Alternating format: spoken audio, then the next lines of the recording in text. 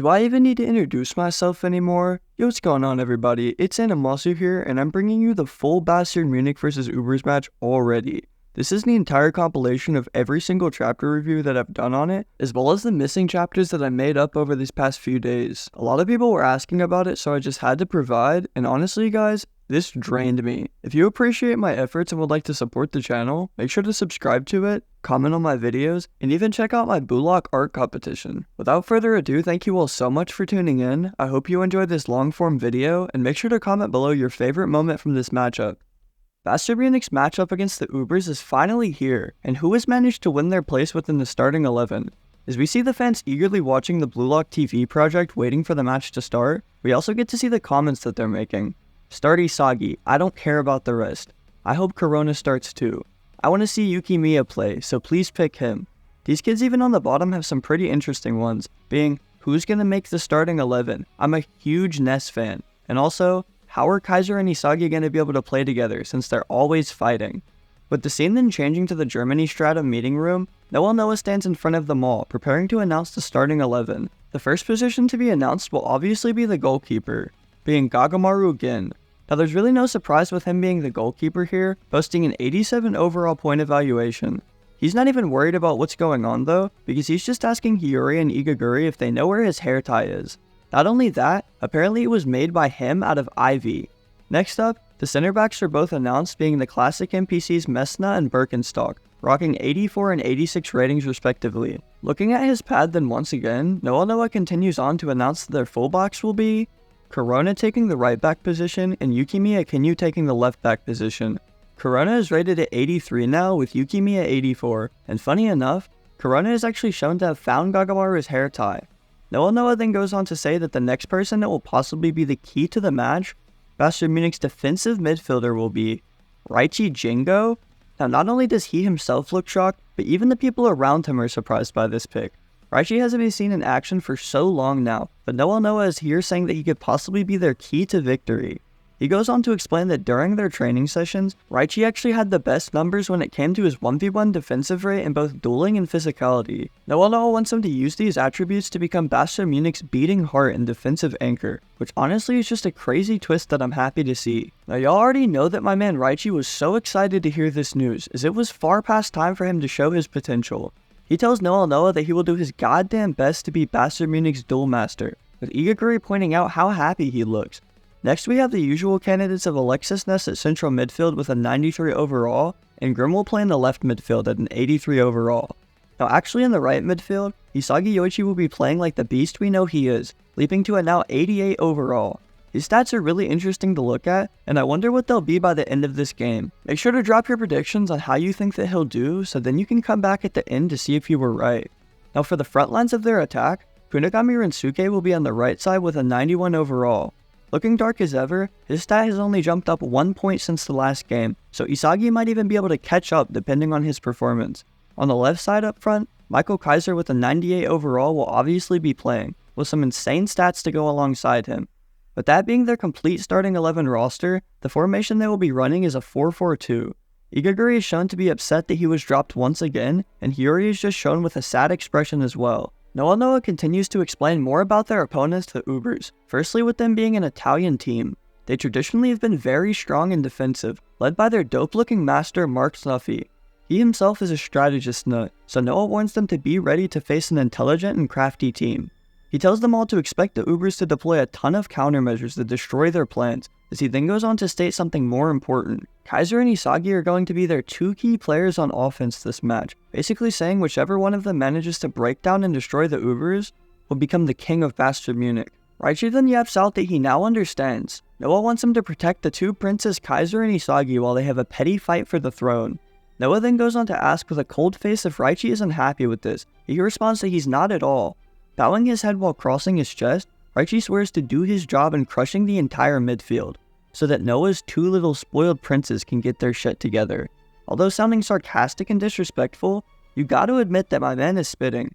Kaiser and Ness just kinda glance over without even saying a word. However, Isagi jokes that he can't tell if Raichi's happy or pissed off. Noah then goes on to tell them that the key to beating a highly organized defense is their ability to win 1v1s. This match's entire test for them will be the key ability on how they can operate in situations completely alone. Interestingly enough too, Noah calls Michael Kaiser out and tells him not to get too fixated on Isagi. He strictly says that he will not tolerate any more irrational or illogical plays, and Kaiser just kind of brushes him off as usual. Then calling out to Isagi as well individually, Noah tells him that it's truly time to test his new theory. If he really is a striker, then he needs to prove it by scoring goals, and that's that. Isagi obviously says yes as he's prepared for this moment, to defeat 2 rivals in 1 game. But then this badass panel of them all walking out onto the field had just finally become showtime for Bastard München. Now obviously Isagi is the one leading them all out onto the field and not Kaiser, because this team knows who their real ace is. He's just repeating in his head over and over that all he wants is goals, as he will not tolerate just another assist. Kaiser then walks up beside him, reminding them about their challenge, being whoever can score the most goals within this match. He taunts Yoichi not to run away from the challenge, but Isagi simply tells him vice versa, while also calling him a shithead. We then also get an amazing double spread seeing the entire Ubers team, with everyone just posted up except for Baru. He actually just has his back turned like a badass to show off the jersey, and if you look at their formation, it's probably fitting of what he's about to do. Oliver Aiku is then shown saying that the German puppies have finally shown up, while remarking that it has been a while. Nico then tells Isagi that just like they promised, he's made it all the way through for them to face off again, so he can get his payback. The stylish Ryu doesn't really have much to say however, other than that he's feeling super stylish and nostalgic with this matchup. This really wholesome reunion is even shown with Sendo trying to get involved, however neither Raichi, Isagi, or Corona can really remember him. Raichi even asked if his name is Mando, but Sendo just screams out that it's not his name. While Raichi and Corona are joking along though, Baru then shows up telling Isagi that he's been dying for this moment. With Isagi just barely glancing over before Baru arrived, he was then headbutted hard as hell by Baru's big ol' noggin. They're both knocked back and nearly unconscious from this tomfoolery, and you can only imagine how bad that hurt. Then regaining his composure though, Baru tells Isagi that he can't stop drooling at the thought of crushing him this match, with Isagi calling him a son of a bitch. They both then once again bend over holding their heads in pain though, with Oliver Aiku even showing up to ask what these 2 idiots are doing. Blue Lock Chapter 210 picks right back up with Isagi and Baru both gripping their heads, and I don't know why Baru is even stressing. He's the one who thought a headbutt would be a great first hello back. Anyways, Isagi just leaps back and decides to start screaming about Baru's hair, taunting that just because he's worth 100 million doesn't mean he should dye it. He also calls him a narcissistic king here, however Baru just tells him to quit yapping because we all already knew that. The king then stands up screaming that he indeed put red highlights in his hair to celebrate 100 million. He has no shame in saying this because compared to Isagi's 50 million value, Baru is worth twice as much. He takes the proper time to rub this in Isagi's face, however all his rival can think about is how annoying and arrogant Baru really is. Some familiar faces are then shown in the form of Aiku, Nico, and Ryu, who are all ratting Baru out by telling Isagi that they actually just helped them put the hair dye in yesterday. Depicting them here as if it were a family picture, Aiku spills the secret that the hair dye was actually to pump the king up before his rematch against Isagi. Even though Baru is trying to push back against these allegations, Ryu and Nico are coming in with the combo, calling him Princess Baru, and saying that he looked like a girl before a date night. Baru then begins to choke the 2 of them out in physical retaliation, as he calls them nothing but stupid lowlifes. Isagi is just standing there shocked that this is the 100 million king, however Aiku just has some quick words for him. The ones who will be sitting on the throne of Blue Lock will be us, the Ubers. It's kind of hard to even take him serious here with his cold demeanor, because Baru is still choking out Ryu and Nico in the background as if they were tiny ants to his forearms.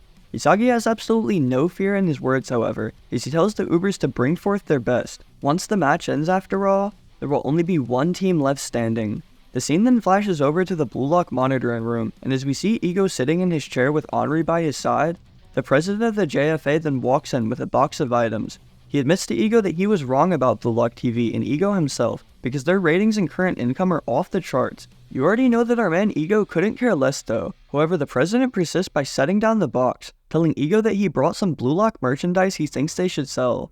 He then starts by showing off these stupid toys to Ego as if he cares, and I don't know why he's even putting in the effort of a sales pitch. We all know that he's only interested in the money he's going to make. I mean, he literally just said it.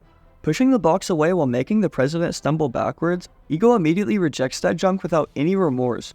Henri tries to butt in that one of the toys was actually pretty cute, but Ego could not care less once again.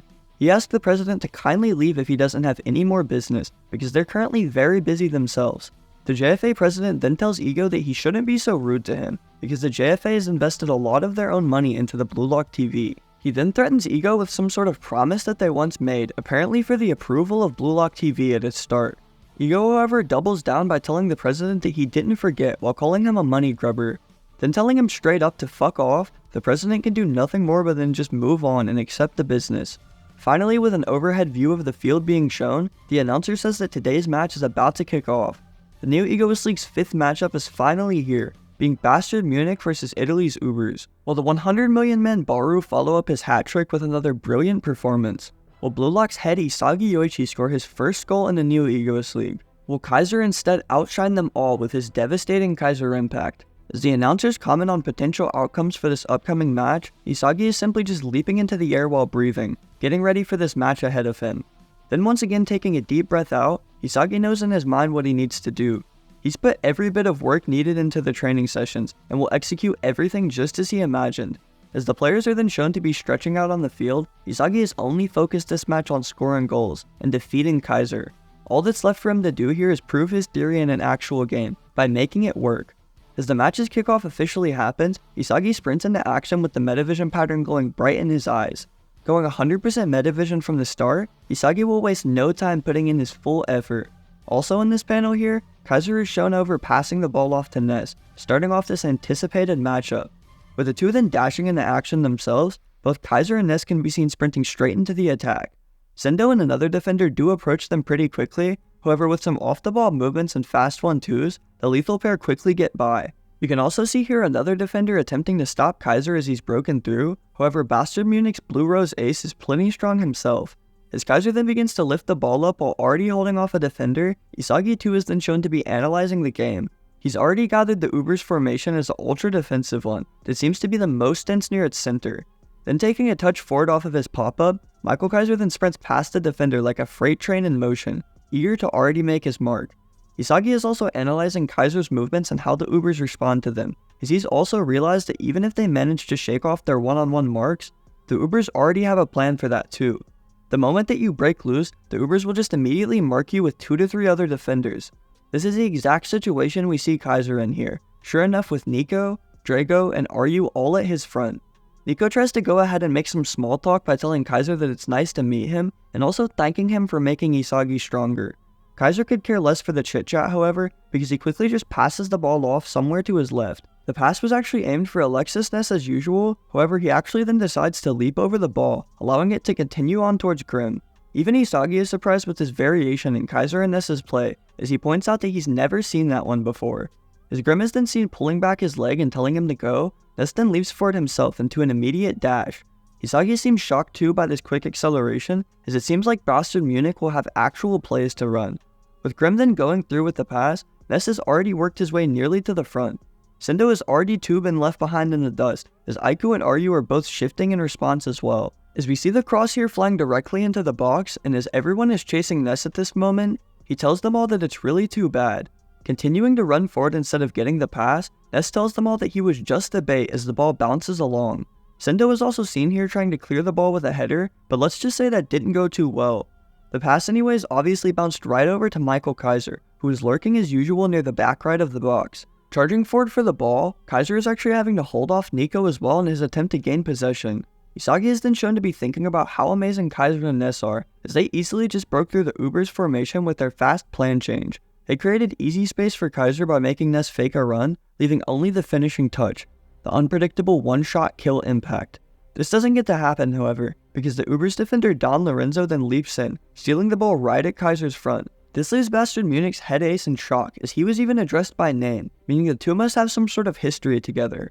Pointing out that Kaiser is now worth 300 million total, Lorenzo uses this as his reasoning for Kaiser being their ace. We're then shown Isagi's reaction to this as he is stuck with a shocked expression. Lorenzo managed to stop it all and cut off the pass with pinpoint accuracy, making almost light work of their entire push. Isagi then realizes that this must be the heartbeat of the Uber's defense. Alongside Kaiser, a new Generation 11 member near the very top, Don Lorenzo, the Ace Eater. Trapping the ball up to his die in a very weird stance, Don Lorenzo then also reveals something very cool about him. Cracking a smile while saying delicious, Don Lorenzo is also blinged out with golden grills in his mouth. Chapter 211 picks up with another angle of Don Lorenzo's interception, which quite literally saved the Ubers from being scored on. The announcers gloated about how amazing the save was, as Michael Kaiser's surprise attack was stopped by only one swift move. Don Lorenzo also looks really creepy here for some reason with the way he's bending his fingers, but I guess there's a reason that he's called the zombie. Hisagi is then shown to be surprised at Don Lorenzo's presence because apparently he's more impressive in person. You already know that they've been reviewing film and prep for this game, but sometimes the stage presence of someone is just that much more up close. He was able to instantly catch on to Kaiser and Ness's unpredictable attack, to then position himself perfectly to shut it all down. In just that one play, Lorenzo showcased his insane positioning, physical ability, and top-notch vision. With him cracking a smile to show off the grills again, Hisagi finally realizes the true threat of the U20 world's strongest center back. I always love these moments where the new gens get their chance to just dominate, because it really implies the skill gap that's still there. Kaiser then shown to be telling Lorenzo to quit laughing, as he says that every time he shows off those disgusting golden teeth, he gets pissed off. Lorenzo, however, could care less about the diss, as his only focus is on shutting Kaiser down and upping that sweet bounty. Kaiser points out that, like usual, Lorenzo is just acting like a creepy gold-toothed loan shark who only views people in the game as money. Lorenzo, while swaying back and forth, tells him obviously so, because there's nothing at all in the world you cannot buy with money. Then leaning back and pointing to count, it seems as though Lorenzo already has memorized everyone's values. Pointing at Corona and Yuki, 24 million and 29 million. Pointing over towards Hisagi Yoichi, 50 million even. With a grin on his face and Hisagi's metavision shining bright, Lorenzo tells the Ubers that it's about time for them to devour them all. Go forth with a counterattack. In a really dynamic panel here, we get to see everybody's reactions as Lorenzo prepares to make his first move. Raichi and Gagamaru are both screaming out to watch for the counter, as Aiku and Ryu are also shown to be watching closely. With Lorenzo then rushing forward, Kunigami is the first to try his luck at this new gen, rushing at him while mocking him immediately. Lorenzo though only takes one glance at him while running forward to then just tell him, bye-bye. Absolutely dancing past Kunigami, Lorenzo was literally humming while making light work of the opposition. He also calls Kunigami a little baby here, also stating his value of 47 million. The next to arrive at the scene is none other than the Duel Master Raichi, who challenges Lorenzo to just try his luck at getting past him. Looking unamused though, Lorenzo asks Raichi that isn't his worth absolutely zero, so shouldn't it be okay if he calls him Mr. Worthless?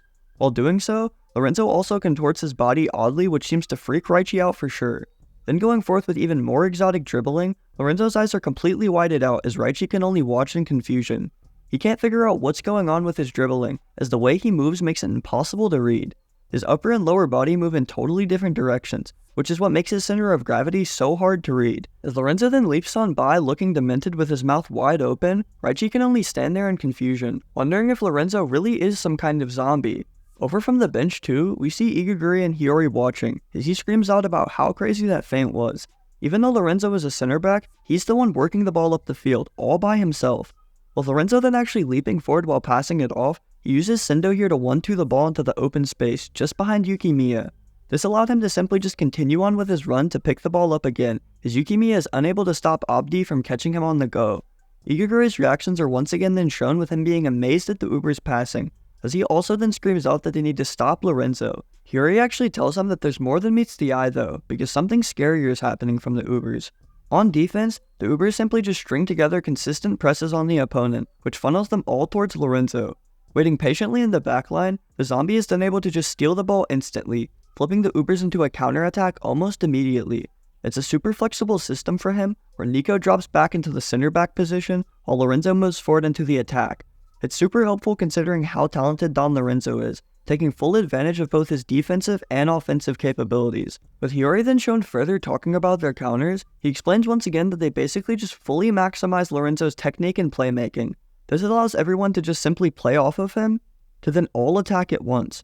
We get to see the various fodder here from the Ubers, such as Thing 1, Thing 2, Thing 3, and our boy Drago, as Hiyori finishes explaining. This attack sends the field into a state of chaos and full confusion, which I guess we're calling the long-range zombie counter, as Lorenzo is the one leading the charge.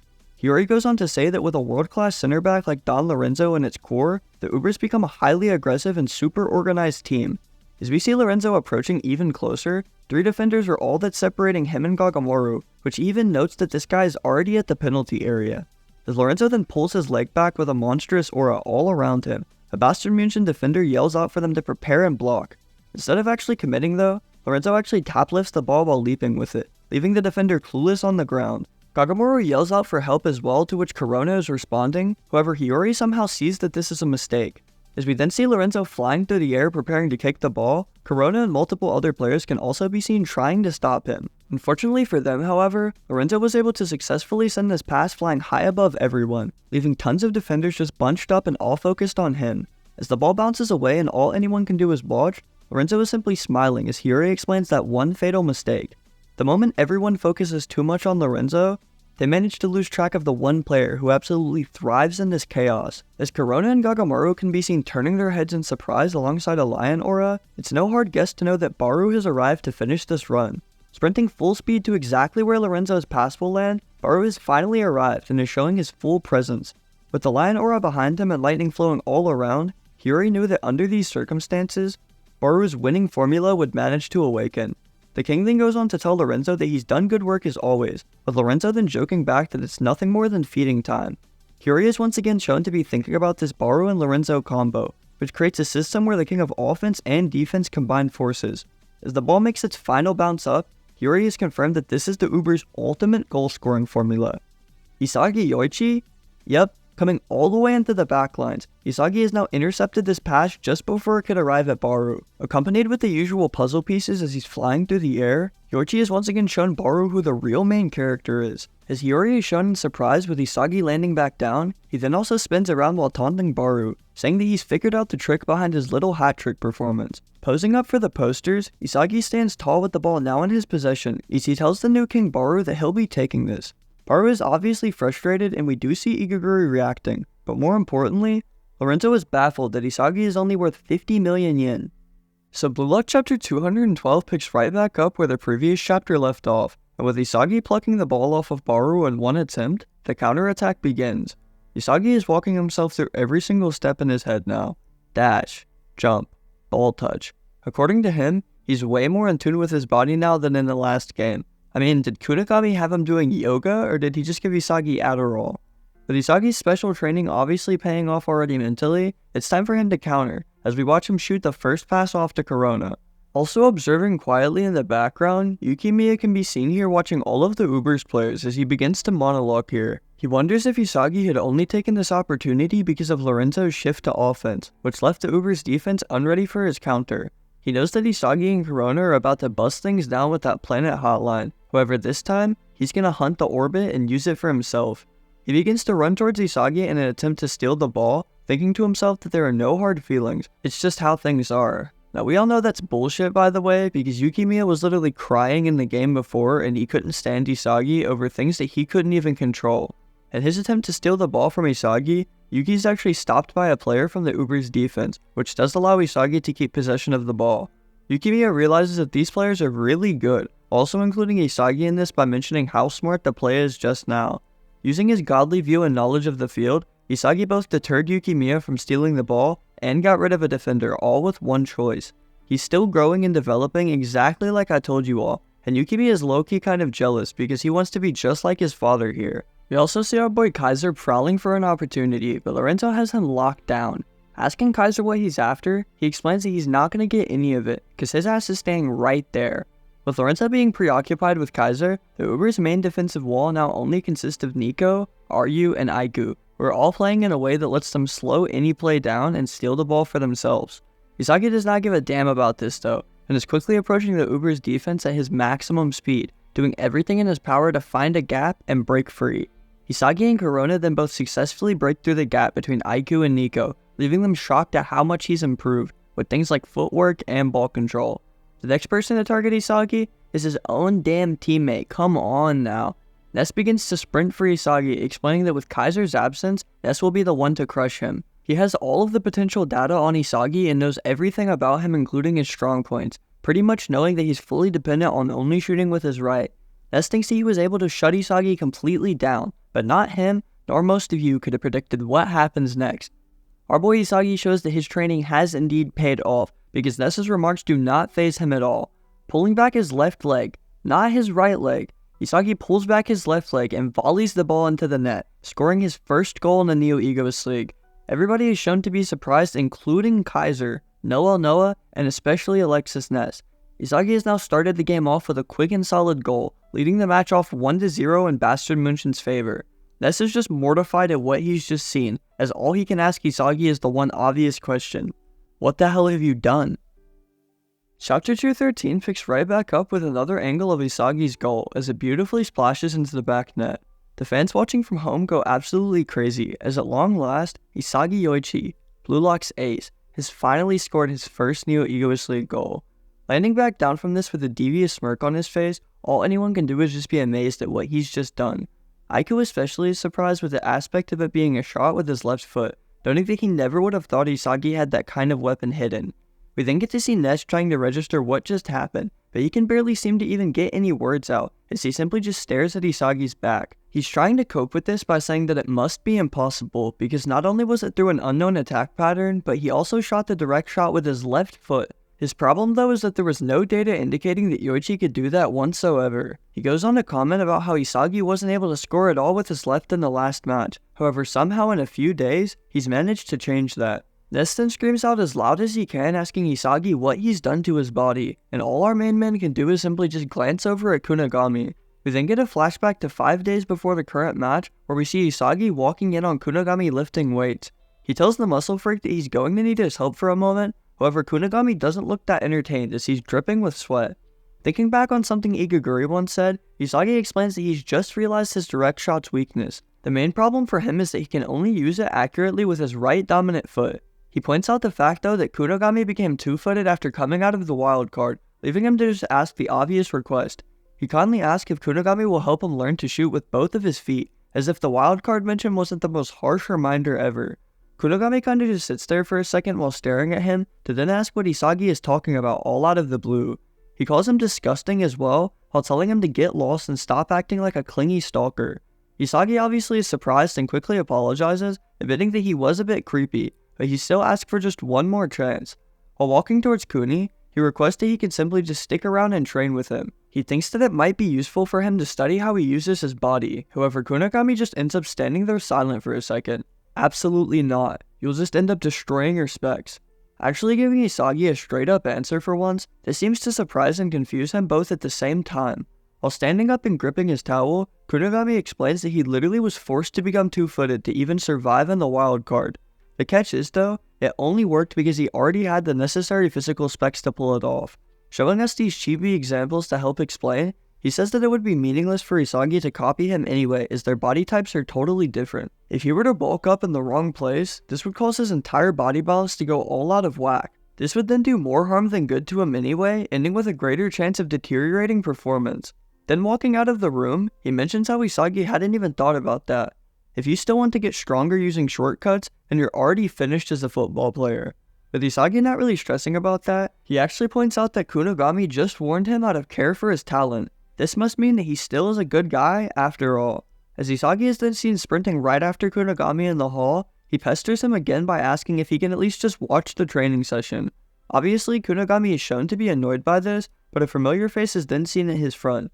Chigure Hyoma. He tells Kunigami that he's finally found him, meaning that he must have been searching for him within the Germany stratum. As Isagi finally catches up from behind too, he notices their close friend Chigure. He apologizes to Isagi for interrupting anything that they had going on, but Isagi is more worried about how he got in the Germany stratum. It says in small text here that apparently they could submit a request to go and visit the other stratums, so that might have some interesting implications for the 20-day downtime after this match. Anyways, Chigure goes on to say that he only came over here to see Kunigami, as he's obviously in his edgy phase now. He literally just ghosted Chigure during and after their matchup, treating him as if they were not once close friends. Chigure finishes off by saying that there's something he needs to say to him, but Kunigami is literally paying zero attention. Chigure even gets a little aggravated while seeming unamused, but Kunigami literally tells him to just piss off. He says that he has absolutely nothing at all to say to him, so they have no use to even talk. Chigure realizes that he's not going to get through to him though, as he says that he'll simply just listen to what he has to say. He tells Kunigami that he knows that he's changed, due to his playstyle and aura being totally different from before. The thing is though, Chigure too has changed as well. While smiling at his once close ally, Chigure says that he will now be keeping a close eye on Kunigami. In return, he warns that he better do the same thing in his direction. As Isagi is just sitting on the sideline smiling at this little love reunion, Bachira then also peeks his head into the doorframe while saying hello. He salutes them all while asking if this is some kind of special class reunion, and everyone turns their head as well, surprised to see another friend arrive. Keeping the trend of his normal shenanigans, Bachira immediately throws the ball at Isagi's face, asking if he could join in as well. It's really nice to have those few comedic relief characters within the really intense matches, because sometimes it can build up and feel too corny. Anyways, Shigure says what's up to Bachira while also asking if he's here to see Kunigami. Bachira replies that he came for that, but also because he wanted to hang out with his buddy Isagi. To explain why, he says that he watched the Bastard Munich vs Mannshine match live on the Blue Lock monitors. He thought that it was super epic and says that all of them were dripping ego juices from every pore of their bodies. Shigure and Isagi are then shown to be confused at what the hell ego juice is, as Bachira can never seem to make a coherent explanation. He then goes on to frantically say that Kunigami's goal and Isagi's movements were totally insane, alongside Shigure's goal being absolutely juiced to the max. Done with the ranting though, Bachira did indeed come to ask Kunigami for a favor. While leaping onto his back to the surprise of everyone, he simply asked the question of if they can all train together. Shigure seems up to the idea, telling him to get it rolling. However, Kunigami says once again that he's not interested in some bullshit reunion. Bachira literally leaps off of Kunigami, however, into the sky, while also saying that he isn't there for that either. Bachira just wants to know how effective his new dribbling skills are up against a top level opponent, so he figured that they could compete and crush one another, just like the old times. Shigure mentions that they should just play some 2-on-2s then, because he also wants to work on his speed and cuts in order to level up his golden formula. Bachira is obviously shown to be down for this, as he goes on to call dibs on Isagi's team. Isagi, however, is zoned off in his own world, as he realizes that both Bachira and Shigure's evolutions might hold some help for him. They both acquired new weapons since coming to the Neo Egoist League, but it's not like they totally changed their playstyles or personality. They instead just made minor changes to further maximize and enhance their already strong weapons, basically building on top of what already works. Isagi then understood that there was never really a need to change everything, as he seemed to be too hung up about being two-footed. All he really wanted was to create a new customized weapon for his left foot, and not an entire new physique or playstyle switch. As he continues to work on building up his primary weapon, the direct shot, Isagi also focuses on finding a secondary weapon that would greatly complement it. With the four of them beginning their 2v2 training, the egotistical four finally seem to be reunited. Isagi now knows what he needs to do. Shigure and Bachira are just all happy together, and Kunigami, well, he's still working on being properly social again. Apparently the purpose of this flashback was to tell us that the 2v2 then gave Isagi the main hint regarding his lefty direct shot. Posting up with Baru, Ness, Lorenzo, and even Kaiser behind him, Isagi confidently says that with his secondary weapon, he will dominate this game. Blue Lock Chapter 214 picks up over on the Uber sides of things, where Oliver Aiku is thinking about how amazing Isagi is. He jokes about how that lefty direct shot is basically a goddamn cheat code, however he knows one thing about it. It's impossible for him to become two-footed in just a span of a couple days, and it seems as though Aiku has noticed something too. With Lorenzo holding his finger out to Isagi, he actually says that he's not too bad, and he seems to like him. He even compliments him further by saying that he's definitely worth more than 50 million, which means a lot when coming from a money guy like Lorenzo. He says that he guesses this makes him an ace just the same as Kaiser, mockingly asking if that's okay with Isagi. Smirking a grin though and responding with confidence, Isagi says that it's fine by him, but this zombie bastard better be sure to pick the right guy to mark. Resting his hand on Isagi's shoulder however while looking all creepy, Lorenzo tells him to not get all cocky from scoring one little lucky goal. He even calls him a kitty while meowing at him, and I don't know if this is his way of calling him a pussy or what, but it was pretty weird. Anyways, as Isagi glances over, Lorenzo smiles while ordering the Ubers to all get to work. With the match finally restarting, Baru kicks off the ball to Sendo as we also see Kunigami sprinting straight ahead. We're then shown Isagi, who knows that although he managed to score a goal, now is the time for him to focus up, steal the ball, and bag himself another. Using his metavision eyes to focus closely, Isagi makes note that Lorenzo is not even moving up now. As Sendo then approaches Kunigami, he immediately just passes the ball over to Nico, showing further that the Ubers are a heavy team playstyle. Isagi however points out that the speed of their offense is actually kind of slow. As we see more passes being chained through their players, Isagi says that they're prioritizing possession here, and just slowly inching their way up the field. It's almost as if they were waiting for the right moment to just flip the switch and go forth. Either way though, he knows that the focal point of the Uber's attack will always be Baru. As long as he can keep track and watch Baru's forward runs and mid-range shots, then he can devour them. Isagi truly believes that with these new eyes, he can see everything. Aiku is also shown for some reason alongside Isagi here, so I guess we'll just have to wait and see why. The chapter then flashes back once again to the Italy stratum at the Neo Egoist League start, with Snuffy standing on the top of the stage, welcoming the new recruits. He says that it's very nice to meet them all, and Nico, Aiku, Sendo, and Ryu are all standing there listening, thinking about how carefree and laid back he sounds. Snuffy then goes on to ask them a question before they even begin here, being, what does football mean to them? Sendo goes first in saying that it's his dream. Ryu says that it's his everything, and Aiku says that it's something that he would bet his entire life on. Snuffy simply just laughs and says that these are very pure and teenage answers, just as he expected. Going on to ask another question though, he tells them to respond with what they would do if they couldn't go pro. Now this does seem to stump them as they kind of just stare in shock, unable to even formulate an answer. What will you have left if football is taken away from you? Already here, we're getting to learn more about Mork Snuffy's philosophy and ego, which is a very interesting thing to me. Snuffy goes on to tell them that there's nothing wrong with devoting themselves into football because they truly do love it. The harsh reality though is that injuries and setbacks do happen in the world, so all he's asking is what they would do if some reason or another, they were no longer able to even play the sport. He confidently says that those who cannot answer this question will just forever be dreamers and amateurs compared to him. To professionals like Snuffy, Noah, Chris Prince, winning is a duty and an obligation. Through winning, they earn money and are able to feed their families, so he urges them all to remember this. Football is nothing more than a job. While opening his palm with tactics flying out from everywhere, this panel is already painting Snuffy an amazing light for us. He tells the kids to think of clubs like Ubers as the corporations, which based on that logic, makes games business deals and the players the employees. As they all look around at the amazing plans around them, Snuffy explains that he's taken the liberty of studying each and every one of their individual data sets. Every single various strategy he can think of is all there at their disposal. They are obviously all amazed with these wonderful plans and efforts that Snuffy's made, as he's truly done all of this by himself. He also explains to them that if they use these strategies and execute them flawlessly, then they will definitely win their matches. In the event that they lose, however, because of something he couldn't anticipate, then he will claim all of the responsibility for that loss. He urges them to go about this as business-like gentlemen and become his strategy's arms and legs. It's really cool to see how much he cares about his players compared to the other masters, but I guess we'll just have to consider them bad fathers. The prior Ubers players stand at attention and yell yes sir just like they're in the army, causing Aiku and Ryu to wonder what kind of choice they made joining up. Nico is then shown to be looking even more into the strategies, as he says that all of them make full use of their abilities as individuals. Not only that, he even prepared different variations depending on what the lineup will be. Basically it's just as Snuffy said, if they can execute them flawlessly, then they will definitely win.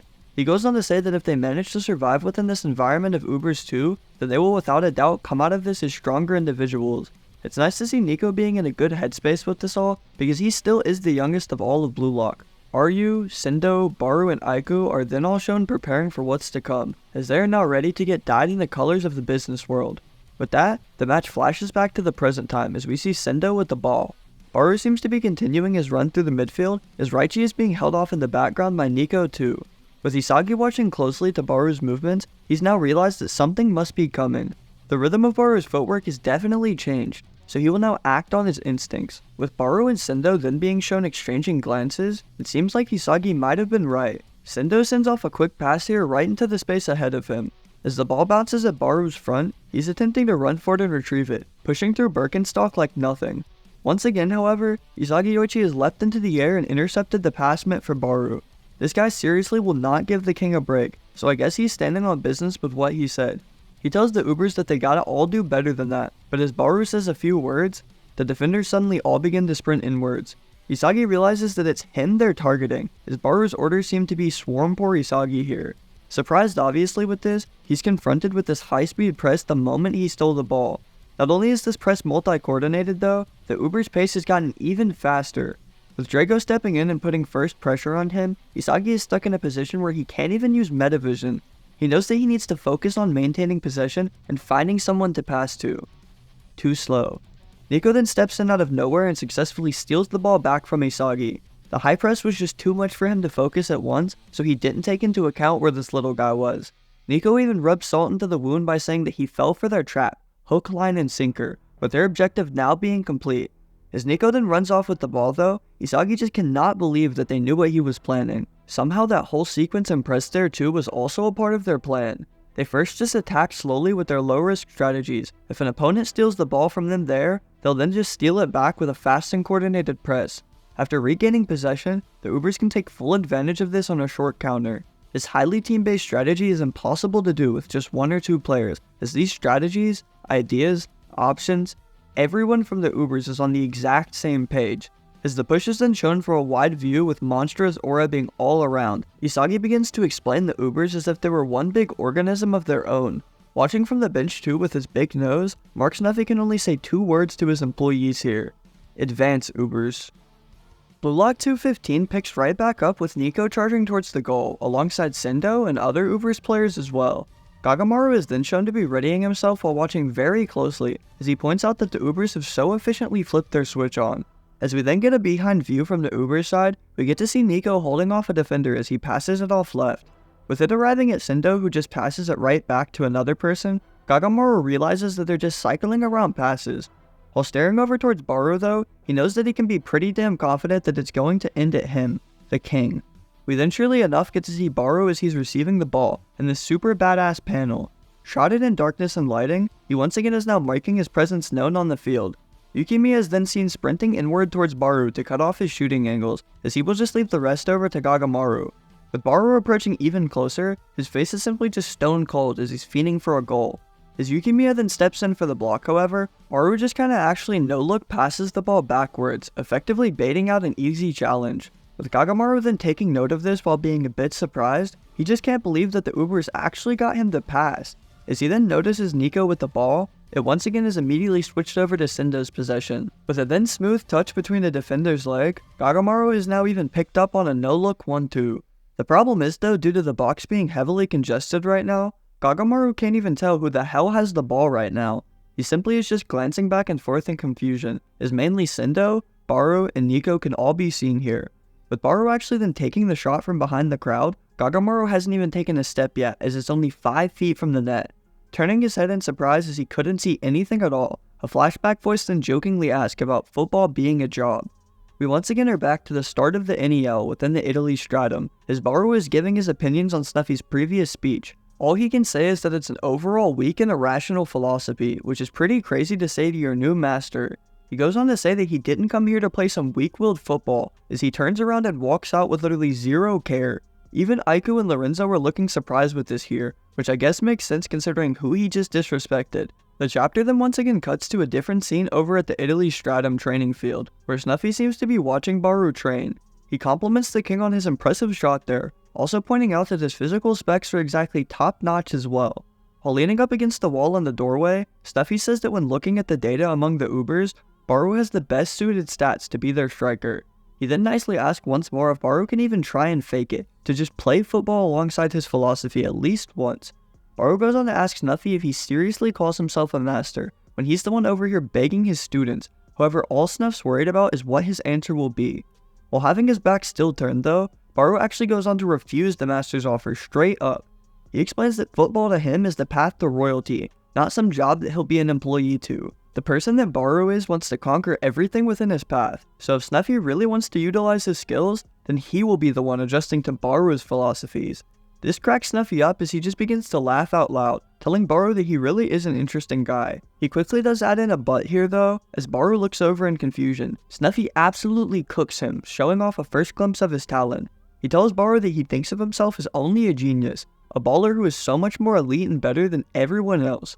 As Baru then turns to look in anger, Snuffy comes to a halt with his foot on the ball. He tells Baru that first and foremost before being a footballer, he simply is a human being at his core. Apparently if Baru cannot understand the difference between the two lives, then he's just still another amateur within his master's eyes. While then charging forward though in aggression, Baru just screams out, telling him to shut his mouth. Snuffy once again just continues onward though to nutmeg the king, telling him that in the end, he's just been living his life by belittling those that he feels are untalented.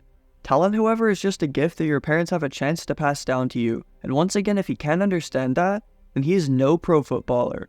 Baru then screams out asking what kind of bullshit logic that is, asking if he can just thank his mom and dad to then become the world's best. Obviously being a stubborn jackass per usual here, Baru says that if that's the case, then he'll become the most ungrateful striker who will still be number 1. He says this while charging at Snuffy all angry and screaming in his face. However, this seems to bring up an old time in Snuffy's mind. He tells Baru that there used to be a time where he was just like him too, getting by in life solely off of his talents. Alongside him too was his best friend named Mick, who we can see here celebrating with him as they're holding up some kind of cup trophy. With medals all hanging from their neck and smiles on their face, it seems as though they had great success within their career. Snuffy explains that they took full advantage of all the wealth and luxuries that come with being a pro, as they truly believed that they were going to be the kings of the football world. While then physically overpowering Baru and knocking him to the ground, Snuffy explains the plot twist with being that they fucked up. They would skip out on their training, which led to their skills diminishing, and in turn, they also suffered injuries due to overwork. With all of these negative outcomes, Snuffy and Mick were eventually losing their place within the starting 11, also getting involved within several scandals. He explains to Baru that when a man falls down from a place so high, it can only take an instant in this world. Baru is yelling out confused about what loser's story has to do with him. However, Snuffy says that his spirit eventually shattered. He goes on to say that his best friend Mick actually took his own life, as we literally then get shown his dead body lying there on the floor. Baru even seems taken aback by this, as he now has nothing to say, with Snuffy then going on to ask him one more question. Will he be able to love himself, even when he's no longer viewed as a genius? Baru still seems shocked here, as he can only stare back, with no words to really say in response. Snuffy says once again that before being a football player, you were simply just a person at your core. That fact stays true regardless of your talent, so no matter what, you should value your life. He then finally goes on to ask Baru if he's willing to try to work together, because his plans for the future are very bright. Are you interested in succeeding me, and becoming the Uber's next king? Finally asking the important question along with his story, Baru is stuck just standing there in shock, wondering what his response will be. Chapter 216 then picks up with Baru and Snuffy's conversation once again being shown. Snuffy is explaining that due to his specs and unique mindset, Baru might be the best striker in all of Blue Lock. No, maybe even the entire Neo-Egoist League. He tells Baru that as Uber's next king, he and his master should work side by side and not against one another. While then glaring back however and just gritting his teeth, Baru tells Snuffy that he absolutely refuses this offer. With Snuffy then looking shocked by this though, Baru goes on to explain that he is who he is, completely different from his friend who decided to take his own life. Besides that too, he doesn't need some crown to be handed down for him, as a king can simply earn one himself. While then walking out of the door, Baru also says that he doesn't want to be anything like Mark Snuffy, anything like some coward who's afraid of the future. As all of the Ubers players are then shown to be lined up in the hallway, Aiku expresses his surprise with Baru refusing that golden opportunity. Baru however is just more confused with how they're buying into Snuffy's shit that he's spewing, as he himself needs none of that. While then even walking away from his own teammates, Baru tells them the same thing that he told Snuffy. He fights for himself only. Funny enough, this chapter then changes scenes to the Uber's meditation and relaxation room. Our man Baru is over here stretching and decompressing, because I guess the Ubers are already too stressed out before even playing one match together. With the TVs then changing onto the movies and shows channel, a voice then says that instead of relaxing, they should just watch a movie together, right? Don Lorenzo is then shown to have even brought caramel popcorn, as he seems to be the one who stole the remote. Baru immediately just nags at him to turn it back to the forest relaxation mode, and to also give him back the remote. While then also waving it in front of him though, Lorenzo points out that Snuffy might have taken an interest in him. Baru is literally yelling at him for spilling the popcorn everywhere due to it being disgusting, as he just wants him to leave it alone and change it back to his chill vibes. Lorenzo ignores him though and goes on to explain that Snuffy wins trophies for every single team he plays for, giving him the nickname of the Crown Messenger. The real reason he plays football though is to win a major trophy in all of the 5 big leagues, as that was once a dream he shared with Mick Moon. Apparently he already has 4 trophies from the other major leagues, so all he needs now is to win a Series A Cup with the Ubers. After that, he can just retire and become a coach just like he's already planned to do. Lorenzo explains that this is the reason why Snuffy is searching for a striker to succeed him. However, Baru tells him that he doesn't care at all, also nagging him to clean up his mess. Then smiling a big old grin though, Lorenzo continues to pester Baru by asking if he wants to see his gold teeth. He also does this though right after chewing on caramel popcorn, so Baru obviously tells his gross ass to back it up. Then dropping some random backstory lore on us, Lorenzo explains that he actually used to live in a shithole as a child. His parents abandoned him, so he just survived on the streets by swindling for money. However, after living that kind of life for so long, he began to lose hope. As we then see a flashback of Snuffy actually finding Lorenzo, he explains that he was nearly on the verge of dying when it happened. Snuffy just kind of rolled over to this random homeless kid to then ask if he wants to play football for him. Being a homeless and starving kid, Lorenzo goes on to ask obviously for nothing more than just money, which Snuffy responds by asking how much he wants. Reaching out his helping hand to the kid, Mark Snuffy simply just wanted to do business together. Lorenzo at first thought about how crazy Snuffy was, which is why he challenged him to begin with. He demanded to be given money and to have his teeth replaced with gold ones, so just take a guess at what Snuffy did after that. He literally dragged Lorenzo by the collar to the nearest dentist, and right there and then gave him the signature gold teeth that he wanted. Just like that, Lorenzo's life was turned around within an instant, all because of Snuffy's kindness. He finds it mind-blowing that a good-for-nothing street bum like him has become a professional football player. However, Baru just asked him to hurry along in telling the point. Basically what he means to say is, Mark Snuffy isn't the type of guy to just abandon those less fortunate. He actually is instead crazy enough to try and give you a future, which is exactly what Lorenzo has been trying to preach to Baru all chapter long. Then walking into the doorframe conveniently, Mark Snuffy appears and lets them know that it's time for training. He also makes sure that they know that it's only an option, and for some reason, Lorenzo barks like a dog for him. With Baru then glancing over with a death stare though, he actually asks Snuffy if he can hang on for one moment. It seems as though Baru has actually changed his mind and will be okay with working alongside Snuffy. It won't be as a successor though, just as he says, because Baru will become a striker that even surpasses Snuffy. He tells his master that his only job is to help him become the king of the football world, upkeeping that same Baru attitude even when accepting an offer. Lorenzo even seems happy with this outcome, with him singing along behind them, as Snuffy confirms that he has himself a deal. With us then seeing the Ubers players training first with their sprints, Snuffy explains that the squad from now on will act as his arms and legs, with all of the Uber strategies being centered around him. Baru's job in the meantime will be to refine and evolve as a player, and also in his goal hunting ability against an actual GK. His mid-range curve shot is already top-notch, coming in at 28 meters, however that shot is too easy to stop once its timing is cracked. A world-class goalkeeper would never let that by, as Snuffy reminds him to not just shoot whenever he feels. As we then finally flash back into the game, Snuffy has ordered him to only shoot when the enemy drops their guard. Sprinting in between both Sendo and Nico here, a predator such as Baru will use his senses to find that exact moment. As we once again see during the shot with Gagamaru trying to find the ball, it seems to be that one moment where his prey has relaxed. Who the hell has the ball right now? Even Isagi has realized exactly what's going on, as they have blocked off the goalkeeper's view from even seeing the ball, as Gagamaru finally takes the one crucial step that Baru was looking for. Bastard Munich have figured out the plans too late. This move requires a super high level of teamwork, the Uber stealth kill shot. As everybody just looks over helplessly due to their immense surprise, Baru has fired off the ball, leaving Gagamaru with no time to react. It's a pretty interesting concept to show off the goal and then the backstory after, but I think it fit pretty well into the match here. With the shot piercing the net, Baru has now scored the first equalizer to tie it at 1-1. While holding out his hand with lightning pouring out from all around him, Baru tells the Ubers that they've done excellent work and shall continue to serve him well. The people watching through their screens go absolutely ballistic. As we see the ball enter the back net, we get confirmation that Baru's shot has indeed went in. Baru's blind shot has actually pierced into the goal without allowing Gagamaru to even move a single step. This mid-range stealth shot quite actually gave the goalkeeper no time to react, proving to us that the king is evolving just as fast as Isagi. Snuffy is over here laid back in his chair with a smirk on his face, like some proud dad or something, which he should be. With Baru's goal, the score is now tied at 1-1, as we see Baru post up for an album cover, with Sendo jumping on his back and Nico running towards him in celebration. We also see Gagamaru's ass in the background, just staring at Baru with his mouth hanging wide open. I mean, in all fairness to Gagamaru, one second the field was in a frenzied play, and the next, well, Baru splashed that shit in without any time for him to react.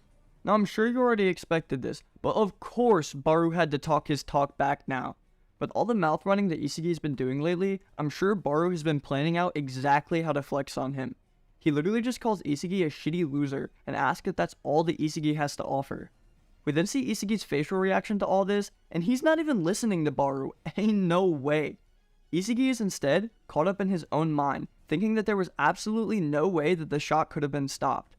According to him, Ubers must have come up with a game plan, specifically designed to crush Isagi. He figures this because the very moment that they nicked the ball off of him is when their entire team sprinted in for the counter. As we see Ubers players gathering around Baru in celebration, Isagi is just glaring at them, still in his own mind about the shot as always. Before Isagi could even have a chance, Ubers were able to execute the plan perfectly and tie the score at 1-1 with Baru's predator shot. Wiping the sweat off of him, I think Isagi begins to finally realize that Ubers are more than they seem, commenting that their level of synchronization as a team is not just something you can do on the spot. Their timing, execution, playstyle, Everything that they have done would be impossible if it weren't for Snuffy's extreme training with them. Ubers literally has a plan for their plans. Now my question is, do they have a plan for Kaiser hitting like a bicycle Kaiser impact? I'm just saying, I would absolutely hate to see that, huh? Wink, wink. Our boy once again has stolen a puzzle piece from the local CVS and is literally just doxing the entire Uber strategy in his head. This is because that he knows that Baru's shot isn't just purely because of the over-strategizing of Ubers. What the hell's going on, bro? Oh, what are you doing? You're not the thinker!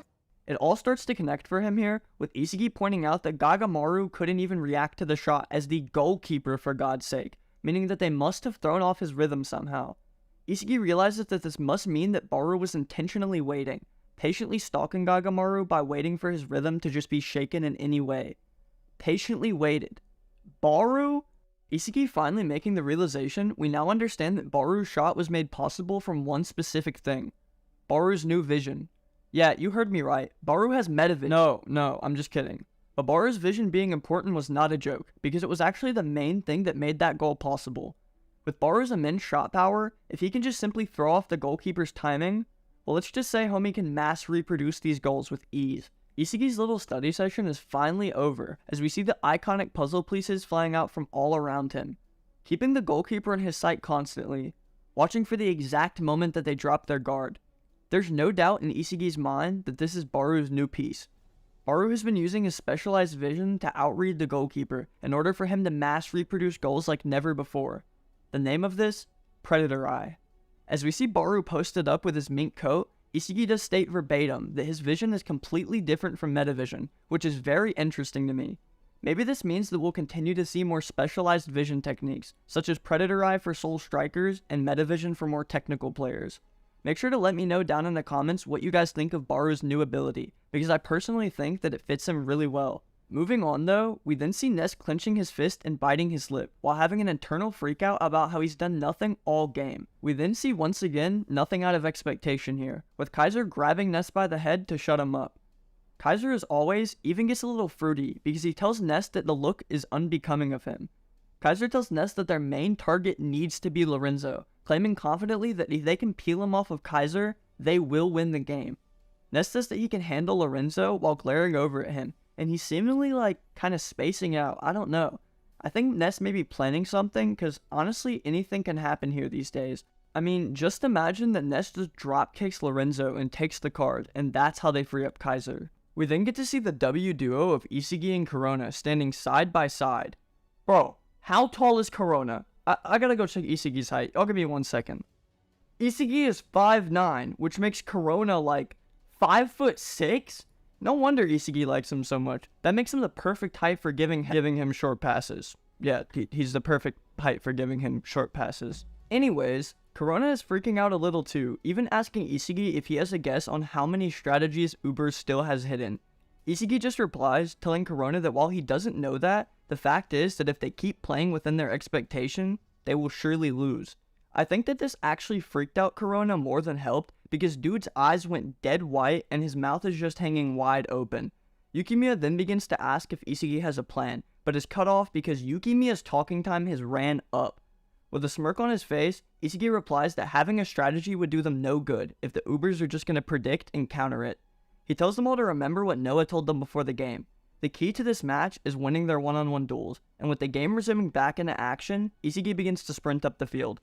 We then see Kaiser resume the match with a short pass to Ness, who traps the ball dead at his feet while thinking hard. He knows that with both his and Kaiser's synergy, they can easily dominate the middle third of the field together. Sendo then approaches Ness at his front, prompting him to shoot a behind-the-legs pass right back to Kaiser. A reference image is then shown to us while Ness continues explaining, clarifying that the only challenge they have is in the attacking third of the field. For those of you who don't know, the pitch is split up into 3 sections total, with the attacking space obviously being the one right in front of the goal. Now I don't know what sound effect it is that Ness makes here, but I sadly have to assume that bro just whimpered or some out-of-pocket shit as usual. Anyways, he's just looking over at Kaiser thinking that he would do anything for Kaiser to score. Somebody needs to teach this kid the meaning of Brexit, because bro is whimpering on the field over his toxic ass relationship. Get him out of here. Looking like a literal creature from hell, Lorenzo finally arrives on the scene, approaching him from his front and challenging him to a one-on-one. Now Kaiser, being the coward he is, but still making the logical choice to be fair, opts to use Ness as a passing anchor instead, also calling Lorenzo a gold-toothed weirdo in the process. Ness then receives this pass with his back to Lorenzo, effectively stopping him in his tracks and actually catching him off guard a little bit. We then see Ness actually do a decent play for once, holding Lorenzo in place at his back while sending off a back heel lob to Kaiser. Lorenzo does this little weird noise-making thing while complimenting Ness on actually improving for once, with Ness responding that he's Kaiser's shield. Like, no bro, you're his bitch. Need I say more, Yodi family? Anyways, as we see Kaiser tracking the lob while running alongside it, Lorenzo actually speaks once more, pointing out that they already have that pattern on clamps. Just as he says this, we see Ryu leap high into the air above Kaiser, using his head to redirect the lob right back onto the pitch, behind and away from Kaiser. Watching from the bench, even Gagamaru and Hiyori are surprised with this, unable to believe that Ubers also had this play within their expectations. Hiyori especially looks shocked by all this, basically asking what kind of otherworldly training that man Snuffy put them through. With it now out of Kaiser's reach, he screams loudly to Ness, pointing out that the ball is now loose.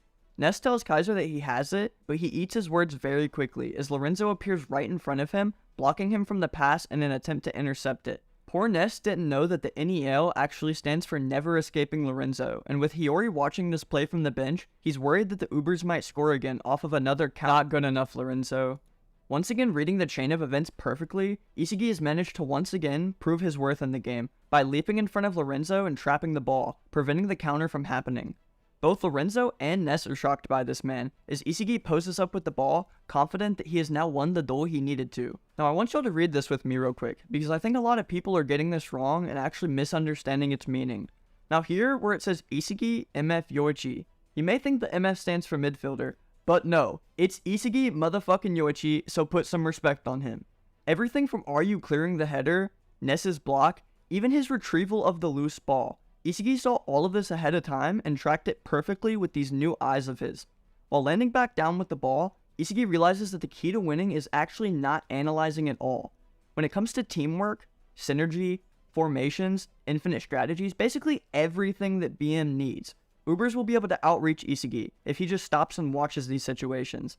He will instead thrive in the fluid, chaotic flow of the game, because when it comes down to 1v1 duels, Isagi's metavision rules supreme over the Ubers. Arm to the chest, ref, get him out of here, because here comes the 15-year-old Ubers player Nico, clearing the ball away from Isagi while crashing into him. I think Bachira must have had a talk with Nico or something, because it's looking like they both have monsters inside them, and apparently, Nico's is a bit more assaulty, murdery. We literally see a close-up here of Isagi and Nico crashing to the ground, as everybody just watches along in pure shock. Igaguri tries to call out that it was a foul, but you guys know we don't have those in Blue Lock, so as the ball bounces out of bounds, it's then announced that a Bastard München throw-in will be in order. While laying on the ground, Isagi is still confused on how Nico was able to do that, because not just 5 seconds ago, bro said Metavision ruled supreme over all these situations. Just then, Nico exhales a breath, speaking only a few crucial words to our main character. Isagi, as expected, your vision and football IQ are top-notch. We're two birds of a feather. And as he says this, Nico posts up with the Metavision pattern in his eyes, ladies and gentlemen. So Blue Lock chapter 218 picks right back up after Nico's clearance of the ball, with him landing on the ground all posted up in front of Isagi. Now Isagi on the other hand is just laying on the ground, still shocked that Nico didn't get a card, just like me watching the ref not calling anything in the Man City and Real Madrid game. Anyways, he just can't believe that Nico was able to see through everything so easily, leading him to straight up just ask him, "You can also use Metavision, my boy?" Metavision? What's that? Nico literally has no clue what Isagi means by Metavision, due to him actually just awakening it now in this match, which is pretty crazy when you think about it. The kid's only 15 years old, and not only did he awaken Metavision already, but he did so subconsciously with no help at all. Now, even though Nico just clowned on him, while also producing the coldest panel in all of Blue Lock, Isagi begins to explain to him what Metavision is, kind of being like an older brother to him. I'm sure most of you already know, but Metavision is basically just a way to use your vision, processing everything in your peripheral, while also processing the data to predict the future of the field. Yeah, nothing too complicated, right guys? Easy stuff. Now Nico actually responds to Isagi here with something pretty surprising, claiming that he didn't do the whole peripheral vision processing data technique of Isagi's Metavision. He instead pinpointed his focus on only the ball and Isagi's movements, waiting for the single opportunity to present itself. From there, he just dashed into action as we saw previously, even if it meant going against the Uber's game plan.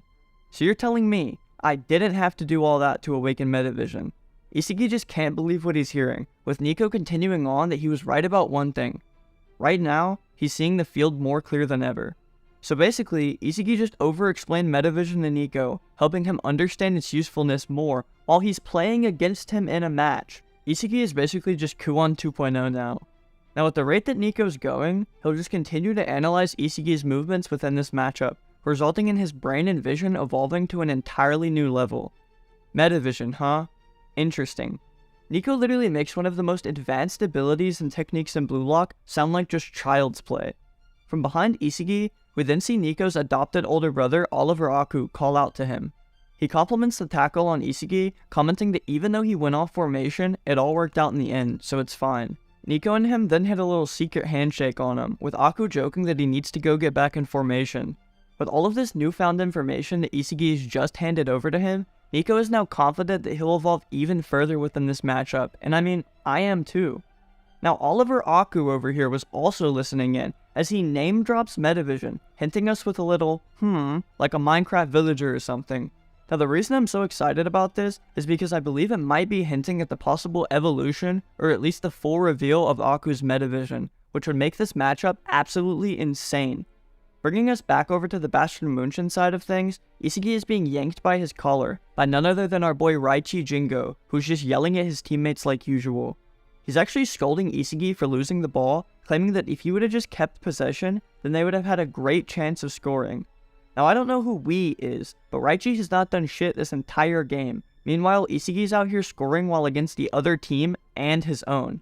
Of course Isagi's still going to be polite here, but he kinda hits Raichi with a little subtle diss, asking if he even knew what Isagi was planning to do there. Abusing Isagi by smacking him again, Raichi screams that of course he knew Isagi's plans. He just saw an opportunity to get the loose ball, and he took it. This man even says that the ball just practically bounced to Isagi, claiming that there's nothing else even to it. Yeah, sure pal, whatever you say.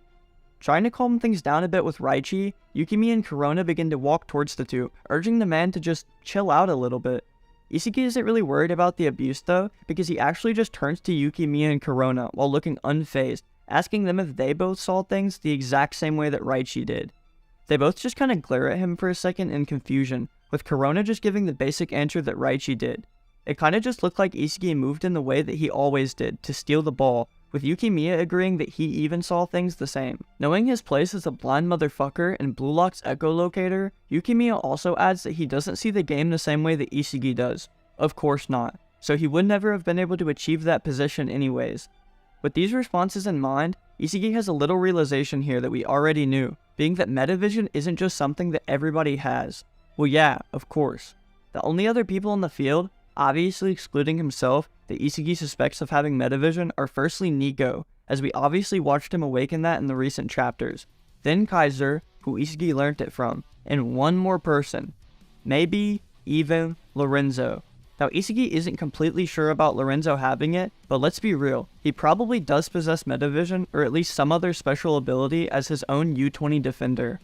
While thinking about all the visual prowess on the field, Isagi also makes a comment about Baru's Predator Eye, being that it must be completely different ability than Metavision. We then get some cool little chibi illustrations as always to convey his comparison, as Isagi explains that his Metavision just grasps the flow of the game and all the information around it. Due to him being able to use it practically all over the field, this gives Isagi the major power boost of being able to basically predict the future at any point. Now on the other hand, Baru's Predator Eye is something made specifically for 1v1 duels with the goalkeeper, used for the sole purpose of scoring goals. This type of vision is a specialized kind made only for Baru and only for scoring, that he takes advantage of when only in front of the goal. Even though both Isagi and Baru are playing as strikers, the informations and actions resulting from it will be completely different, based on their playstyle and overall objective in the moment. Now our boy Isagi is on a roll here, still surpassing even his own believed limits, enjoying every moment of inputting knowledge into his game plan. Now since our boy took a trip to Walkville, Raichi and Yukimiya are both yelling at him, considering that the game is about to start, and Isagi's over here looking like he's off half an edible. Fulcrum, come in. Yup. He does snap back to reality, but Isagi's still going on about the analysis of the game, commenting that both teams embody completely different playstyles and philosophies. The opposing team Ubers play like a single whole being, with unity, teamwork, and discipline being their main strong points that the team is based around. Now Bastard München, on the other hand, have an absentee father named Noel Noah, resulting in the team playing like a chaotic, multi-headed beast, mainly due to Isagi and Kaiser's rivalry for the throne. Now, every single person on that field knows these things as facts, which is why the pressure is so high and every player is so desperate to make an impact. With Raichi still yelling out to prepare for the throw-in, we see Isagi begin to sprint into position with a look of determination in his eyes. Everybody else on the field is visibly sweating with that same look in their eyes, as they all are experiencing for the first time the mental chess match occurring within high-class games. Isagi states that with this next play, no, actually this next goal, there will be in fact a major turning point in this game. Whoever manages to shift the game in their team's favor here will be this match's game changer with no doubt at all in Isagi's mind. Now the 4 players that it shows off here are Baru, Lorenzo, Nico, and Aku from Ubers, so I'm telling you guys for certain that he will have a huge impact in the coming chapters of this game. Also on Bastard München, we get to once again see Michael Kaiser, who's glaring over at Lorenzo, pissed off that he can't just stay out of the way. According to Kaiser, Lorenzo has actually gotten even better since the last matchup between the two, with the new Gen 11 defender having him on clamps this entire match so far.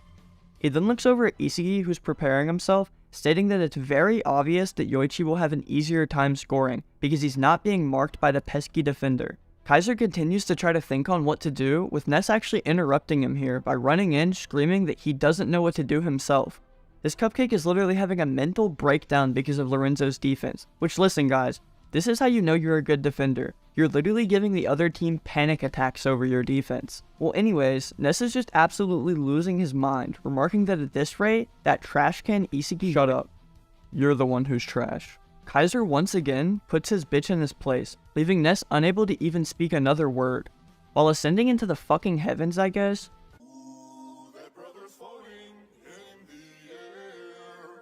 Kaiser tells Ness to not let his emotions cloud that tiny shit brain of his, firmly stating that he doesn't need creativity. He just needs Ness to move like they practice. Now with an aura glistening out of his eyes, Kaiser finally tries for the first time this match, claiming that for him, nothing at all is impossible.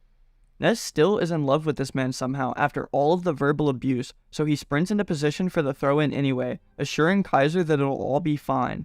With a throw-in from Bastard München's Grim, the match will now restart, as we see Ness himself receive the pass with a defender on his back. Metavision all in his eye, and that Wakafina all in his cup.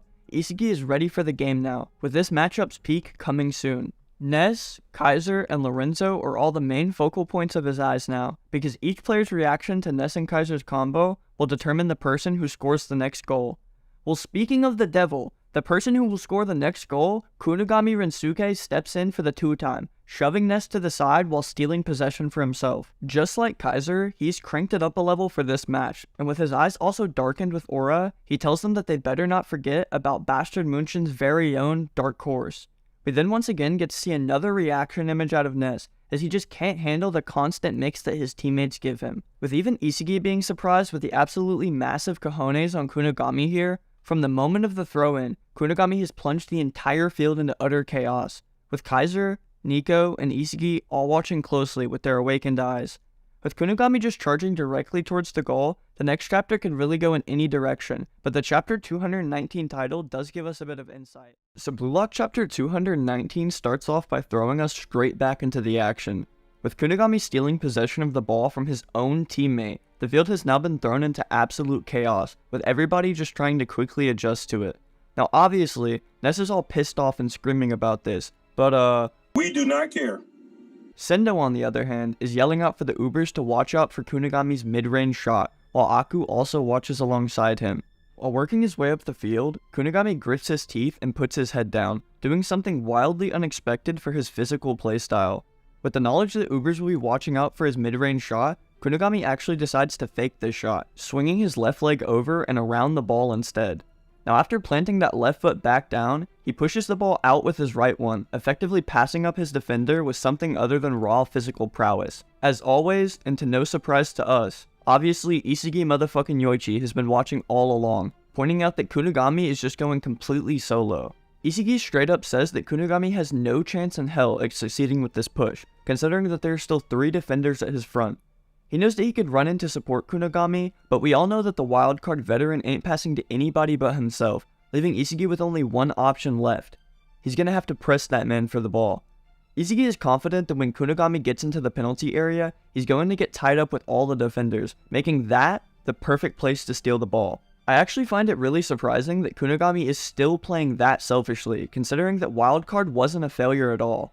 Kunigami's physique, skills, and gameplay have all seemingly improved drastically. However, his social skills and teamwork are now of that of an elementary school baseball player. The only difference is, instead of picking dandelions in the outfield, our beloved hero thinks that he's the goddamn Dark Knight of Blue Lock. Now with that metavision pattern lighting up his way, Isagi knows exactly what to do and can see it very clearly with his eyes. The only problem with that is, so can Nico. Since activating his metavision this match, Nico has been mainly focused in on Isagi, even just verbally stating in his trance-like state that he can't lose track of him. This metavision, it's amazing. Just like the first time Isagi unlocked metavision, Nico is feeling like the man right now, or more accurately, an all-seeing god over the field. Instead of just focusing on the ball, he's now able to scan the entire pitch, inputting every bit of information that's occurring on it right now. He's also focusing closely on our boy Isagi Yoichi as well, noting that he's also heading for the exact same spot. With 2 defenders at his front pretty close to him, Kunigami once again pulls back his leg in preparation for a shot, as Nico still watches ever so closely. Once again faking the shot, Kunigami uses the slight change in balance of the players as his chance, successfully cutting in past both of the defenders. Now Nico is still watching him closely, pointing out that some of these skills are only possible due to Kunigami's newly acquired ambidextrousness. He knows that Kunigami will just end up obliterating that ball with his more dominant powerful foot, so if he just simply intervenes the split second before, checkmate. With Nico reading the situation perfectly with his metavision, it's no wonder that Isagi's also converging in on the ball, making it a 3-way duel, even between teammates, in order to gain possession. According to Nico here, he says that his odds of success are around 50-50, considering that if either Isagi or Kunigami gain possession, it's still beneficial to Bastard München, even if they're not working together. Now just one thing before the next page that I want to tell you guys, watch my theories. I was right. Finally emerging from the shadows, Raichi Jingo, ladies and gentlemen, puts those clamps down on Nico's toddler ass, preventing him from gaining possession at all. Now I'm already crying tears of joy while writing this, because all hell Raichi, but it even gets better, guys. This man tells Nico that the Duel King is now at the scene, while also calling him an introverted weirdo. Damn, he's really calling some of y'all in the Blue Lock community out with this too. Nico just can't believe his own eyes, being confused as hell where Raichi came from and how he knew where he was going. Just then as well, Isagi charges in to successfully take possession of the ball, while also dropping a hard-ass bar and life truth to Nico. You got drunk off your newly found vision. Nico, your metavision is still incomplete. First Raichi, now Isagi. Who else wants to verbally harass a 15-year-old child today? I mean, damn. They have Nico out here looking like Ness. 4-letter name, starts with an N, and gets abused by everybody on the field. Now I'm sure you guys already know the usual procedure, because Isagi's gotta break the play-by-play down for us with a dope little chibi demonstration.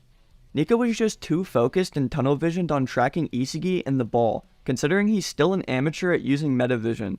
This allows Raichi to sneak in behind Nico and wait for the perfect time to ambush, which is exactly why Isagi swung himself further to the outside. It helped further narrow the scope of Nico's vision, considering that if he just turned his head 1 little centimeter towards Raichi for even a single second, he would have probably easily dealt with him.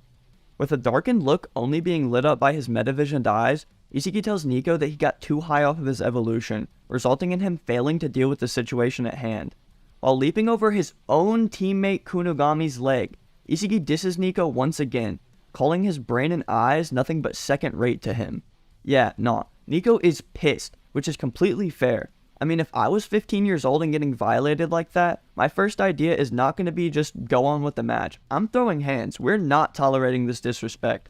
Now, after landing back down with the newly overturned ball at his front, Isagi is also being verbally harassed by his own teammate Raichi. This man Raichi even almost drops an F-bomb straight up, screaming at Isagi that he's an asshole for stealing his moment. I see it. Only 2 defenders left. Isagi is not listening, instead being fully immersed into the game, looking only for openings into the goal. Luckily to help solve that problem, one of Isagi's best bros, Corona, appears on the scene, frantically telling Isagi to pass him the ball. While looking back at him on some slightly fruity shit, Isagi decides to place his trust in Corona, shooting him off a pass while calling him his reliable planet. Corona then sends a pass so perfect back to Isagi that it couldn't even be intercepted by Ryu's super jump, leaving him calling them the Golden Duo. While tracking the ball as it descends down towards him, Isagi confidently states that this goal will be his. Sadly for our boy Isagi though, a player quickly arrives at his front for defense, being none other than Oliver Aku, Japan's former U20 captain and currently Uber's center back. So this is what you call metavision, huh? The superhuman ability to see over the entire field. With his own badass look of metavision glistening in his eyes, Aku has also left Isagi in utter shock, sending his brain spiraling into a million questions and issues. He's putting the pieces together a little though, realizing that Aku couldn't have possibly predicted his movements, unless he had metavision himself. Successfully cutting off Isagi's shooting angle as well, Aku mockingly asks if he can join in on their high-level chess match. Our main character, the GOAT himself, Himseki Yoichi, is not worried about that shit though, telling Aku to shut up and confidently stating that it's not over. While trapping the ball up into the air with his right foot, and Aku watching very closely, Isagi says that he still has his secondary weapon up his sleeve, his lefty direct shot. While pulling back his leg for it, Aku just basically does the equivalent of dropping somebody's IP in the Xbox party chat. He recognized instantly and points out that Isagi will shoot with his left, but he's not done, because Aku also knows that Isagi's left foot is only 40% of his right one, leaving a look of confusion on his opponent's face. In one of the hardest panels of Aku, he references back to the U20 match, reminding Isagi that he's the warden and they're just small fry robbers to him. Now that's how you know if somebody's on deeming timing, when they're making the main character's face turn black and white and make a face like this. Now with Aku at his front, Isagi feels like the field and his plans are just crumbling all around him, due to this pesky defender seeing right through his specs. Due to his lefty shot being brand new and still a work in progress, Isagi either needed to be wide open or in a great shooting angle for it to work. The problem is, after only seeing it one single time, Aku has managed to deduce the shot's exact weakness, instantly responding to it with a perfect press to cut down his shooting angles. With a cold-ass grin on his face, Aku has successfully stopped Isagi from rampaging any further up the field, evolving just as rapidly as everyone else. Isagi. Just then, Isagi hears his name being called out from none other than Yukimiya Kinyu, who's running alongside up the field. Yuki calls out for Isagi to pass it over to him, actually even embracing the nickname that Isagi called him before, Mudboat. Now it's more like a lifeboat here, because Isagi has no other options other than 1v1ing this defensive beast Oliver Aku, or really passing to Yukimiya. So picking up from where 219 left off, we start off chapter 220 with Isagi being in a pretty tough spot here. With a defensive metavision user at his front and back, there's no way that Isagi can dribble through, leaving Yuki to scream out in hopes that he can assist him. He tells Isagi that this mudboat right here is wide open, assuring his teammates that he can be a reliable option. This new addition of Yukimiya to the push has surprised both Aiku and Isagi, who were just surprised that he managed to even find them. I mean, at this point, Yuki's vision probably has this man out there playing Subnautica above ground. I mean, it's really like a horror movie. One moment, he just sees dark spots blocking his vision, and the next, it's just another player clowning or insulting him as always. Anyways, Isagi makes sure to tell us all how amazing Yukimiya's positioning was here, literally calling this man's play a godsend. He managed to fill the spot perfectly on the right side that Kunigami left open, however it's still not good enough for Isagi. No. But to pass here, I can still shoot. Our egoist here is still teetering along the lines of arrogant egoism and rational gameplay, so let's just see how he cooks with this one. He says that if he were to lose the ball here, the Uber's counters would be nearly unstoppable, with the game swapping that quickly. And as he's saying this, Aiku is dying. Like, what? Somebody tell me right now why in God's name is Oliver Aiku, somebody with S-tier defense, sweating and clenching their teeth just to clamp Isagi down? It's not that deep, bro. He's not Bachira. Like, even moving on to the next page, even Isagi knows that he can't take the irrational risk here, deciding to tap back into his metavision for this particular play. Dropping his shoulders and body down to prevent disruption, he swings off his left leg, passing the ball directly to Yukimiya Kinyu. Now, Isagi passing is really no surprise here, because we can't have him piecing up S-rated defenders before the NEL's even over. Well anyways, Yukimiya, who was watching and encouraging for all of this to happen, compliments Isagi's pass due to it. Well, never mind I guess. Yukimiya's going back to therapy, because an even deadlier defender and player arrives at his front, effectively blocking the route between Yukimiya and Isagi's pass. Last pass, okay? I'm taking this. With an all too familiar Ace Eater tattoo, Don Lorenzo has managed to massively disrupt their play here, leaving both of our boys traumatized. I mean, look at this face. Look at this one. For $1 every week, you can help save these hopeless children and allow them to live a free, unchained life away from Don Lorenzo. Anyways guys, like I was saying, Lorenzo basically just shuts this party down with an absolutely maniacal look on this man's face. I mean, just look at him. Even Isagi's unsettled by him, not only surprised at his effective positioning, but also by his disturbing and demented look. That look, however, soon changes to the same traumatized look that he inflicted upon Yuki and Isagi, when the impossible does indeed happen. I've been waiting for this moment. Finally, you took your eyes off of the prize, you gold-toothed shithead. That's right, Michael Kaiser is now free from his chains, and is immediately making an impact on the field, no pun intended.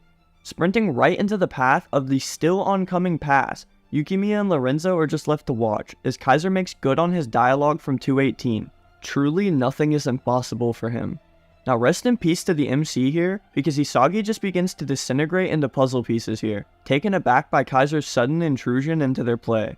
While we see Kaiser pulling his leg back to shoot, Isagi's just trying to run through all of the ways that he was outclassed, which he should know by now is way too much to rant about every game. He also drops the cringe-ass line saying, "Everyone out here got metadated," which, like, never say that again, please. As we see Kaiser stomping his leg down and preparing for the shot, Uber's number 8 begins to sprint towards him, promising Kaiser that it's not over. Sendo Shudo, you heard me right, the national U20 team's ace is there for Kaiser, with his job right now being to press this oncoming threat. Instead of caring in any way, shape, or form, Michael Kaiser simply just hits a money spread on Sendo, instantly analyzing the situation with his metavision prowess. No chance. As Sendo dives into the slide tackle, we watch as Kaiser taps the ball gently over his body, leaping with it to continue on the offensive.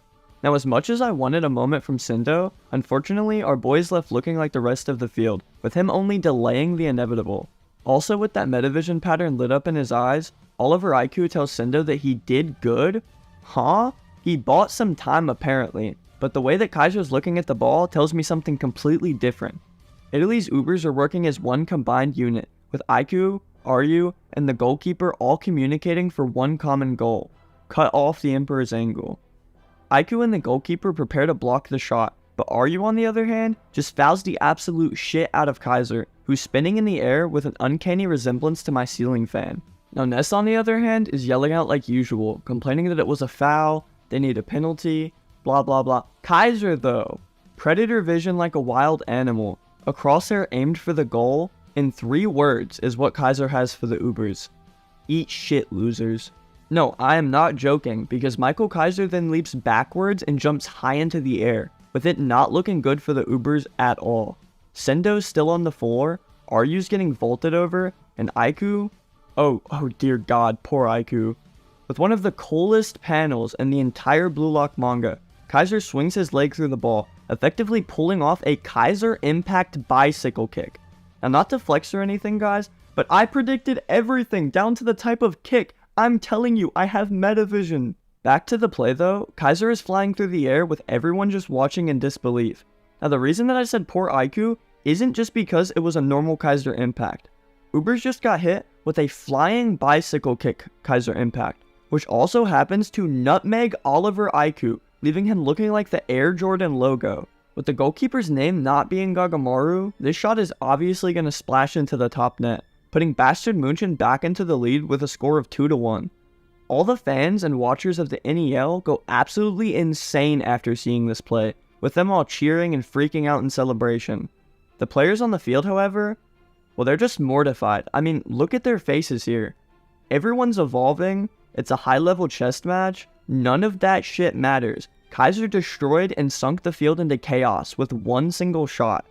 Nothing but pure darkness and hate is in his eyes, because Kaiser has truly put forth his effort for once, resulting in a super goal that surpasses any other feat that we've seen so far. Isagi knows that he's now pinpointed the true game changer of this match, being entranced actually by the genius of Kaiser. Despite the evolution of Italy's Ubers, Kaiser has somehow destroyed it all in the flashiest way possible. With a bicycle kick impact goal, the Emperor has put his team back in the lead at 2-1, and with the game's intensity getting higher and higher, he ruled supreme. Now we can glaze that Kaiser goal all we want, but let's just imagine if we were the poor goalkeeper boys. Blue Lock Man would have saved that though. As Kaiser lands back down, the announcers comment that in this dramatically changing game, there was only one player who seized his chance and took the initiative. The genius Michael Kaiser. Dear God, he did not have to post up on him like this. I mean, completely disrespecting their bloodline with this, and the goalkeeper is still laying on the ground coping with it. Lorenzo doesn't even seem surprised by this first of all, which tells me that Kaiser must be scoring bangers like this constantly or something. He must just be used to it. My boy Aiku is trying to act unimpressed too, talking about some not bad. Let's see you do better. Oh wait, you got bullied off of striker. Now Nico thinks the shot should be illegal, and I mean I agree.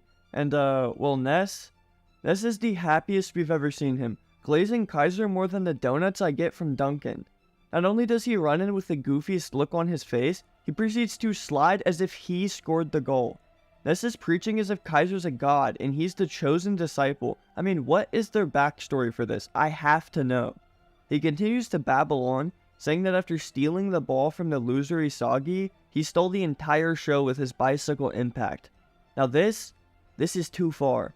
Ness quite actually has to be genuinely in love with this man to make this kind of face and scream out to everybody saying how great Michael Kaiser is. Kaiser does finally respond though, simply just calling out to Ness. Once again, Ness goes absolutely crazy, happy to damn. I mean, Kaiser just tells Ness to shut the fuck up. With no emotion in his eyes at all, Kaiser tells Ness what the community has been saying forever now. Now you already know, this leaves Ness traumatized immediately, as if his father has just disowned him, which is pretty much what happened. While standing over a distraught Ness who is literally on his knees, Kaiser tells him his opinion on the matter. That goal that Ness flaunted so proudly with that stupid face of his was nothing but a shit goal in Kaiser's eyes. He says that in order to get Lorenzo off of him to score, he had to resort to a scummy tactic that isn't befitting of him. Now for some reason, Ness is still trying to double down on this, telling him how amazing the goal really was. What? Are you fucking stupid? You think I'd be happy scoring a goal by feeding on Yoichi's scraps like a goddamn hyena? I mean, with this face that Kaiser's making, I'm beginning to wonder if this man is just posting up for the NEL cameras, trying to get some modeling gigs for secondary income. Now Ness has no clue what Kaiser means by this, as always, because he's an idiot, so Kaiser gladly breaks it down for him. Everything in that play started and was because of Isagi Yoichi. The Uber's defense moved in response to Isagi, not Kaiser. Lorenzo only unmarked Kaiser to deal with Isagi, not because of Kaiser. In his eyes, his goal was nothing more than just the finishing act in Isagi's show. He even says in his own words that the leading figure of the goal was undoubtedly Yoichi. I mean, we all know that Kaiser's goal was truly amazing, undoubtedly being one of the best goals we've seen in the entire series. To him though, it was a goal that he can't forgive himself for, due to it being from Isagi's scraps. He promised Yoichi though that they would compete as strikers this game, with them both having one goal apiece so far. With him staring him down, we get to see the true parallel of both players' thoughts right now. Kaiser is determined and confident that the last goal will be his, and Isagi, he's nothing but impressed with Kaiser, thinking of him as a goddamn genius. Not only was it amazing that Kaiser managed to outreach Isagi's thought process, but obviously the most amazing part, that mega world-class goal that he finished with. Isagi straight up states here, so everybody listen closely. You can shoot 10,000 times and probably never replicate it. Everyone here on the field, hell, the entire world wouldn't be able to pull off that kind of shot. Now tell me, who else has got Isagi talking like this?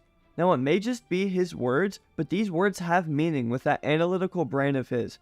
He's aware that Kaiser is a genius and a threat that he needs to emulate, the rival that he needs to take down before he can become the greatest in the world. puzzle piece, and the crowd goes wild. Woo! Isagi starts to think back, recalling that just now, Kaiser was keeping track of him. That goal is living proof of that, meaning that Kaiser is forced to keep tabs on Isagi in order to score goals. This means that Isagi has been slowly getting into his head, which obviously we've seen due to us getting every POV. The parallel we've seen here is that Kaiser is unimpressed and disgusted with his goal due to his hatred of Isagi.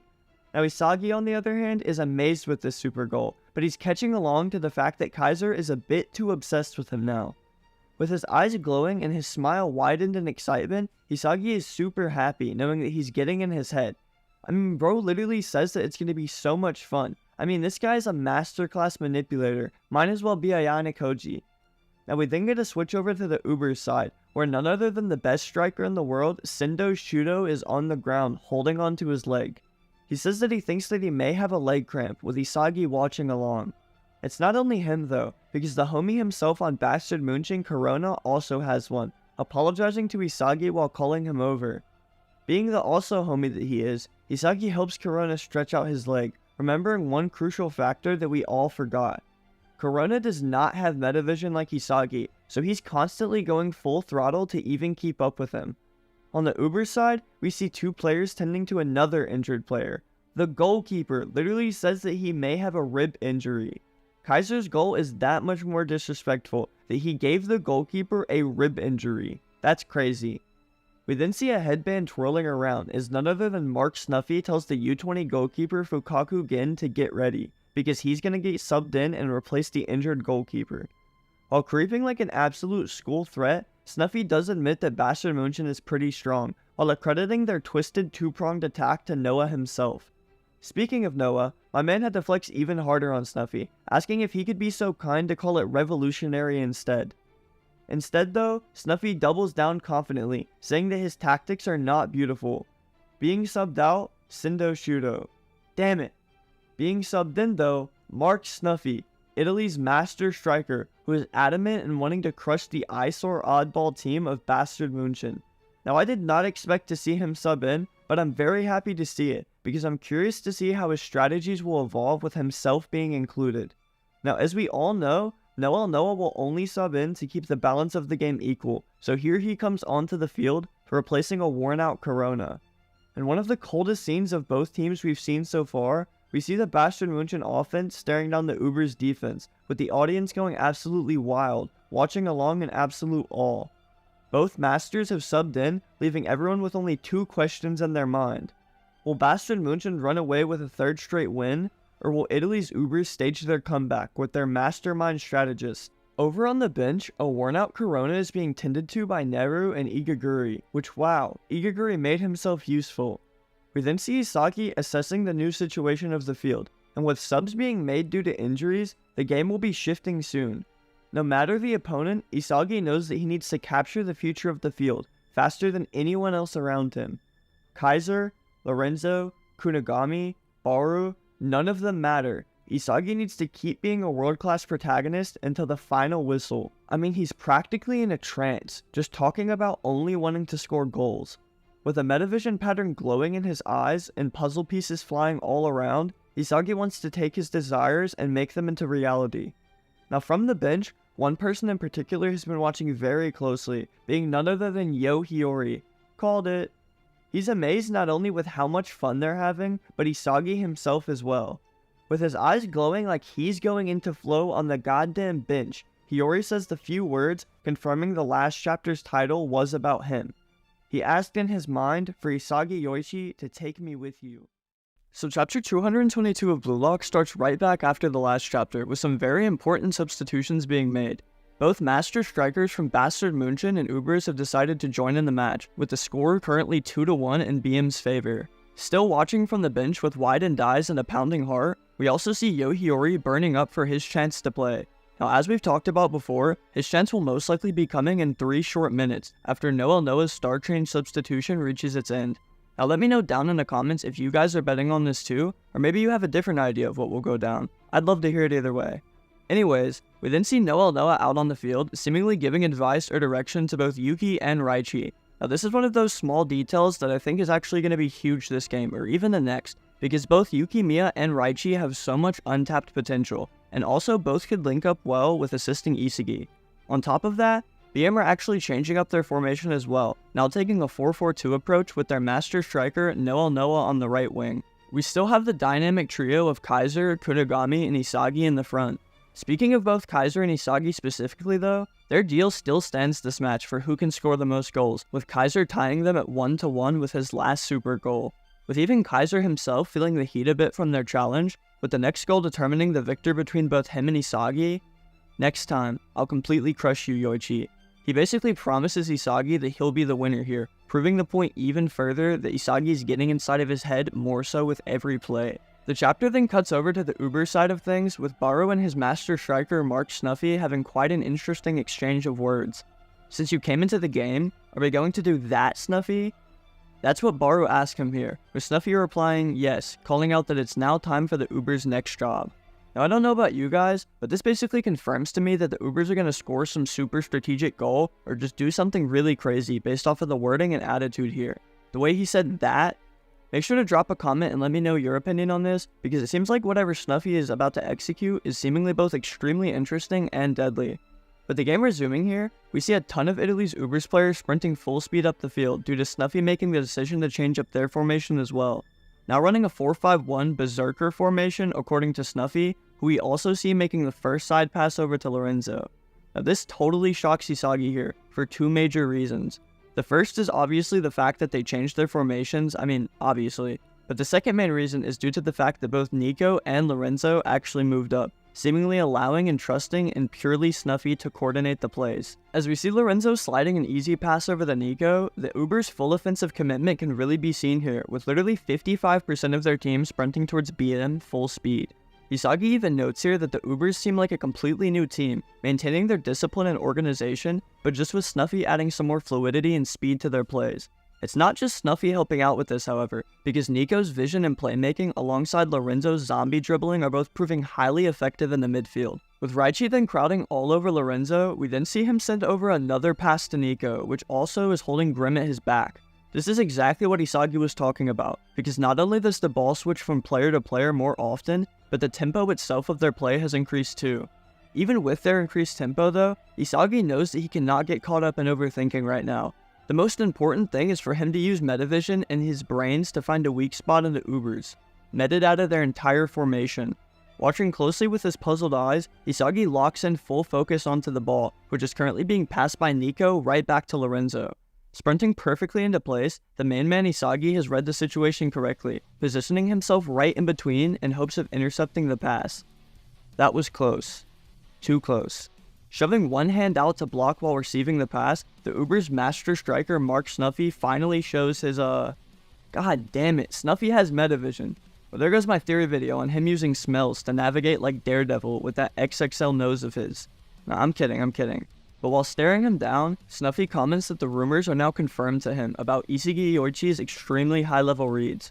Now for some reason, this catches Isagi off guard and leaves him speechless. He's surprised with Snuffy because he not only positioned himself perfectly to prevent turnovers, but he also metadated Isagi's goddamn metavision. Uno reverse, I guess?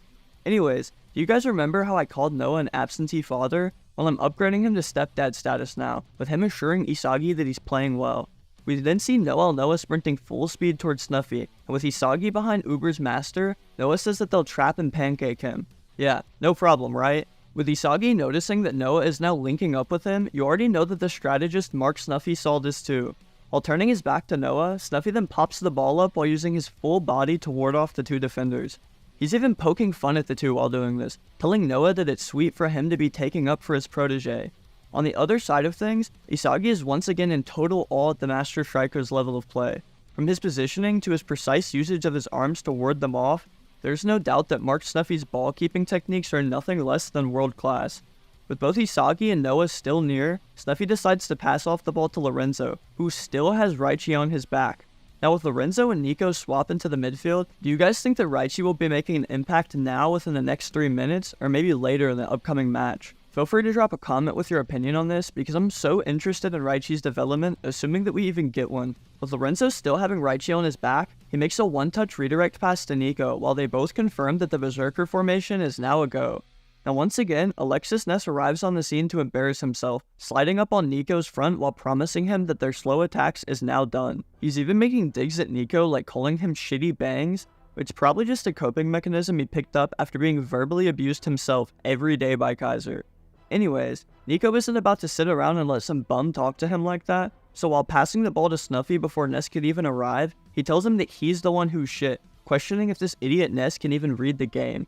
We then see Snuffy receive Nico's pass while also holding off Noah, urging the Ubers to continue with the job, giving their opponents no time to think at all. So already with his limited field time, Snuffy has proven himself as a world-class strategist and tactician, no doubt.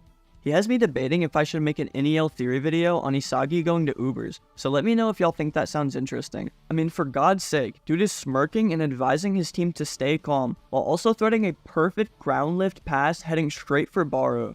Snuffy then urges them to be level-headed while designing a goal, and with Baru then leaping forward in order to trap the pass, he's deciding his next move. Luckily for him though, and not so much for Gagamaru, everyone on the field has had their full focus on stopping Snuffy, allowing the Ubers to break free, leaving Baru wide open. With terror on Gagamaru's face and an intense look in Baru's eyes, there's absolutely no way that he'll be able to save the shot due to Baru having far too many options here. Boom. Baru takes his shot here, but it turns out that Gagamaru won't actually have to save anything, because the combined effort of Isagi and Kaiser have this fraud striker handled. While both of them have predicted Baru perfectly, it's Kaiser's reaction that I want to point out here, with him positioning his foot in anticipation of both Baru's shot and Isagi's blocking of it. Also, let me just say, this panel is phenomenal, with puzzle pieces for Isagi, finds for Kaiser, lightning for Baru. I mean, it's a damn light show out here. The moment y'all see a coloring of this, y'all better spam me in my comment section, because I need to see it. Now obviously, this play leaves that boy Baru puzzled as the ball flies over and behind his head. It's not just Baru that's impressed though, because Corona, Igaguri, and Hiyori are all getting fired up on the bench after seeing such a perfect double block. Both Kaiser and Isagi then land on the ground sliding, which this scene kinda made me laugh because I imagined both of them just going for a Brexit tackle on the big guy. They both take a breath out with the ball now cleared, although both of them realize and are aware that they were cutting it pretty close there. As the ball descends back down towards the field, we see Raichi being the best positioned for it, calling out for the second ball. The thing is, however, Bastard München have barely been keeping up with this new fluidity from Ubers, with the situation only worsening. This game is definitely not being controlled by Raichi, or even Noah, Isagi, or Kaiser. The player who's puppeteering the field with his world-class playmaking is Uber's master striker, Mark Snuffy, who's also the one to receive the recently cleared second ball. Oh, so even this attack pattern is a bust? With his eyes widened out and a smirk on his face, Snuffy is wasting no time after Baru's failed shot attempt, considering BM are now 2-1 match point. Changing up the design of the play, Snuffy's eyes radiate with an aura as he prepares himself, leaving Isagi with only one question on his mind. How the hell can I beat this guy's world-class brain? So Blue Lock Chapter 223 picks right back up after Mark Snuffy's repossession of the ball for Ubers, after Isagi and Kaiser absolutely embarrassed our boy Baru. Everybody from the Ubers is fired up and ready to keep the attack rolling, with us specifically seeing Aiku, Nico, and Lorenzo being the main three. Now on the Bastard Munich side, we see our main man Isagi preparing himself for the attack, because we know that they won't simply just let him up that easy. With Snuffy sprinting forward with the ball, Nico, Aiku, and Lorenzo and others are all rushing forward, with the second wave now coming. Kaiser and Isagi are preparing themselves for the next onslaught from the Ubers, but I mean, what can they even do? With Isagi's metavision being outread and their defense hardly hanging on, it's really a struggle out here for them. Isagi doesn't forget to remind us though that this was all made possible due to Mark Snuffy's world-class genius. Not only that though, but his contributions personally in the attack have been nothing less than lethal, with world-class ball keeping to accompany the brain. With Kunigami stepping up to press Snuffy, he's immediately just met with a hand and a pass right over to Lorenzo, denying him any sort of moment. Isagi is once again met with confusion though as the Ubers are now charging forward with an entirely new attack pattern. He can't just rush in with no clue as to what's happening because he'll immediately just get shut down, leaving their defense even flimsier. Knowing that it's his best option, Isagi just decides to lay in wait and observe their movements closely with his metavision. More importantly than that though, Isagi is going to analyze and learn from Mark Snuffy's play with his world-class tactics and thought process. Once again continuing with their attack pattern of fluidity with teamwork, Lorenzo decides to pass the ball right away to another player named Drago due to the Go himself Raichi appearing at his front. With Isagi and Noah both paying close attention to the Uber's attack, he realizes the key detail of them now attacking from the space on the left. Instead of just pushing linear like earlier and funneling the ball predictably, they're using the entire width of the field, breaking down Bastard Munich with their fluid and efficient crosses. We see Raichi attempting to lock down some of their routes alongside Ness, who probably is as well. However, he just kinda looks clueless as usual. Isagi, however, with Metavision notices. With everybody responding to deal with the crosses, Snuffy himself has been lurking in the background. Slipping through their blind spots, he once again shows us another talent in his arsenal, making me wonder how Chris Prince is number 2 and not this guy. Anyways, with Uber's Drago shooting off a high pass, Isagi can only think that they're totally screwed here because of once again that key factor. With all of the players running up the field full speed, watching the ball above their heads as it slowly descends, Snuffy is still just lurking 2 steps behind, completely wide open. With the ball approaching down towards Snuffy, the prodigy Michael Kaiser manages to actually arrive, sprinting in between the Uber's master while using his body. He tells Snuffy that he can see his plans clearly while calling him a shitty eagle-nosed bastard. I mean, what is this dialogue? Why in God's name would he say this? Snuffy isn't phased, however, and actually smiling, pointing out that Kaiser has just now only seen this, meaning one thing. Snuffy has a solution, leaping into the air high above Kaiser and using his head to redirect the oncoming pass away. Kaiser doesn't even know what's going on, and in all fairness, neither would any of us. If we were up against a strategic-ass player, we wouldn't even be able to figure out anything Snuffy was going to do next. We then obviously see Isagi's reaction to all of this, who's really impressed with Snuffy's jump height, considering that Kaiser even managed to get a body on him. With the ball bouncing back off the ground and everyone staring in anticipation, Nico manages to react and receive the pass, going one-on-one with Noel Noah? Nico, what are you doing? Even Noel Noah knows that this brother is doggy paddling in deep waters, because he just straight up calls Nico a pipsqueak, daring him to try and shoot. Using his newly awakened metavision though, Nico makes the smart choice here by telling Noah that it's fine, because it's all going their way.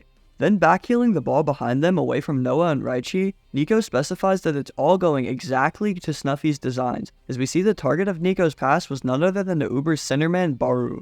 Tapping back into his metavision though and straining himself to the max? Seriously. Damn it. Isagi motherfucking Yoichi arrives at the ball before Baru could do anything, kicking it away from the overhyped king. He may have gotten there in time, but even Isagi knows himself that they've been cutting it close, with Bastard Munich being at the very end of their rope.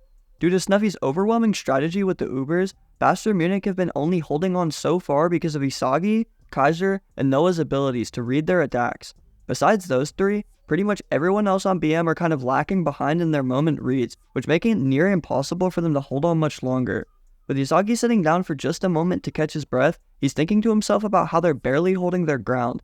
Even with the three of them covering all of their blind spots, they're being pushed completely on the defensive right now. Isagi even straight up says that he can't even grasp an image of stealing the ball or going on a counter, with that not even being the only problem.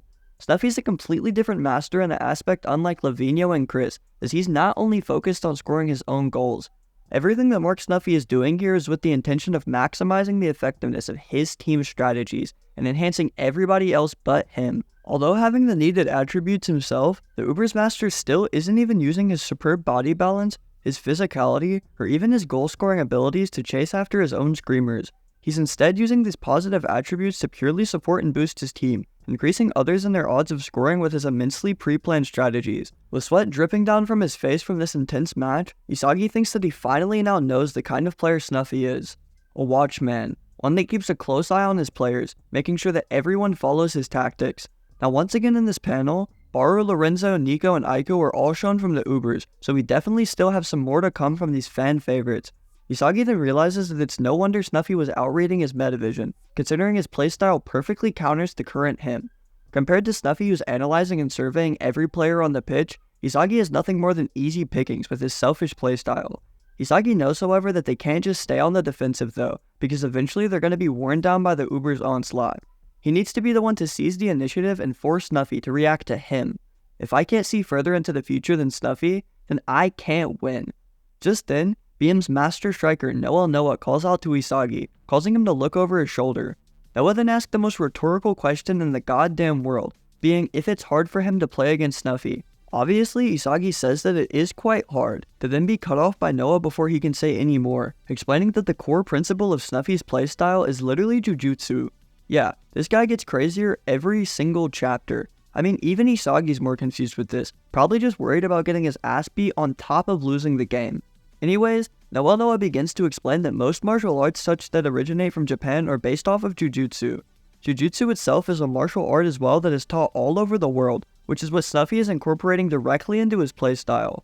From the core training and biomechanics to the close combat training, Snuffy has taken the core mechanics of jujutsu and fused them with football. It's not like that's exactly what makes Snuffy a great player though, because it's just the addition of that enhances him in every way.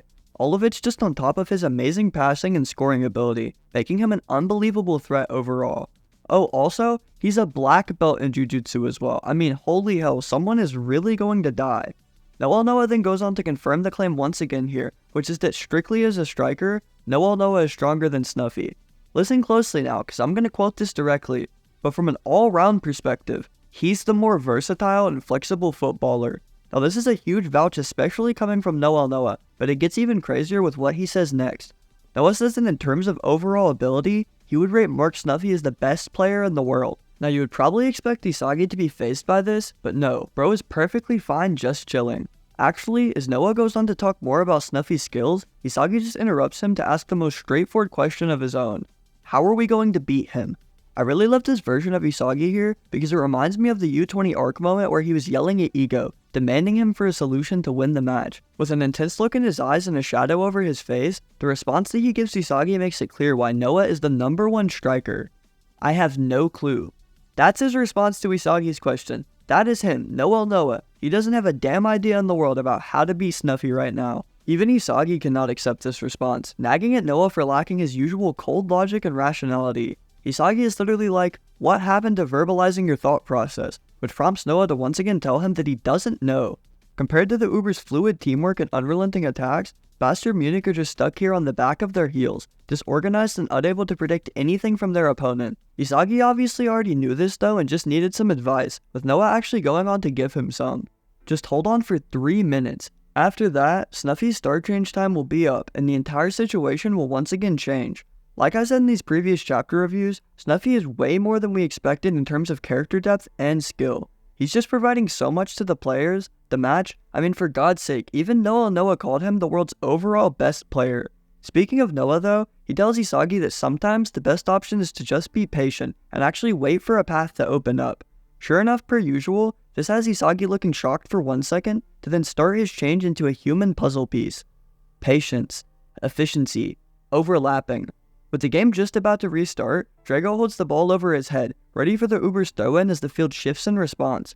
Isagi, however, is still in his own world trying to work out this new realization of his. Patience. Open a path. We see Noah trying to snap Isagi back into reality, but even he's not able to release this trance, calling out to him with a confused look on his face. Isagi is all good, however, because as we see him combust into millions of puzzle pieces, I'm sure you already know what time it is. Is this it? The key piece. With this, I could probably surpass Snuffy. In that case, what player could Isagi possibly use to execute this plan of surpassing Snuffy? Raichi? Huh? As Isagi yells out, we see none other than Raichi Jingo turn around and yell out, asking what he needs. With a grin on his face, however, Isagi looks over at Raichi and just asks him one concerning question. Raichi, are you ready to die? So Blue Lock Chapter 224 resumes after Isagi's early clearance of Baru's ball, which has now resulted in a throw-in for the Ubers. All due to Mark Snuffy's substitution, the Ubers are now in complete control of this game, pushing Bastard München all the way back to their back heels. Off in the distance, we see the pair of Raichi and Isagi seemingly still having their conversation. The game isn't just going to wait on them to finish, however, and as Drago from the Ubers throws the ball in, both Raichi and Isagi take note of this. The person who received this throw-in was Nico, who with his back to a Bastard München defender, passes the ball right back towards Drago. The ball makes one bounce off of the ground, and as it approaches him, Drago swings his leg, kicking off a pass. As we then see Lorenzo receive this pass while fending Kaiser off, Snuffy is watching closely to all of this. Turning his head to then check his front, Snuffy actually has a little surprise waiting for him there. Raichi Jingo, as I'm sure all of you expected, awaits the master at his front, baring his teeth and bunkering himself down. Confirming the matchup between our second favorite feral player and Mark Snuffy, Raichi lets out a deep breath while thinking back to Isagi's words. Are you willing to die, Raichi? With us then seeing a flashback to their earlier conversation from the end of 223, Raichi seems super confused with the question, with Isagi just asking him to hear him out. I think the confusion is pretty justifiable though, because his boy just randomly rolled up out of nowhere talking about him dying, and it makes it even scarier that it's the maniac Isagi. Anyways, Isagi then eases his confusion by explaining that he simply wants Raichi to man-mark Snuffy, committing himself to a world-class duel. Yeah, no big deal, right? I mean, even Raichi's taken aback with how easy Isagi made it sound, reminding him that if it were that easy, he'd already be doing it. Now Isagi already knows that it's just not light work, as he continues on to say that it won't be typical man marking. Isagi then throws up a peace sign while saying that the man mark will be limited though to an area of a 2-meter radius half circle. Yeah, bro's officially losing it. In other words he says though, we can call it protractor man marking. He's got our boy Raichi looking like this. I mean, the poor guy is being bored to death. He then gives us a little chibi example with Isagi telling Raichi to constantly stay in front of Snuffy, outside of that 2-meter radius. If the ball touches inside of that area, Raichi is even free to attempt and steal it.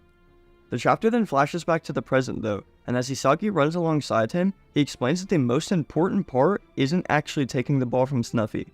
Raichi just needs to keep Snuffy in front of him and within that radius, no matter what. With Raichi approaching from Snuffy's right, the two exchange a brief look of surprise to one another, as we then see Lorenzo shooting off a pass. Isagi also continues to explain the strategy, which seems to be fully dependent on Raichi's grit, stamina, and 1v1 abilities. He goes on to say that if the two of them screw up, Raichi will indeed be a laughingstock and his value will plummet. But if he manages to contain Snuffy, however, Raichi Jingo will instantly become a household name. With Snuffy then receiving Lorenzo's pass with a clean trap, the final words from Isagi to Raichi can be seen, being one simple question. Is Raichi willing to become a sacrificial piece? Now obviously as we know, our boy is never going to turn down a challenge like this, and as we see Raichi preparing to use this sexy protractor mode, okay yeah, he's losing it. Anyways, with Snuffy then acknowledging Raichi by calling him troublesome, the two's first matchup officially begins. With Snuffy sprinting forward with Raichi watching closely, the Master Striker then attempts to use some fancy footwork to lose him. Now the big Raichi obviously isn't fazed by this, maybe just a little surprised if anything, so as Mark Snuffy then sprints by his right, not so fast asshole. We then watch as Raichi raises his foot up, as Snuffy attempts another move to lose him. With the two now going toe to toe, Raichi hunkers down as the Master tries to hold him off. As we all know, the main objective of Isagi's little strategy here isn't to steal the ball. It's a man-marking job for Raichi, where his only actual task is to be an irritating, annoying pest to Snuffy. Yeah, that's light work for him. As we see Raichi guaranteeing his position in front of Snuffy by sprinting ahead of him, the Master Striker actually calls him not bad, even complimenting on his strong core too. Now Raichi on the other hand is currently listening to some murder music with his Mikage Corp earbuds, so he's just all about that smoke. As we then see him watching from a distance, Isagi exclaims that Raichi is actually executing the plan perfectly. I mean, even he admits that in this situation, just preventing Snuffy from finessing him in the ones is already a job well done. Then being shown from Snuffy's POV, we get to see how Raichi looks at his front, with Isagi explaining how effective it is at limiting options. With the Ubers having nearly unlimited pass routes, it's impossible for BM to just predict the future. Now if Raichi can manage to hang on and even limit 1 to 2 of Snuffy's options, then the number of potential attacking patterns will be narrowly decreased. As we then see Snuffy kicking off a pass right by, Isagi is watching closely to all of this with his Metavision eyes, narrowing down Snuffy's potential plans. With the Ubers now chaining the ball upfield with some precise passing, Isagi is finally able to make use of Raichi's man marking. By using the process of elimination, Isagi was able to pinpoint the Ubers player who would kickstart their attack, as we then see Nico kicking off that pass towards Don Lorenzo. It's here. Isagi then leaps into the air while extending his leg, effectively intervening within the Uber's passing route. With Lorenzo donning a confused look, Raichi yells out an encouragement of Isagi, with their teamwork finally paying off. Raichi and Isagi's remote tag team defense seems to be really holding up against is awesome. As we suddenly see a hand reaching out, it's none other than Oliver Aiku who's arriving between Isagi and the ball. In gaining repossession for the Ubers and leaving Isagi mortified, Aiku even says that he's feeling like he's in the zone right now while bearing his own lit up Metavision. While physically overpowering him, Aiku explains to Isagi that it's really too bad for him. This is because in the event of Snuffy actually getting man-marked, it's his job to recover the loose balls, as we just witnessed Aiku execute.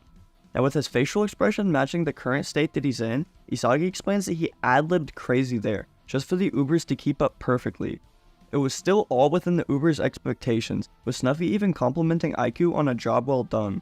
The Snake God isn't done yet, however, because while calling out to Baru, he sends out yet another insanely accurate pass. Surprising and catching off guard most of Bastard München and flying directly in between Ness's legs, we see the King of Ubers now sprinting into position. Leaping into the air to trap the ball, Baru has now received it once again, leaving Isagi furious with the situation. After all that he did and planned, the Ubers were still able to read the situation and respond accordingly, truly displaying the attributes of a well-oiled team. With Baru barreling ahead pretty much unmarked outside of the box, Isagi is just surprised and pissed off that his football IQ isn't world class yet. Now I would love to hop on Isagi's head here due to this stupid comment, but somebody else deserves the spotlight here in this moment. No. Nice job, Isagi. It's none other than our boy Goat Gamaru who's preparing himself, while aura is emitting from all around him.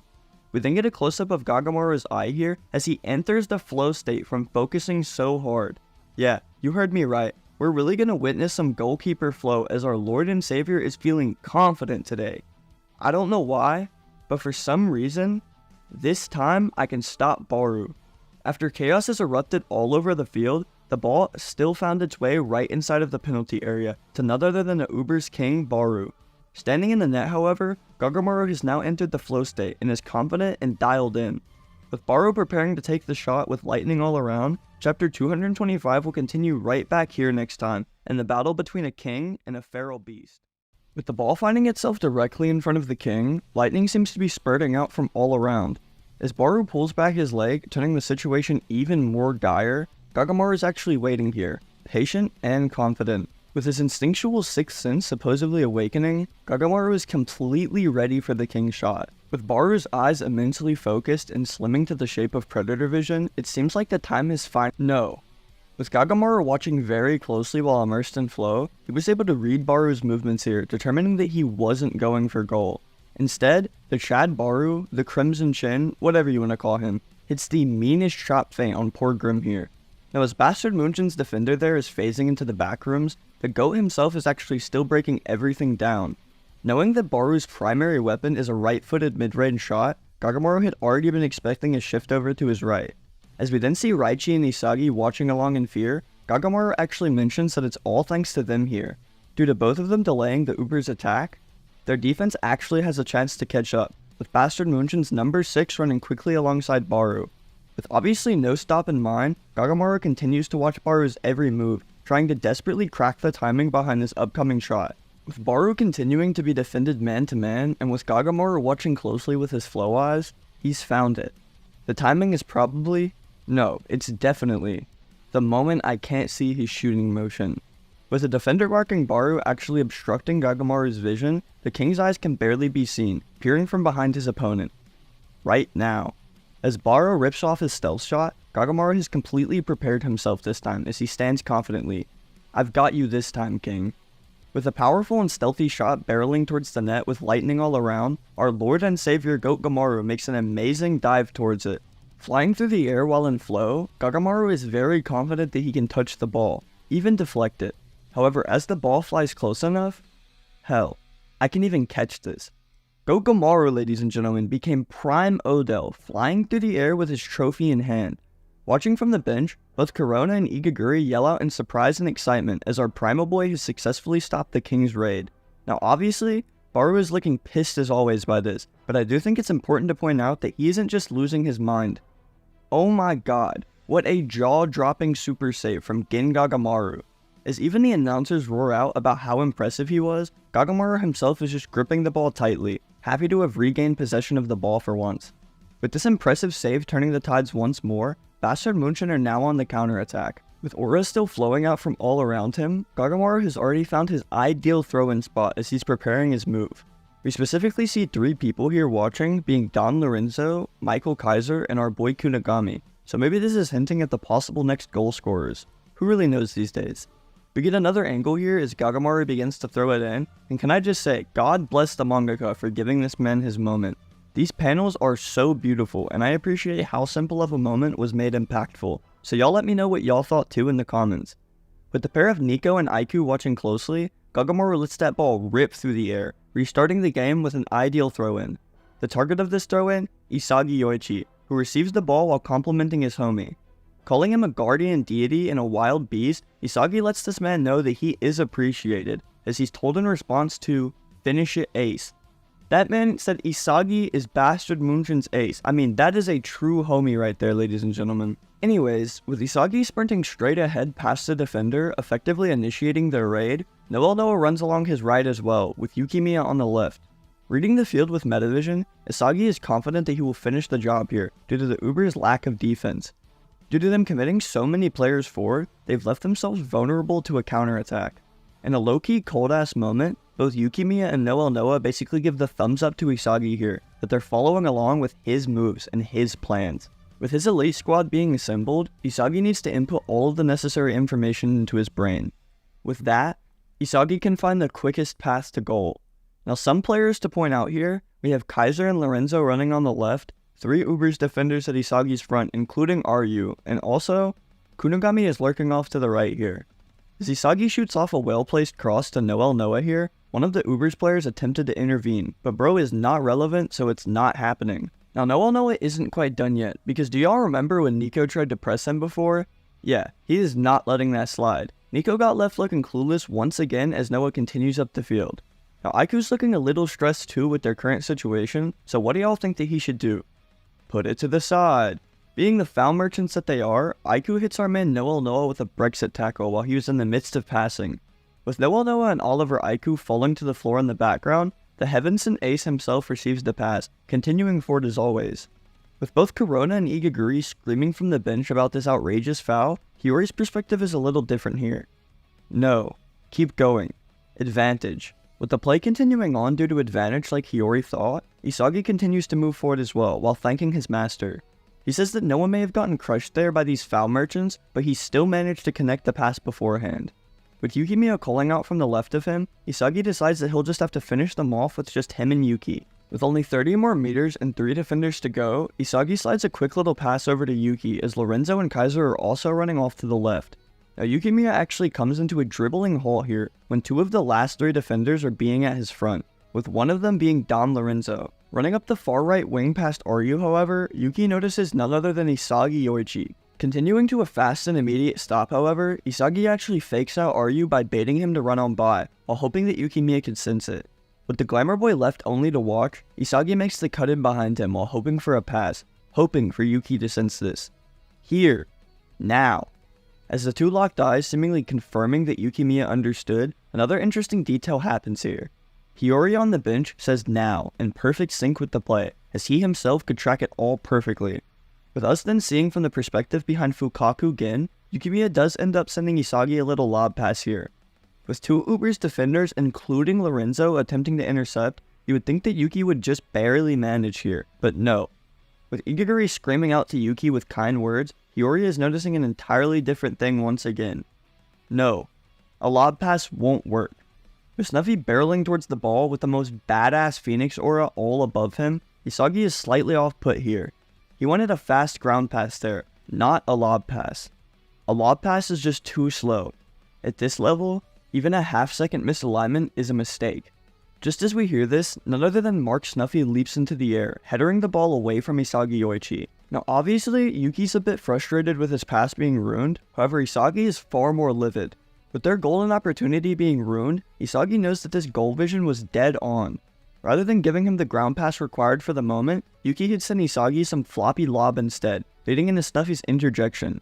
Being only 1 step short, Isagi knows that in order to outreach somebody with world-class IQ, he needs an ally in the game that can see at the same level. As he says this, we see both Isagi and Hiyori think perfectly in sync. I saw it. At the world-class level, it seems like Isagi and his royal guards aren't just enough. In order to win this game and ascend even higher, Isagi needs his missing piece. Yo Hiyori. So chapter 226 puts us right back into the mix, only seconds after Snuffy's previous clear of Yukimiya's pass. With the master landing back down doing his Spider-Man impression, Isagi is just standing from behind him, staring over in confusion. The cleared ball from Snuffy just ends up right back in the Uber's possession, as we then see Abudi trap the ball with his chest, with Lorenzo, Nico, and Snuffy all being shown donning some very intense expressions. The Ubers have once again swung the momentum back their way. As the Ubers player Abadi then sends off a high forward pass, the field suddenly diluted into just chaos. with Nico and Drago hitting the dash upfield. Poor Ness and Raichi are left behind, having no time to react. Now Isagi on the other hand is pissed right now, as he himself is chasing after all of this. Just after they very narrowly gained possession and had gained a bit of momentum, the Ubers have once again stolen the ball back, meaning only bad news for BM. As we then see Nico trapping the ball from the earlier pass, the Ubers are now once again prepared to execute. With their multi-faced and highly coordinated counter on the move, the Italian players are running full speed ahead. One thing I noticed here though, is apparently Nico's twin brother has decided to join the Ubers as well. I don't really know what's going on with that, but let's drop some comments praying for bro's hand to recover soon. With Isagi still sprinting into position, he's trying to figure out how to stop this awful outcome. Instead of breaking it all down though, he knows that he needs to just get back to defend while figuring it out on the fly. As we then see Nico sending off a pass, Isagi is listing off all of the Uber strong suits in his head. Transitioning, possession, counter-attacking. Our man is painfully aware of their skills after being foiled by them so many times. The thing is though, until Snuffy himself intervened there, Isagi's strategies and imagination clearly surpassed all of theirs, as he once again begins to Detroit become puzzle mid-game. Thinking back to the previous play, he realizes sure and clear that if Yuki would have properly passed, he would have scored there. As Snuffy's header clearance plays back in his head, Isagi is confident that he could have shot before the Master's arrival. The thing is, however, Isagi cannot baby himself here. The concept of what if or almost shouldn't mean shit to a true mastermind.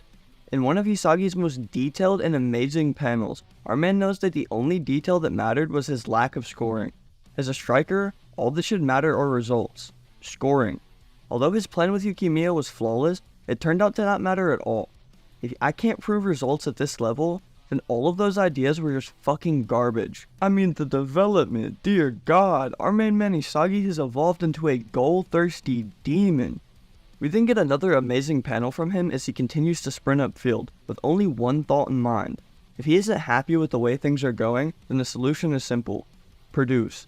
Isagi will steal the ball here and now and showcase his ideas to the entire world.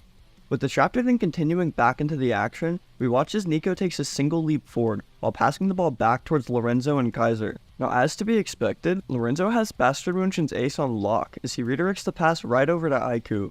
With the next scene being Aiku passing it right back, it seems as though Lorenzo has just used him as an anchor here as he was putting distance between him and Kaiser.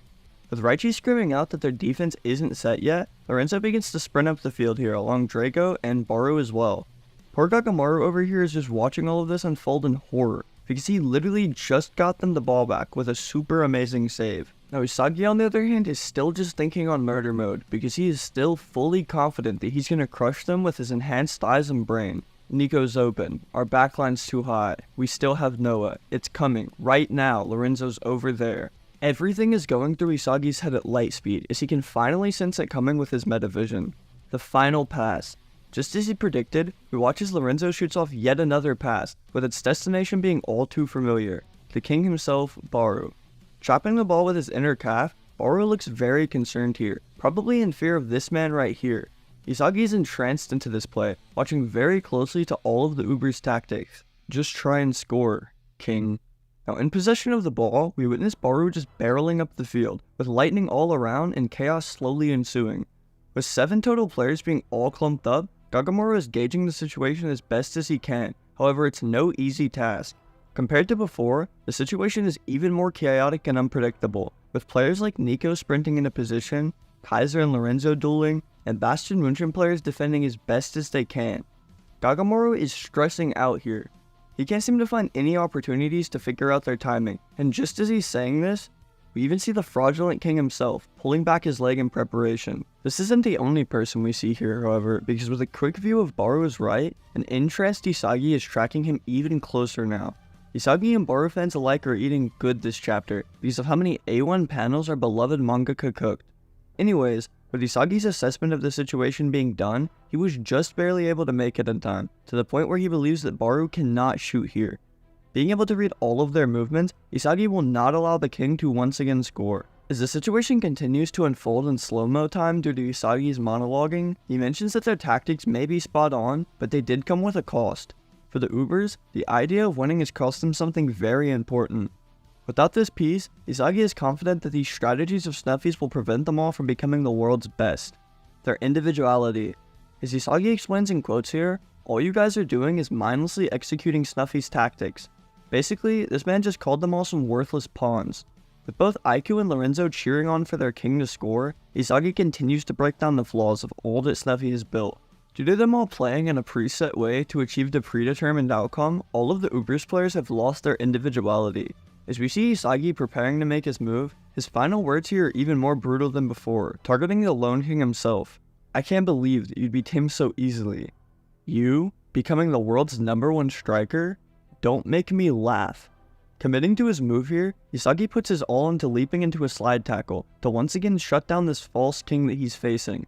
I mean, even while sliding in, this kid is still throwing disrespect left and right by saying that Baru has developed into nothing more than a boring and pathetic player. Locking eyes with Baru, however, this predator eye is staring directly into his soul as the most unexpected thing happens. The king stops the ball directly in place, leaving Isagi just staring in confusion as he's sliding away.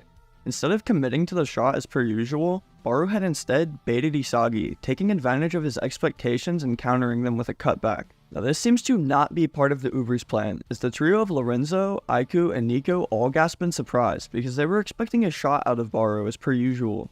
Isagi on the other hand is just laying there on the ground, super confused with how Baru outread his metavision with that cutback. Hey Snuffy, as the king calls this out with his face all shadowed, we all know what's coming next, as I predicted this, woo! With both Snuffy and Raichi staring along in confusion, Baru makes a comment to his master, voicing his dissatisfaction here and now. If he would have shot as Snuffy instructed him to do there, the little shit, as he refers to Isagi, would have blocked it easily. As Snuffy stares along worried and confused, Baru continues on, asking him how much longer will he be embarrassed by those he views as imbeciles. Still sitting on the ground looking up at Baru, Isagi notes that his playstyle has once again completely changed. Not only did he deviate from his team's plans, but he was also aware and reading Isagi's movements.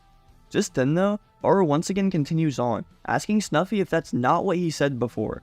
If you go along with my plan, you'll become the king. But if you play accordingly to my tactics and fail, then it's my responsibility. Now Snuffy is obviously confused as hell by this, as he points out to Baru that he's literally earned a 100 million worth because of him, so what could he be dissatisfied about? This moment, however, just proves to me that Snuffy does not know Baru's ball, because he should know this answer. This is the 4th time. The 4th time that Isagi has blocked my shot. Yeah, that's bro's problem. Not that he isn't scoring, but because Isagi motherfucking Yoichi is embarrassing him. Now anyways, then posting up in one of the hardest panels of Baru known to man, the king decides that 4 is enough. Enough to terminate his agreement that he and Snuffy previously made.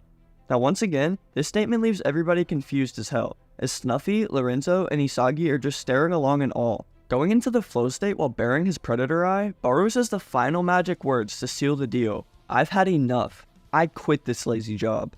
With that, Baru's ego is once again untamed and on the loose, bringing us back to King of the Jungle instead of Snuffy's tamed lion. How will the field, both ally and teammate alike, react to this sudden irregularity? Most times for the best. I think I'm dreaming. With the chapter starting off strong with a flashback to Snuffy's past, we see him and one of his friends just cruising off into the sunset. Raising a beer to his lips, the friend of Snuffy says that he never wants to be some boring adult who speaks that type of nonsense. We then see Snuffy in the driver's seat of the car, and I mean damn, is our boy looking fresh. He tells his friend here named Mick that he fully agrees with him, actually going on to say that the world is just their oyster. Together, these two would be the strongest, the best in the entire world. With Mick then donning a determined smile and look, he points at his friend Snuffy while exclaiming a very familiar sounding sentence. If we can't become the kings of football, then it's not a life worth living. Not only does this man sound like Baru, but you guys have to agree with me, right? He could pass as his father as well. Now the chapter then luckily cuts back to the present match of Bastard München versus the Ubers, and with Snuffy seemingly reminiscing in his head, Baru is raging like the Incredible Hulk as we see him sprinting up the field. I mean, no joke at all, every single player on the field here looks confused, as Baru's just doing whatever it is that he wants. We literally get to see 3 of the Ubers players' reactions here, including Nico and Aiku, who are just confused as hell with Baru. Now Drago, on the other hand, decided to grow a pair today, because this man is yelling out at Baru, asking him to explain what the hell he's doing. Shut up, you mindless, good-for-nothing, shitty robots. Yeah, well damn, Baru showed them no mercy. I mean, that was his own team. Now not only is he violating his own team verbally, this man is lowering Nessa's value below 0 by rainbow flicking the ball over his slide tackle. Baru actually admits here that he planned to break down and crush this stupid team anyway from the moment that he teamed up with Snuffy. As Ness is staring up at him in horror as he's trapping the ball, Baru goes on to explain that all he wanted to learn from Snuffy was his techniques. Everything else to him was trash. In Baru's own words and mind here, he has no need to play along any further in Snuffy's tactics, as he has already stolen the Predator Eye for himself. Now if you guys were in the same scenario as Baru here, would you be trying to break free and create your own system too, or would you rather just go along with the flow of things, even if it's costing you the spotlight? Anyways, the King of Ubers has the party chat going wild as all of his own teammates are screaming out that he's insane. Now although their response is reasonable here, Bastard München are looking to take full advantage of the situation. With Kagamaru pointing out that the Ubers are practically turning on one another, Raichi is actually screaming out to his teammates, with now being the perfect opportunity to steal the ball. As Kunigami and Grim are approaching Baru from his front, he decides to actually hit the brakes here and assess his current situation. As he's doing this, Snuffy decides to try and reason with him, I guess, by asking Baru if he really wants to defy him this badly. Getting the obvious response from his pupil of, "You bet," Baru goes on to really emphasize to Snuffy the way he's feeling. "This team you've created, I want to burn it all to the ground." While then passing the ball away from him due to Grim approaching closer, Baru just straight up screams out at Snuffy here. He openly admits that the reason for him going rogue is because with Snuffy's stupid tactics, there's no way in hell that he can beat Isagi Yoichi. With us then seeing that the target of his pass was Oliver Aiku, his teammate just slams one foot down on the ball, surprised to even be receiving a pass from him. Now he's also receiving some shade from Baru as a side dish, with the king calling them all lackeys and ordering them to follow him, as he mockingly says that it's all they're good for. Now even after being insulted, Aiku ultimately decides that he's going to go along with Baru's rebellion, as he shoots off a pass to reset their attack. With Nico then trapping the ball, he seems a little confused here with their objective, as he's not quite familiar with this attack pattern. Aiku on the other hand just assures him that he's gonna be fine, as they still have all of the infinite tactics in their head that Snuffy drilled into them. With the two exchanging looks at one another with their lit up metavision, Nico exclaims that he understands the situation, and the Ubers will be continuing on. Now as we also see Lorenzo and Drago both swapping to Baru's side as well, Isagi is also shown here as he's sprinting up the field. He seems absolutely thrilled here that the Ubers are changing attacking patterns once again, due to Baru's hijacking of their organized team. Now in this amazing next page, we get to see the new monster created from Baru's takeover, as the Ubers are working their way up the field under a new rule. With Nico, Aiku, and Lorenzo all swapping over to his side, Baru seems to have secured himself the much needed arms and legs from Snuffy's arsenal. Now as to be expected due to all of the commotion, our poor man Ness is over here stressing as always, having no clue what the Ubers are doing. Funny enough though, Yukimiya on the other hand is being useful for once as he's yelling out for his team to prepare, with us also seeing Kaiser having a determined look. Now to continue this match's trend of straight up shit talk, Noah is actually pressing himself up against Snuffy while asking him how it feels.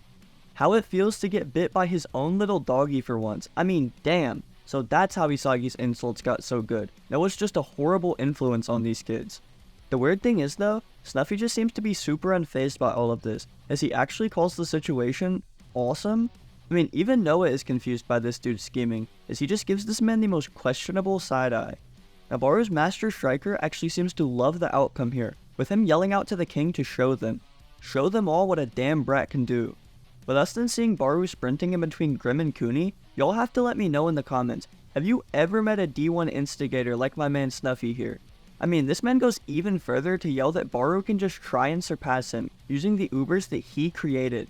Not only is Snuffy getting pumped up from this, he's actively attempting to get under Baru's skin to awaken that untamed potential inside of him.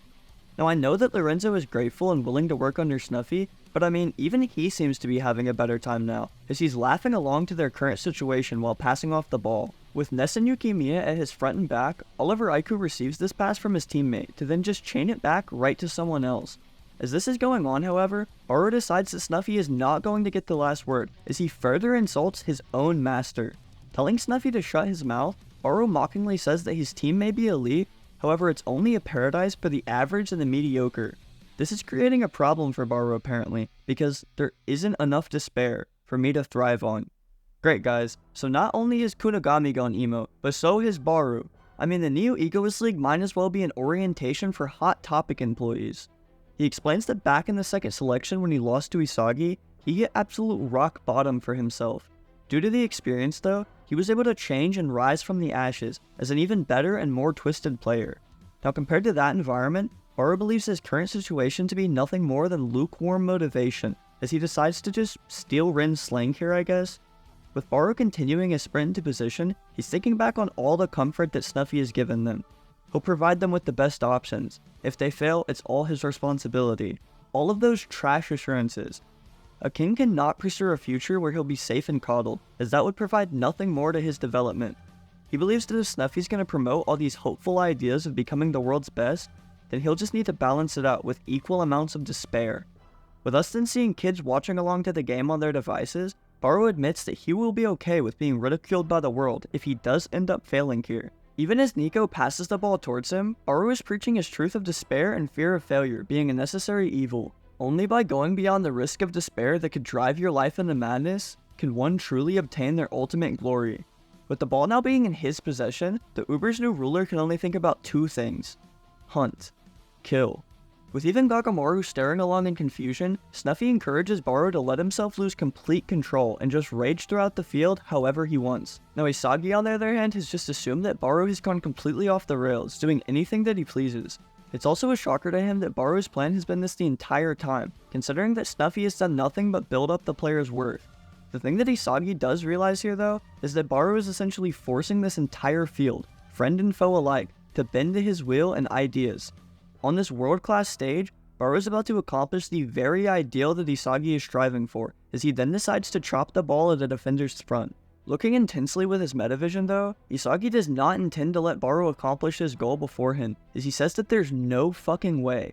With Baro pulling back to seemingly take his shot, thoughts are swarming all around Isagi's head as he's attempting to do everything in his power to defeat this tyrant. Now he's not the only person prepared however, because as Isagi arrives at Baro's front, so does none other than Michael Kaiser. In a very similar scene from the last game, the unintentional duo of Kaiser and Isagi have positioned themselves in the way of his shot, unwilling to lose to this rogue king. Now an interesting detail to note here as well is Snuffy and Noa can be seen just under Kaiser's arm, which may be cluing us into the possible outcome here. Now anyways, in one of the most badass panels of Baro yet, we can literally see some steam coming out of this man's mouth as he mockingly tells Isagi and Kaiser that it's about time they arrived. Not backing down however, Isagi is just glaring back with a metavision death stare, confident that he'll crush the king in their matchup. With chapter 228 picking up right back into the action, we immediately see an intense look on Isagi's face as he's bracing himself for the incoming shot. As Baro is pulling back his leg for his tyrannical shot, we can also see both Isagi and Michael Kaiser here as they're stepping in to deflect his shot attempt. Noa can also be seen here off to the right, and their master is just floating in the air, I guess. He was probably realistically pre-jumping for Baro's shot here, which speaking of the king, look at my man. In these recent chapters, they've been doing some characters justice to an unspeakable level with these panels, and Baro is definitely one of them. Anyways, while preparing himself for the shot and watching closely, Isagi actually comes to the conclusion that Baro only has two shot options here. Either shoot near post or far post, which the paths of both possibilities can be seen here with a holographic outline. Now Isagi Yoichi here is calming his nerves by going through every possibility, which is going pretty well at the moment. Not only do they have his shot pass narrowed down to 2, Isagi also has the assistance of both their goalkeeper Gagamaru and the man help of Michael Kaiser. With one of these little cool chibi examples, we're shown a POV of the situation from Isagi's mind, as he explains how Baru's shooting routes are locked down. If he shoots for the far post, then Isagi can easily handle it himself, which then leaves Michael Kaiser in charge of the near post, which is light work. With both Isagi and Baro exchanging looks with aura radiating out, our main man here says that this might be a 50-50 gamble, but it's one that he can crush Baro with. Now Baro on the other hand decided to not actually take the shot here, as we then see him sprinting away with the ball. Isagi and Kaiser both decide to just stand and watch, I guess, with them seeming like they're just bird watching or something.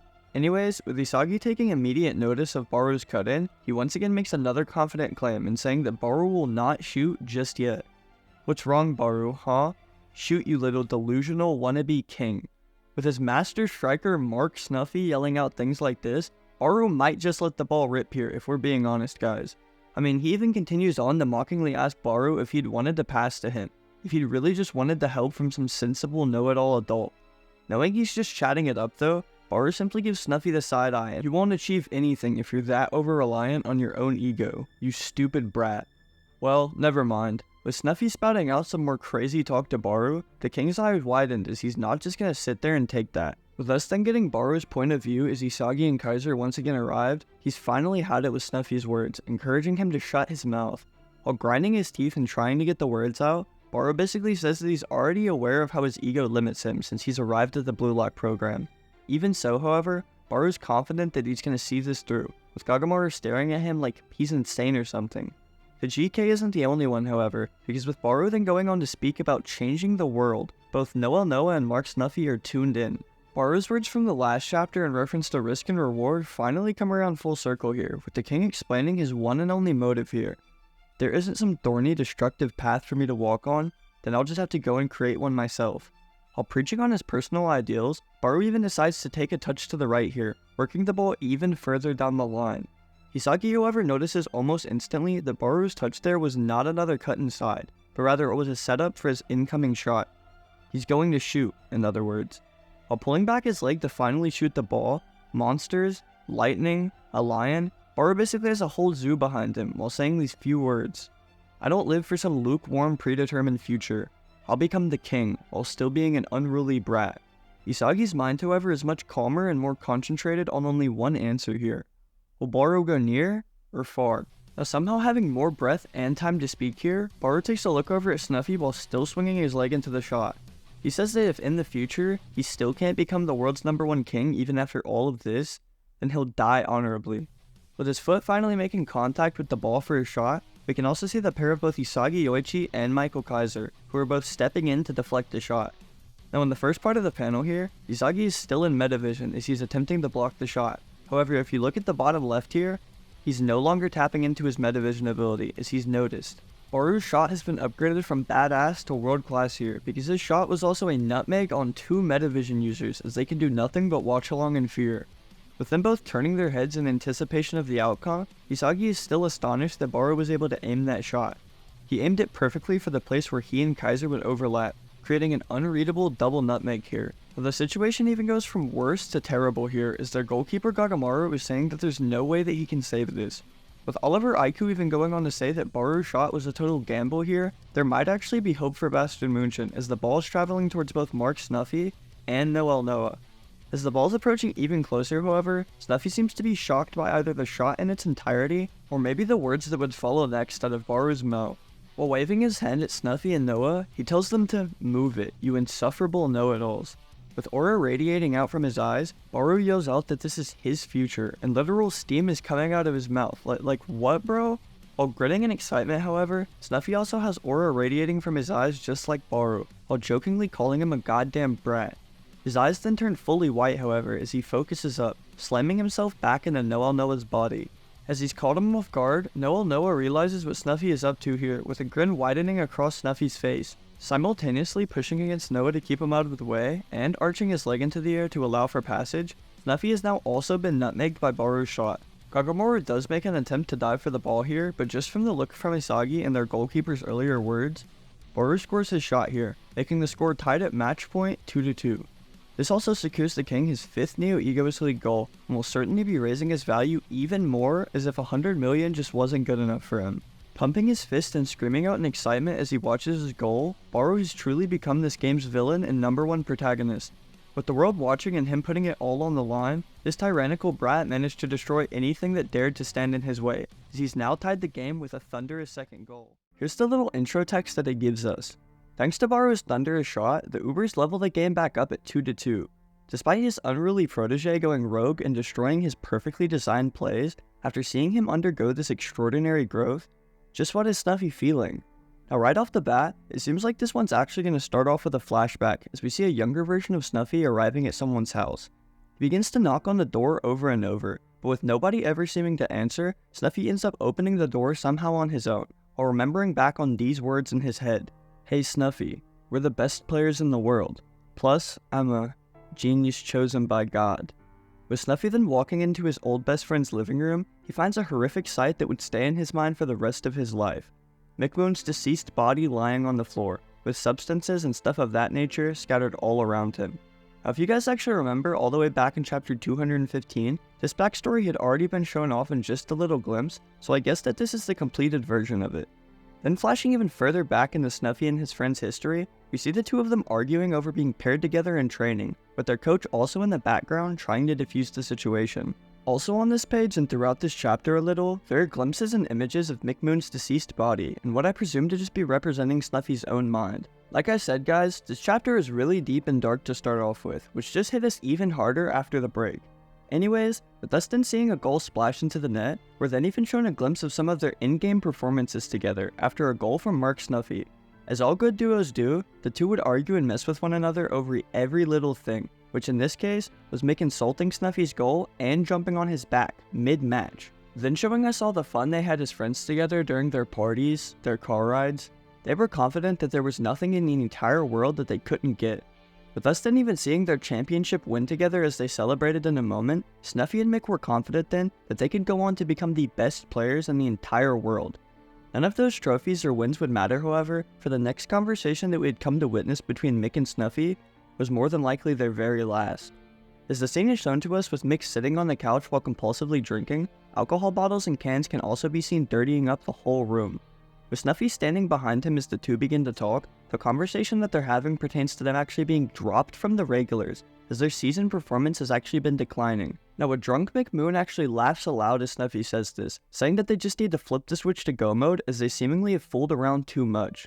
Snuffy, however, with a worried look on his face, informs Mick that this isn't actually possible due to their relationship with the club and management being beyond repair. Snuffy points out the fact that they're just gonna have to go and start over from zero, even if it's on some mid-tier team. However, Mick just isn't having it. You idiot, we're kings. I won't play unless it's with a big club.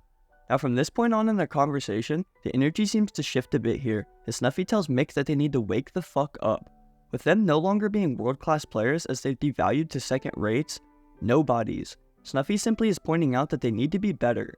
Football is a constantly shifting, harsh and competitive world. Anyone can become a star overnight, but the opposite can also occur. With new players constantly emerging who could easily take their place, Snuffy and Mick need to take their job far more serious if they want to stay at the top. Mark Snuffy is doing exactly what a real friend does here, sharing the harsh truth with his friend that they need to grow the fuck up. It's time for them to focus up and chase for a smarter future before it's too late for them. With Mick just sitting there for a second taking in his words, he then goes on to ask Snuffy what the hell he's talking about.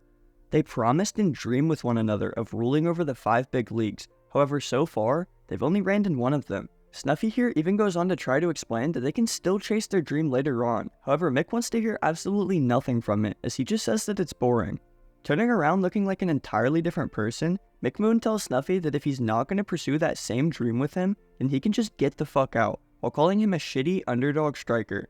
Now while I definitely didn't predict the chapter title of Underdog referring to this, the impact of it remains all the same, as this turning point in their relationship would change Snuffy's life. While walking out of Mick's house and calling him a stupid brat, Mick just ends up laughing at him for trying to change the way he lives, while also offering him one last piece of advice. In any era, the people who ultimately change the world are not intelligent ones living their life the smart, right way. Invention, revolution. Every innovation ultimately starts with some stupid brat's childish and nonsensical dream. With that being the last words that he would hear from Mick, the chapter then goes on to actually show us Mark Snuffy holding his dead best friend in his arms, while crying out in sorrow. I mean, even while I'm rereading this while scripting here, this scene is just hitting me on another level, with Snuffy crying his absolute heart out. Reminiscing about all the fun times that they had together, Snuffy apologizes to his best friend for not sharing that dream with him until the very end. Mick just didn't choose the same path as Snuffy, which led him down an entirely different road where not even his best friend could follow. The chapter actually then cutting back to the present with Barrow's shot splashing into the net, the King of Ubers goes on to leap into the air, roaring loud for his monstrous equalizer. With players like Lorenzo, Aiku, and Nico all running along to celebrate, Mark Snuffy sends off his friend with a promise to go forth and make reality of the dream that they once shared. With everyone leaping on top of Barrow such as Lorenzo, Ryu, and the whole gang, they're skimming about how crazy and amazing his previous goal was. With Aiku and Nico even joking about him being a tyrannical bastard, they're all just hyped up and surprised that he managed to pull it off, with Barrow even calling his own teammates shitty peasants. Barrow even is then shown trying to pick Lorenzo up from off of his back, with Mark Snuffy then stepping into the frame as to compliment him on his goal. He tells Barrow that there's no way he could have predicted that, as the King's ego had shattered all of Snuffy's designs and tactics. Although straight up telling Baru that the win is his, the tyrannical striker still doesn't look to be happy, as we see him wiping the sweat off of his face. He straight up tells Snuffy that he doesn't need his praise, hindsight analysis, or anything, as their partnership is over. However though, he does have one more thing to say to him from footballer to footballer. Honestly guys, I'm just gonna read this straight up word for word because there's no other way to emphasize the craziness that Baru is spewing. Are you really just gonna retire after this season because you fulfilled a dream you shared with your dead best friend by winning a trophy in every Big 5 league? Is that your so-called adult way of living, you second-rate striker? I won't let you run away and disappear with your precious little trophies just yet. Not while I'm still playing. Baru is saying some absurd things here as Snuffy is just listening and all, but also a cool little detail that you guys need to spread around. The star change system is finally over. Let's go! Anyways, with that detail out of the way, Baru goes even further to straight up challenge Snuffy. Screaming out that he better not retire yet, Baru points his finger at his master while confidently saying that they have a score to settle. With this statement being made in full confidence and seriousness, Aiku, Nico, Ryu, and Lorenzo are all just staring at this dude like he's a madman, because he is. In response to this, Mark Snuffy firstly just puts his head down to laugh a little, while he begins to walk towards Baru. Thinking back on and finally believing Mick Moon's last words, Snuffy's eyes begin to radiate with aura as he tells Baru that he's on for that challenge and he won't be retiring. With a smile on his face while walking past his new rival, Snuffy simply just rests his hand on Baru's shoulder, while confidently exclaiming that he's the best player in the world. Until the day that I die, I too will be a goddamn brat who selfishly pursues his dreams. With that, all of the Ubers players who are watching begin to scream out in excitement, including even Lorenzo, who literally says that he loves Baru. Yeah, I guess every new Gen 11 member does have a boyfriend so far, so he just doesn't want to be excluded from Kaiser and Sai's club. Anyways, with Baru on the other hand still donning an intense look in his eyes, his sights are still set on defeating his rival of Isagi in this game. The last goal? Let's settle this once and for all, you scrub. Thanks to Baru's super goal and ego, Snuffy too has now rekindled his flame, resigning his retirement from football as well. As the world reacts to this shocking news, Blue Lock has once again asserted itself as the best place in the world for football. With us first seeing some global watchers of the NEL being surprised and excited by the news about Snuffy, we then also see both Baru and Snuffy in the aftermath, with both of them just donning their normal expressions. Ladies and gentlemen, Snuffy has now officially resigned his retirement to continue playing. This breaking bombshell is coming to you live from the hottest place in football, Blue Lock. As we then see Mark Snuffy walking back towards his bench, the Ubers players are all around him screaming in excitement and pumped up. With all of this going on, however, Isagi Yoichi is just watching from a distance while wiping some sweat off of his head. Then clutching his teeth together with nothing at all to say, Isagi completely breaks down here for a moment. Letting out a roaring scream of frustration, Isagi is clearly losing his shit here, as once again, someone has done it. That bastard stole my fucking spotlight. While glaring over towards Baru, Isagi just can't stand the king had just done that to them. Thinking even further on it though, he even realizes that Baru was aiming for this all along, placing his shot just between their legs to throw off Gagamaru's timing, hijacking the Uber system for the sole purpose of his own goals. Everything here went exactly in accordance to Baru's plan, and while still glaring at the back of his head, Isagi just can't stand it. This asshole, he completely devoured me. Now this frustration within Isagi isn't necessarily immaturity or lack of emotional control, but rather proof of his winning determination. He isn't upset or quitting because he was surpassed once. He is furious and screaming his fucking lungs out because that final goal, it should have been his. My bad, Isagi. Then being snapped out of his rage moment, Isagi then hears the familiar voice of Raichi Jingo on the right of him. Apologizing and frustrated with his lack of defensive impact on Snuffy, Isagi also realizes here too, he's not the only one staking his emotions and life on this. While still catching his breath with his hands on his knees, Isagi then explains to Raichi that he did do his job. Raichi did great at disrupting and eliminating many potential options for the Ubers. BM just couldn't score and ended up getting ran on the counter, with Isagi blaming his own naive plan for it.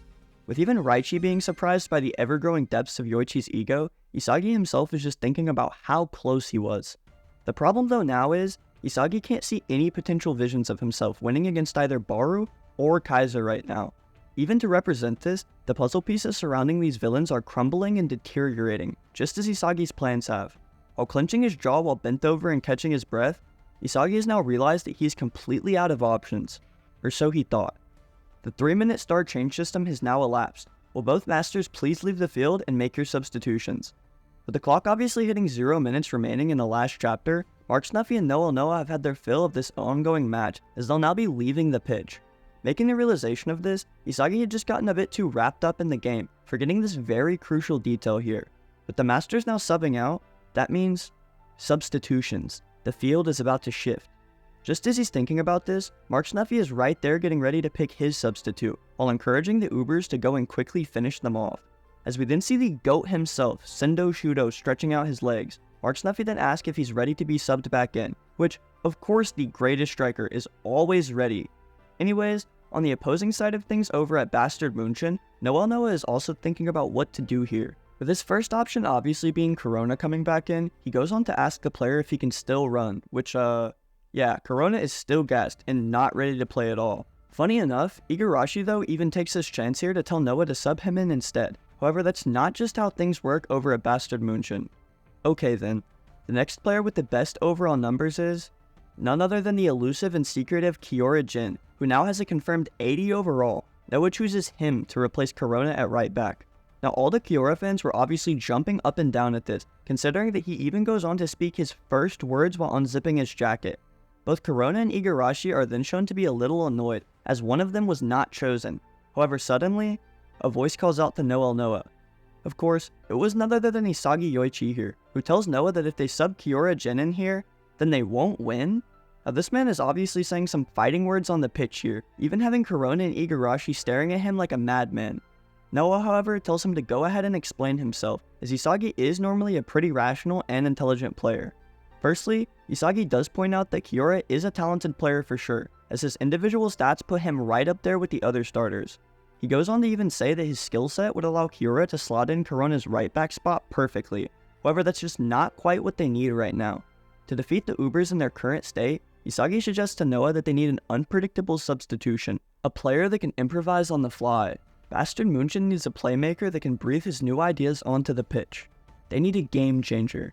Having no rationale in this proposition, Noah just kinda stares at this kid with a confused look, as he then goes on to explain how BM works. Their unchanging law is that players are ranked and picked according to their overall numbers. However, Isagi here is insisting that they should break that trend and sub in a player with a lower stat value. Going on to ask the magical question, Noah tells him to explain what his logical argument is for this. It's to allow me to score goals. With these words coming out of Isagi's mouth in response, Noah once again raises his eyebrows in confusion at this unexpected, odd, and illogical reasoning. For me to become this game's hero, I ask that you please sub Yohiyori into the game. While pointing towards the cyan-haired underdog who's been sitting on the bench, Isagi makes the illogical quest for Noah to ignore all of Bastard München's rationality, just for the sake of him being this game's hero. Now obviously, Yohiyori is very taken aback by this, because while Isagi and him do get along and seem to be friends, this is an entirely different situation in its entirety, as Isagi only wants him to be subbed in for his own goals and success. At least he does try to make amends a little though too by apologizing to Kiora while explaining that he just really wants to see his potential with Hiyori. Due to Hiyori seeing the game just as Isagi does, he's the only viable player that can keep up with his visions and thought process. I'm just one single piece away, Master. Please, put my partner in so they can score the winning goal. With sweat dripping all down his face and him still being a little gassed, Isagi is demanding that Noah understand these feelings in him. Not a chance.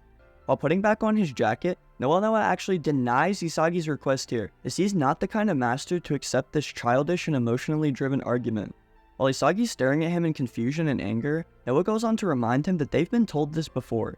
He only accepts rational and logically driven arguments.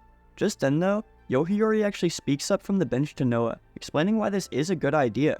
If they could just have one more playmaker with a bird's eye view of the field, then that player could anticipate Isagi Yoichi's every unpredictable movement, while also supporting him. If they managed to do this, Isagi's time spent strategizing would be greatly reduced along with his play speed, as just like with Bachira, this playmaker could breathe ideas into their every pass. With Hiyori continuing on, he tells Noah that this would present a very bad situation for their opponent, as it would seem like there are two Isagi Yoichis on the field. He and Isagi both truly think that against the current Ubers, this tactic is the most logical one that they can use to win. I mean, even Isagi is surprised with the amount of care that Hiyori is putting into this, as Hiyori himself even states that he will become Isagi-kun's shadow. Just then though, Hiyori himself even wonders why he cares at all. After all that he went through due to his overbearing helicopter parents, Hiyori had become sick and tired of people forcing their expectations on him. Due to it being forced on him back then, Hiyori actually hated football and couldn't give a single fuck about it. For some reason, however, right now, it's a different story. While standing up from off the bench and throwing his jacket off, Yuri realizes that in this moment, he actually wants to do something for himself this time. As Isagi and Noah are just staring at him in confusion, Hiyori even begins to put his gloves on and tighten them up, as he wants to now see how he stacks up against this outside world. Feeling excited to play for the first time in his life, Hiyori knows that he needs to believe in himself and have confidence here. Please, master, put me in the game. Now, first of all, we finally got a Hiyori panel that goes crazy, so I'm just so happy about that. Also, my homie Immortal Mochi did an amazing coloring of this panel, which you're seeing on the screen right now, so make sure to go over to his socials after the video and gas that man up. Anyways, with Noah just kinda fed up and staring at them in confusion, he actually calls them fools while telling them to do as they please. Then offering them a stipulation to allow both of them to play, he tells Isagi that if they mess up and don't make an impact here, then they will both be dropped from the starting regulars. So will this be okay with the egoist Isagi? I wouldn't have it any other way, master. While both Hiyori and Isagi are staring intensely at one another, Isagi is confident that Hiyori is the last piece he needs to score this final goal.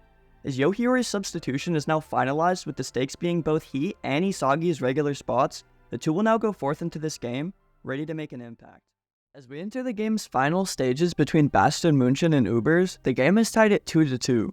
With tensions running high and the anticipation building, the players are eagerly waiting for the game to restart. As we can firstly just see the Ubers players standing around, it specifically also shows us both Baru and Isagi staring one another down. This is probably due to their little intro text here also referring to them, as it says, with both masters out of the game, the match is reverted to total unpredictability. Reaching its current climax, it's up to the egoist of the field to lead their team to victory. Then changing over to the bench of Italy's Ubers, Mark Snuffy is also shown to be encouraging his team. He's yelling out to them, saying that since Baru has now hijacked this team, it's their job to now also play through him, to produce a goal that even he couldn't have come up with. We see both Aiku and Sendo saying Roger to their coach, but Nico on the other hand is feeling like a different man after Baru's outburst. This man goes on to say, so just keep doing what we've been doing? Copy that. Nico is such an underrated character, I mean damn. Anyways, then taking off his headband and twirling it around, Mark Snuffy tells Baru that since he's effectively just kidnapped his team, then the responsibility of a loss will fully fall on Baru, as this team's unruly brat. With Baru then wiping off his lip after taking a drink, he calls Snuffy a goddamn dinosaur, while also telling him to shut his mouth. Just sit quietly on the bench and tremble in fear as you watch me surpass you. I mean, Jesus, Baru needs to learn some manners or this kid isn't gonna make it on any team.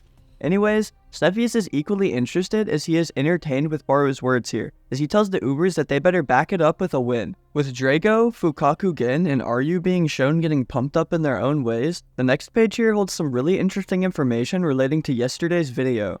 As Noah was walking back to the bench, he specifically stopped next to a certain player while placing his hand on his shoulder. Kiora Gen, I promise that I will play you in the next match. Well people, that's confirmation for all of you Kiora stands out there, and definitely not a good look for the deniers.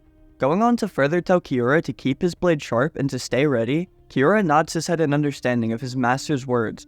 Now if you guys are interested in Kiora Gen and want to know all about him, make sure to check out my video I just uploaded about him. Also then being shown off standing in front of the BM bench is none other than Hiyori, stretching out his arms while preparing to go play. Looking over at our main man here, Hiyori actually thanks Isagi for handpicking him last chapter. While taking a sip of his water though, Isagi makes it clear that he didn't do that for Hiyori, he just simply sees his abilities as a means to his goal. Then tapping in the metavision, he stares with them into Hiyori's eyes, asking if he too can use this ability. Yeah, that peripheral vision thingy that you mentioned before? Yeah, no big deal. Hiyori just confirms that he has metavision here, so nonchalantly. I mean, the community had already widely speculated on this to be a fact, but it's just pretty interesting to see it confirmed here. Anyways, Isagi tells Hiyori that he's exactly right on that description, furthering on to ask what he saw during Snuffy's counterattack. Now, the time that they're referring to right now is when Isagi, Noah, and Yukimiya were all working their way up the field through the Uber's defense, which ultimately ended due to a bad lob pass from Yuki. Hiyori immediately notes this, remembering that if Isagi would have gotten a pass to his feet there, he would have scored. Jumping in excitement a little at this confirmation, Isagi says that he and Hiyori do seem to be on the same page. That level-headed analytical playmaking is exactly what he needs right now in order to become the hero of this game. Hiyori here actually goes on to stand up for Yuki a little though, saying that we can't even fault him for making that lob pass. Yukimiya's dribbling was what initially made them that space to score anyways, and while I might not agree with the line of this logic, Hiyori then goes on to ask Isagi for their current plans. Mimicking a similar moment in chapter 223, Isagi makes the same exact face as Noah while telling Hiyori that he has no clue at all. This played out exactly as Isagi and Noah's conversation about Snuffy did, with both Isagi and Noah having no particular plan in mind for their situations. Then just laughing at him, Hiyori is just so surprised that Isagi would demand for his substitution, to then not even have a plan in the moment. Isagi, however, says that he didn't have any other choices due to the Uber subbing as well, so they're just gonna have to go and improvise on the fly. While looking over towards the Ubers who were also discussing plans, Isagi tells Hiyori that they too are still evolving, meaning that there are gaps to exploit. If they can just be on the same page and exploit those gaps, then he is confident that they will 100% win. With the two of them then high-fiving walking side by side, Hiyori understands that they need to focus on with a collaborative vision, where both of them are reading and analyzing the game with metavision. I wonder why. Then thinking once again about his reason to play football, Hiyori is stuck wondering why he doesn't mind these expectations that Isagi is placing on him. After all, he was just kinda pulled off of the bench with absolutely no warning at all, and is now being expected to perform while wagering their regular spots. Let's do this, Hiyori. Okay, egoist. With both Isagi and Hiyori radiating aura from their eyes, Hiyori is confident in his mind that he's going to change this match. He can just feel it in his body. With the chapter then flashing over to the Masters again, Noah is actually messing around with Mark Snuffy. Joking that he's surprised at Snuffy's emotional tactics, Noah asks if he's gotten all soft now due to Baru's enthusiasm and passion. Then telling him to shut it while calling him an emotionless cyborg, Snuffy and Noah both go on to make some interesting comments here that definitely raise Baru and Isagi's stocks. While leaning back in his chair, Snuffy points out that Isagi Yoichi is definitely someone possessing a unique talent, so he can understand why Noah would take him as a protege. Noah says that he could say the same too about Snuffy's protege Baru, saying that in quote, Baru's potential as a striker is up there with the best U20 strikers in the world. Now keep in mind, this is just his potential. However, these praises mean a ton coming from the world's best. Snuffy agrees with Noah on this, even going on to say that Isagi and Baru's twisted rivalry reminded him of the one that Noah and Iigo Jinpachi had. Noah, however, says that he should not be lumped in with Iigo, as he wants to produce players even more evolved than that twisted maniac. Now with even more and more hints of Iigo's backstory coming to light, what do you guys think will be the proper moment where his full story is shown? Anyways, while looking forward to both Isagi and Baru, Snuffy says that if they continue to evolve at this rapid rate, then that pipe dream of Japan winning the World Cup might someday actually become reality. Then being shown for the first time in some chapters, Alexis Ness is then highlighted to be freaking out again. He's frustrated and stressing because containing Isagi is already enough of a job, but now they even have to deal with the Ubers and Baru's crazy tactics.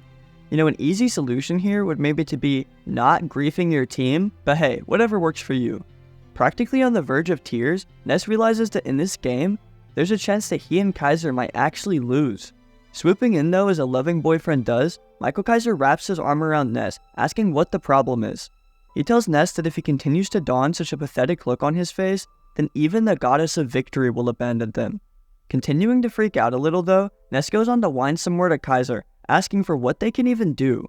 Just stay calm. Kaiser tells Ness that he needs to cool it, as every game has an eventual weakness that they can exploit. He knows that Isagi will definitely try and outwit Baru here, so they just need to target that factor specifically. With this dude's forehead vein literally bulging out like the Incredible Hulk, Kaiser confidently states that they will destroy every last one of them, while asking if Ness is ready. The chapter then once again cuts back over to the Uber side of things, where Lorenzo and Baru are continuing to prove that they're the best duo. Lorenzo is literally offering him one of his gold teeth, meanwhile Baru is threatening to knock them out with his fist. How wholesome. Lorenzo explains the reason why he's trying to gift him this though, by telling Baru that he's never seen Snuffy make such a face before. He's now indebted to him. Baru, however, says that if they all want to repay him, then they better set him up for this winning goal, with Nico, Aiko, and Sendo all being shown saying okay. Everyone except for Lorenzo. Anyways, with the game preparing to start right back up, we also get to see some of Bastard München's other players getting ready. Gagamaru is thinking to himself this next shot attempt, he will stop. Meanwhile, Yukimiya, he thinks that he's the game's hero still? Dear lord, he might be even more blind than we thought, boys. Also, Raichi is then shown to be screaming out for everyone to get ready, as he specifically points out that Snuffy is no longer in the game. Interesting thing to highlight as well from Raichi, as with him, he's no longer man-marking Snuffy, so Baru might have some trouble coming his way. The intercoms then blare out saying that the stage is set. After a fierce back and forth battle with sensational goals on both sides, Bastard München and Ubers now stand tied at 2-2. Who will score the winning goal and emerge as this game's protagonist? As this is being said, Isagi is then also shown to be walking calmly while stretching out his arm. Taking a deep breath out while collecting himself, Isagi knows that he has every piece needed now to score and become this game's hero. As Hiyori is then shown as well, Isagi will now have the playmaking abilities to take full advantage of, which will now lead him to dominate within this game. With the time finally arriving, the new Egoist League matchup finally kicks back off, with Ness passing off the first ball to Michael Kaiser. Kunigami, Lorenzo, and Hiyori are all specifically shown separately here along the edge of the shot, so make sure to keep an eye on these three. On the final page here, Baru and Kaiser are then shown too from the perspective of the Masters and Isagi, as he says this: "The king of the match is me." Now that Hiyori is inside of the game, Isagi believes that he can take it to a whole nother level. In this dog-eat-dog environment, there's only one way to survive this battle between the fittest: aim for the throne. One interesting thing to point out here, Isagi's Metavision eye definitely does look a little more detailed and different here, so make sure to let me know if you have any thoughts on that. It also shows us Bastard München's new formation, however the only difference as we know is Hiyori's inclusion into that right back slot.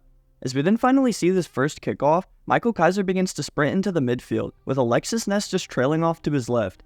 Then being confronted by a press from his front, the aggressor would be none other than Baru himself, demanding Kaiser to show him what he's got. Baru also goes on here, calling him a blue rose tattooed freak, which Kaiser actually responds back to pretty quickly. Basically saying that he will humble Baru, Kaiser calls the Uber's king nothing but a red-haired gorilla who needs to be taken down a peg. As Ness is then shown sprinting towards the two, even he points out that Baru has never been one to press this game.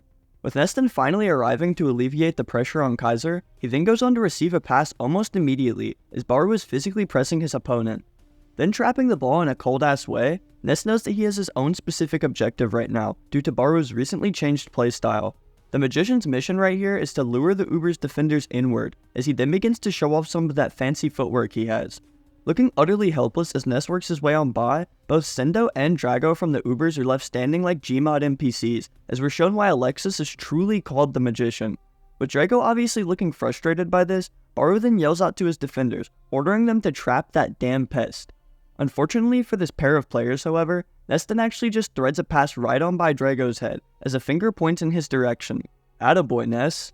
With Michael Kaiser then being shown to have trapped and gained possession of the ball, he finally is ready to show Baru who the real king is. Tapping back into his Metavision eyes with a sound effect to even indicate it, Kaiser tells Ness to just leave the rest to him.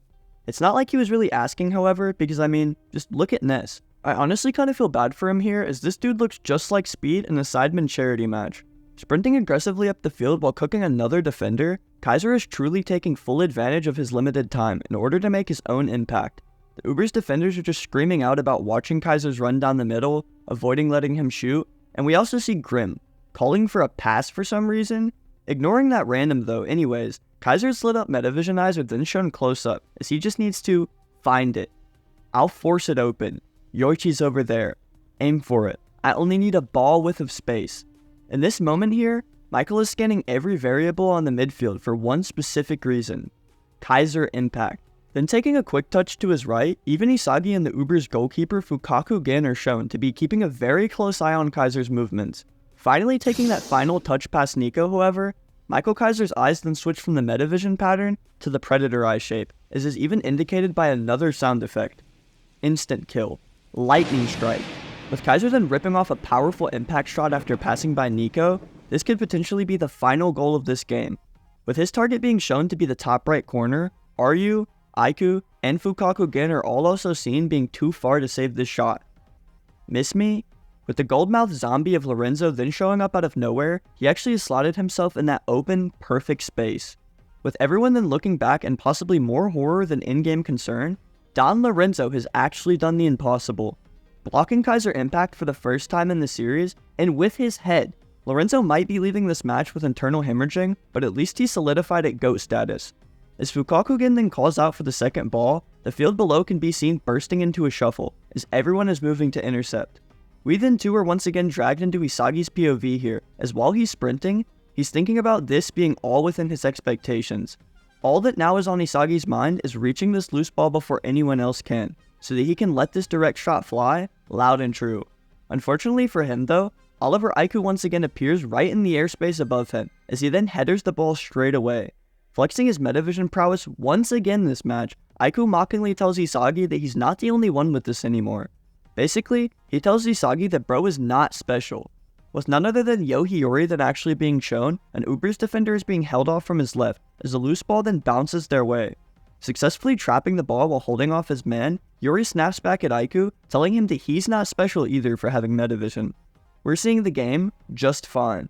Now in contrast to Isagi here at the bottom cheering out in support, another panel is filled with none other than just red lightning, while a familiar voice tells Hiyori, how naive. Baru then actually arrives from Hiyori's left side while physically pressing him, which actually does catch our cyan-haired homie off guard. Then also calling him a bench-warming scrub, Baru is just really out here beefing with the most wholesome members of Blue Lock. I guess nobody's safe. With Hiyori just shown to be surprised and preoccupied with Baru's physical pressing, Nico then appears to be sprinting towards the two. Nabbing the ball off of Hiyori while seemingly flying by, Nico points out Baru's additional help on defense is making their job a hell of a lot easier. With Nico then even joking about how pleasant the working environment is, Isagi Yoichi is then also shown worrying about their current situation. It's unbelievable in his mind that Baru would willingly go and do the dirty work by playing his own defense from the very front. While definitely surprising from a personality and playstyle view, Baru's physicality is actually perfect for this anyway, so Nico really meant it when he said that it helps. Going back to Isagi, he points out that Baru's actions were unthinkable until exactly right now, pushing their decision-making back one step slower. While thinking of Lorenzo, Aiku, and Ryu, Isagi realizes that their situation isn't quite as bad, due to them just having to play off of this rogue king and adapt. Unlike these servants, however, Isagi knows the one true fact of this field here, being that Baru's loyalty is only to himself, and not one other player. A perfect union where a king combines forces, with a flawlessly designed army, allowing him to pursue his glory. While chasing after Baru from behind, this is exactly what Isagi summarizes the Uber's playstyle as, which disgusts him. Calling the opposing players fucking chimera, he realizes that they're all just feeding off of Baru's ideas and ego, as the Ubers right now are currently undergoing an explosive evolution. With Nico, Sendo, and another Ubers player being shown working their way up the field, this quote here actually does confirm that this chapter's title was in reference to the whole team of Ubers' evolution in response to Baru. Nico is even messing with Baru by saying that his double nutmeg shot will be impossible to pull off again, while asking what his Royal Highness would like them to do. Now Lorenzo too is even shown to be running alongside Baru, while saying that the Ubers are totally Uberous right now. Yeah, don't let me ever hear that out of your mouth, Lorenzo, again. Anyways, asking Baru what they'll now do, their king yells out for everyone to just shut their damn mouths and work, as he's now gonna wrap up this hat trick with another Galazo. Screaming out for everyone to hear, Baru confidently exclaims that he's using the Neo Egoist League here to showcase the true fact of him being the best player in the world. Now with a sharp contrast to Baru's thoughts right now, Hiyori is then also shown to be sprinting forward while a bit worried, as this level of football is different than he has ever seen.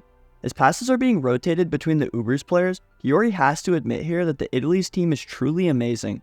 At this moment, the Ubers movements are too fast and precise for even Hiyori to read, as he hasn't even yet truly gotten into the game. With a concerned look washing over his face, Hiyori finally realizes the difficulty of playing on a world stage. Are you telling me that Isagi-kun has been constantly aiming for the goal while fighting through all of these monsters? Not just them, but even Michael Kaiser and Baru. Finally realizing the true amount of passion and effort that Isagi and everyone else has been putting in, Yo Hiyori is just simply surprised. How do these guys score goals at this level? Hanging his head down for just a second though, Hiyori goes on to ask what this place even is, as everyone here is a twisted psycho. I fucking love it.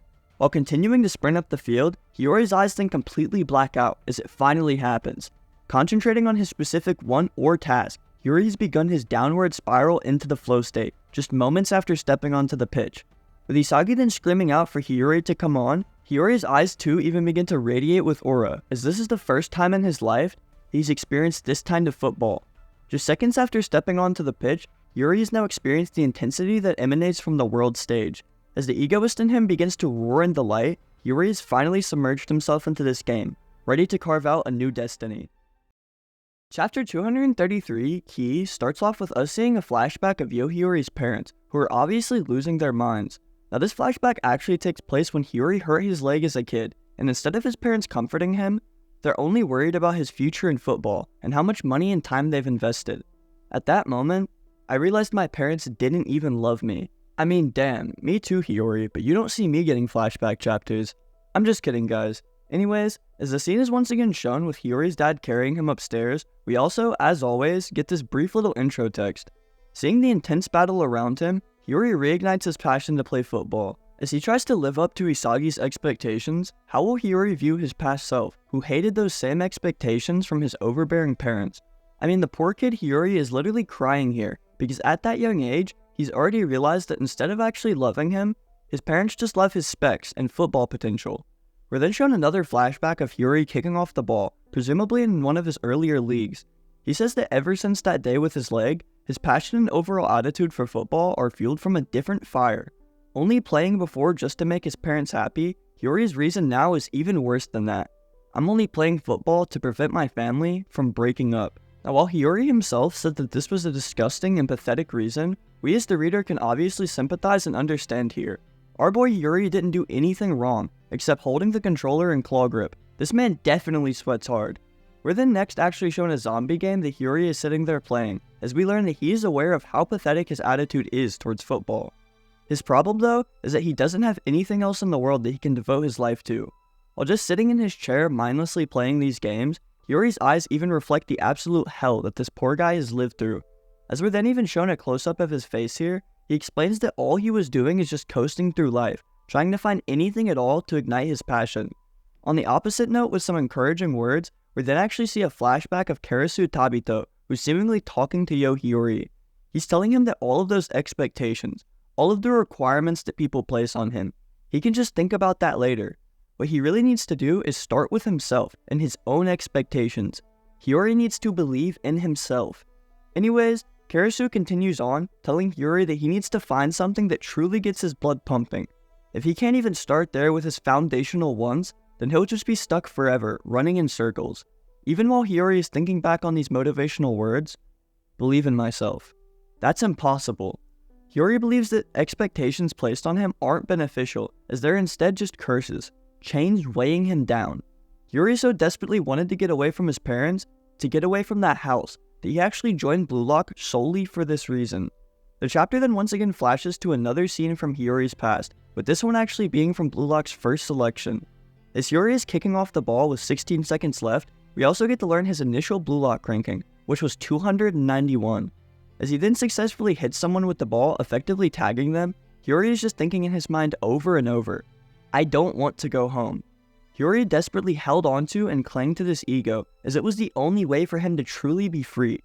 This next page is literally just flashback central with nothing else, as we're shown scenes from the third selection battle with Isagi and Nanase, his U20 showcase, and even the moment in this match, where his ego was truly sparked. Finally cutting back into the Ubers game, Raichi Jingo is screaming out for his team to stop the counter, as both Isagi and Hiyori are sprinting towards Sendo. With the blonde-haired goat then actually whipping off a crazy pass to Baru, even Raichi is left looking totally shocked, as the tempo simply is going too fast. With Baru then even holding off his defender while passing the ball back, Alexis Ness 2 is also shown to be shocked at his current level from the Ubers. Hiyori is then shown once again sprinting up the field, as he too is amazed with the Ubers. Not only has he never witnessed such quality combination plays like they're producing, but the fact of Baru leading everyone as the king is just icing on the top, showing everyone's potential out to the max. While thinking about the king though, Hiyori actually does point out an interesting thing here. Baru isn't even moving with purely selfish intentions right now. With Baru then once again receiving the ball as Aiku, Nico, and Lorenzo are all shown behind him, Hiyori realizes even more about him. Even though Baru can be an asshole at times, the aura that he radiates is one that inspires people. It makes them trust and follow him. Hiyori's realization here is that players who are worthy of becoming the world's best strikers, they commonly have that ability to make people follow them. While he does find this amazing, Hiyori himself doesn't think that he could do that. An ego that even your teammates can trust and gravitate towards. While Isagi is seen running towards Baru, Hiyori is also seen trying to catch up while thinking about his own ambitions. He always said that he was going to be the world's best player, but he never actually really cared too much about it. Hiyori says that then, however, he was able to find Isagi, someone who sees the game exactly as he does, and also has the same eyes set on being the world's best. With the meaning behind the chapter's title now being revealed, Hiyori goes on to say that he actually has the key to Isagi Yoichi's evolution. There's a glowing aura all behind him as he's quickly catching up, and Isagi himself is just zoned into the game, metavision and all. Hiyori, however, quickly clarifies even further that instead of it just being his evolution, Hiyori is actually the only one who can unlock Isagi's full potential. Coming to Blue Lock was just the initial spark that created all of these events for Hiyori anyway. All of these golden opportunities that only he can see. Hiyori has now found an actual reason for him to fight. He not only wants to better himself, but to also unlock all of Isagi's innate potential, as he can truly become the world's #1 striker.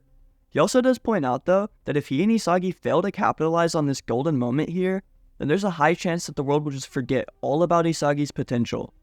I'll unlock it. As the key itself is then shown with a glowing aura to match Hiyori's, he confidently states that he'll draw out Isagi's full power. As the next page finally goes on to show us Hiyori's actual metavision eye, a very familiar scene is shown to us. A future where Isagi-kun dominates on the world stage. That's a future that I find worth living for. I'll make Isagi Yoichi the king. Hiyori finally knows here what his driving factor will be, and it literally is his immense love for Isagi. Dear God, he's just like Ness. Anyways, as Ness and Raichi are then shown to be pressing Nico, here. He actually then heel flicks the ball into the space behind them, that we first just see as darkness. With Don Lorenzo then receiving this pass while leaping forward past the 3, what a truly fitting person and way to emerge from the dark, with him even saying boo. With Isagi and Kaiser though being both shown watching very closely, they both are thinking that there's not a fucking chance. With the ball being slightly in front of Lorenzo, both Isagi, Yoichi, and Kaiser then begin to sprint full speed towards it. The thing is though, the Ubers were ready for this. As Lorenzo is then shown looking goofy with his tongue all out, he breaks the news to the synced up Meta Twins that they've fallen for their trap. Leaping forward to then pass off the ball towards Baru, Isagi and Kaiser are then both left a sizable distance away, as the worst scenario has happened. Shit, he's right in front of the penalty area. Baru. With such a powerful raw striker loose right in front of their penalty box, what can Isagi and Kaiser even do now? Nothing at all. With Hiyori then leaping into a sliding interception, he actually manages to successfully gain repossession for Bastard München while preventing Baru from shutting out the game. You idiots. I have Metavision too, you know. Let's go. Hiyori here is even getting back at Baru for all of that shit talk with some fighting words of his own. With Lorenzo and Baru both shown to be confused, a key is then shown entering a lock as well. My ego isn't something that's pre-planned for me. As Hiyori's metaphorical shackles then break free, he plants his hand down to regain balance after the previous interception. This is an ego that holds the key to the future. An ego that I found for myself. With Hiyori's true potential also being broken loose here, he only takes one more look at Isagi while exclaiming these words. Let's fucking do this, you egoist. Landing back down from his interception, Hiyori is now posted up looking like Spider-Man, with Baru also stopping right behind him. Nico and Aiko are then shown reacting to this, all surprised, but I mean Hiyori told y'all straight up to keep an eye on him. Lorenzo too is also shown smiling with a wicked grin as he confirms that if Hiyori wouldn't have made that interception, then Italy's Ubers would have bagged that winning goal. Then screaming out to Hiyori praising his effort, Isagi Yoichi is also analyzing Yo's efficient movements along with his game IQ too. While sprinting up the field just behind him, Isagi yells out that they need to finish this and win this game. He's also thinking about how with Hiyori taking up the space in his blind spots, it's also working to plug up their holes in their defense. Then actually nutmegging poor Sendo while pressing his hand against him, Hiyori goes on to hit a roulette turn while passing him up.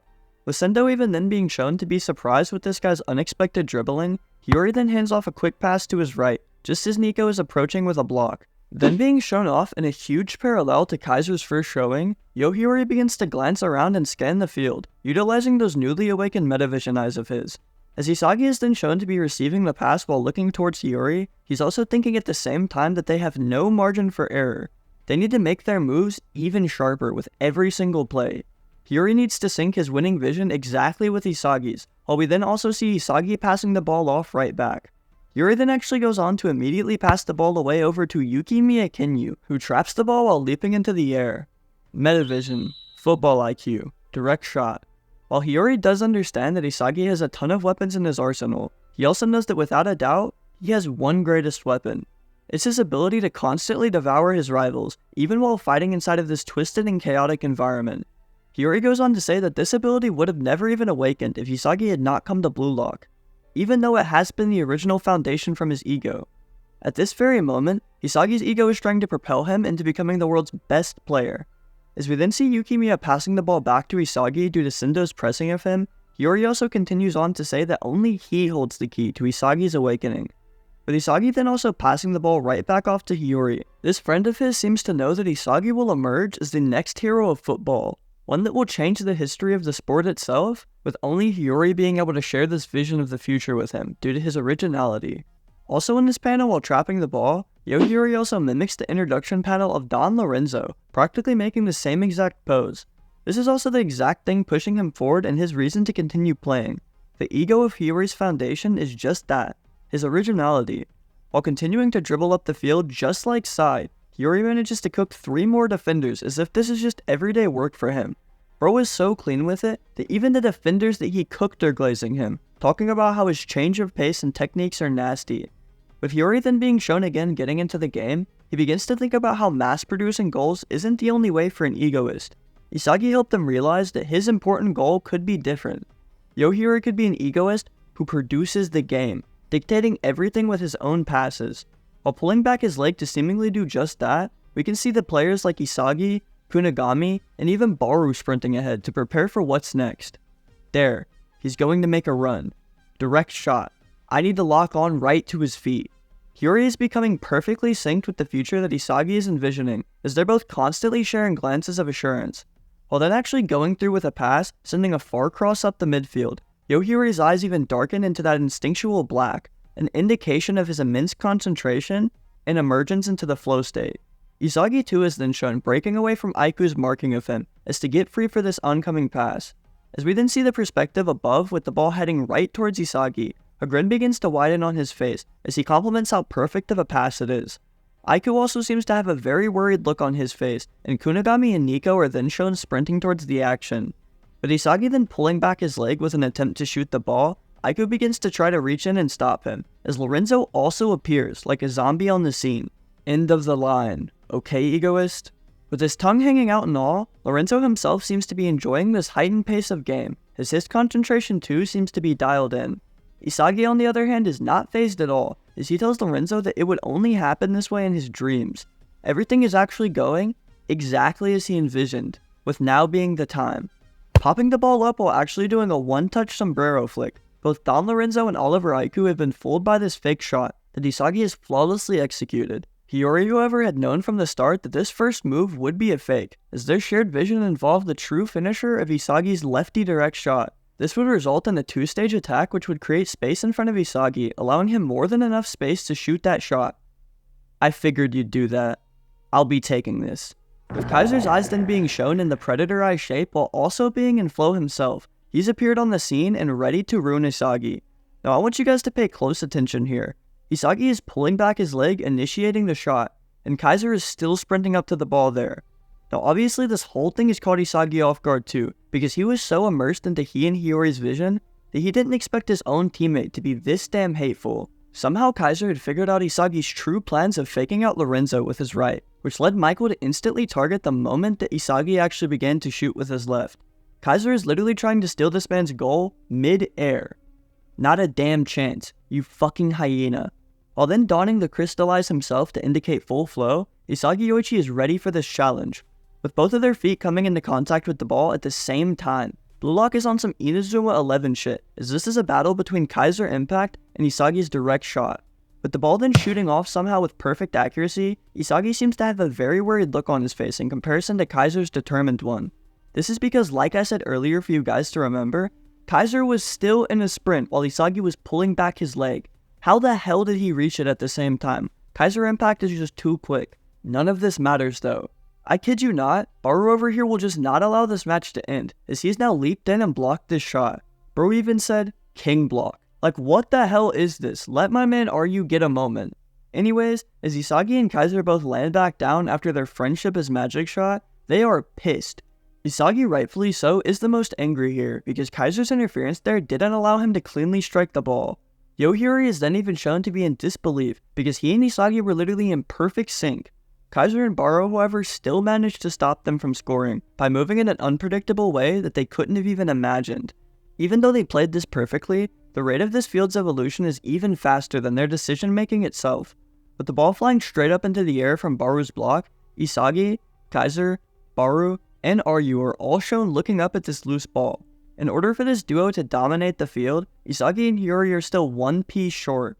As we all know, the last chapter actually ended with Baru getting a block off on Isagi and Kaiser's shot, leading to the ball just bouncing straight into the sky.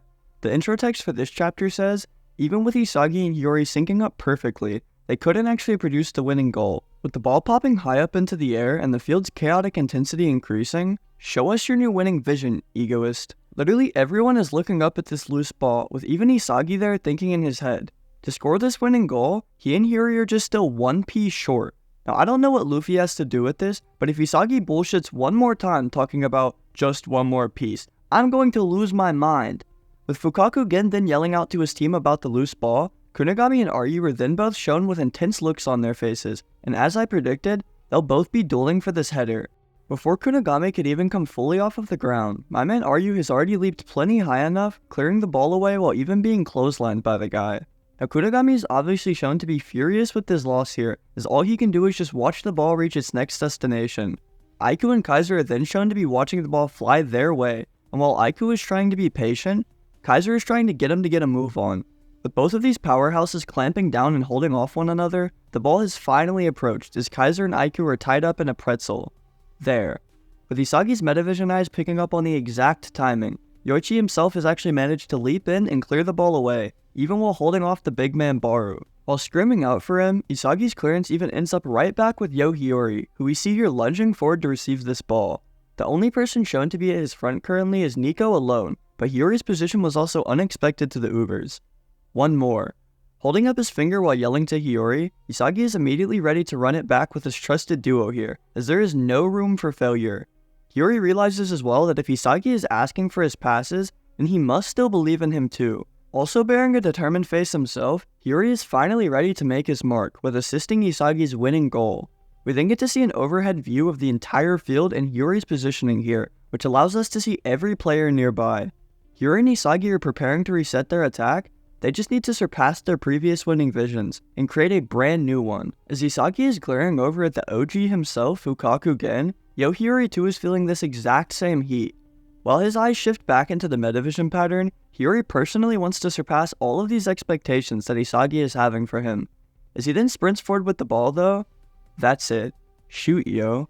We expect great things from you. Hiyori suddenly hears the voices of his mom and father right in his head, ringing loud just like a bad dream. Become number one. Do you hear me? Number one. We believe in you. These figments of the past are now haunting Hiyori, halting his thinking completely in place. He then remembers that from the very start, his parents had heaped these exact kinds of expectations on him. He hated this so much that going to Blue Lock was actually his escape, an escape from these heavy expectations. With Nico now far closer, leaving maybe a 4-foot gap, Hiyori is panicking in this situation while thinking of his past. Even though his parents' expectations were what made him run away, all he's doing right now is just living up to somebody else's, Isagi-kun's. While even Isagi yelling out for him to pass the damn ball, Hiyori also realizes that he doesn't even mind the expectations from Isagi here. Being confused by this dilemma, Hiyori cannot figure out what the right answer is. One side of him is pushing to assist Isagi in every way possible, while the other, shoot. Isn't that what a striker's all about? A ghostly silhouette of Ego is then even shown to be over the field, basically encouraging Hiyori to take this shot. With Hiyori then looking shocked as if he made a realization, he remembers exactly what Blue Lock has instilled into him. Even glaring his eyes onto the top left net, Hiyori starts to wonder if that missing piece is actually his shooting ability. Just then, however, Isagi once again begins to scream out for Hiyori as he's just broken past Aiku. While his duo is screaming out for him to look over, Hiyori is having second doubts within his head about what is right. After all, Isagi is the reason he's managed to get this far. Even with Isagi screaming his lungs out for Hiyori to give him the ball, there's still just that voice in the back of his brain. Shoot.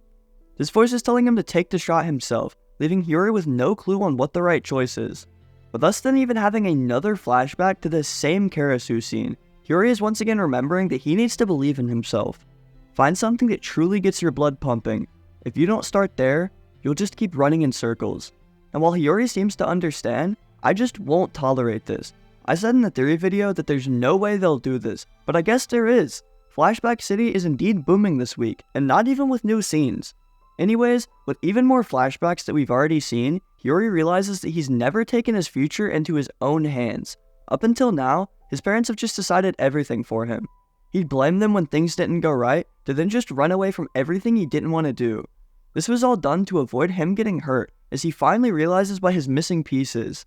Nobody will ever love me, or even give a shit about me.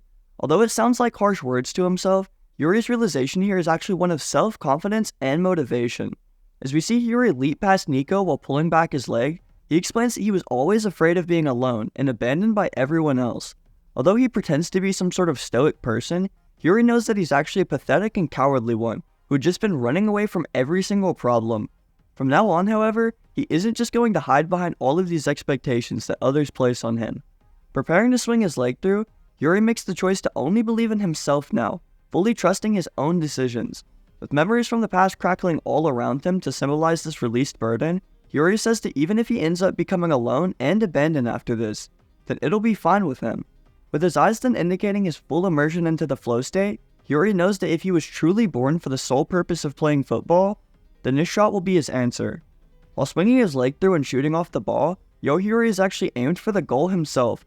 In an attempt to create his own future with his own choices, Hiyori's memories and regrets can be seen all around him, shattering into the wind. Isagi's reaction to this too is even shown to be one of surprise, and interestingly enough, puzzle pieces are even shown to be generating on his body. On the next page, however, Isagi's face seems to be one of full surprise, with Hiyori's shot flying right on by him. Nico and Aiku were then both shown attempting to step in the block, but neither are even close enough to make contact. Aiku is then shown to be visibly shaken from Hiyori shooting, with even Lorenzo saying that it was all unexpected. No matter though, the big Don Lorenzo is actually pretty close to stopping this shot, however Kaiser actually manages to hold him off. With the ball then making its way past Lorenzo and Kaiser, Kunigami and Ryu, the one person staring it down from its front, the one person there to stop it, is Sendo Shudo, U20 Japan's former ace striker.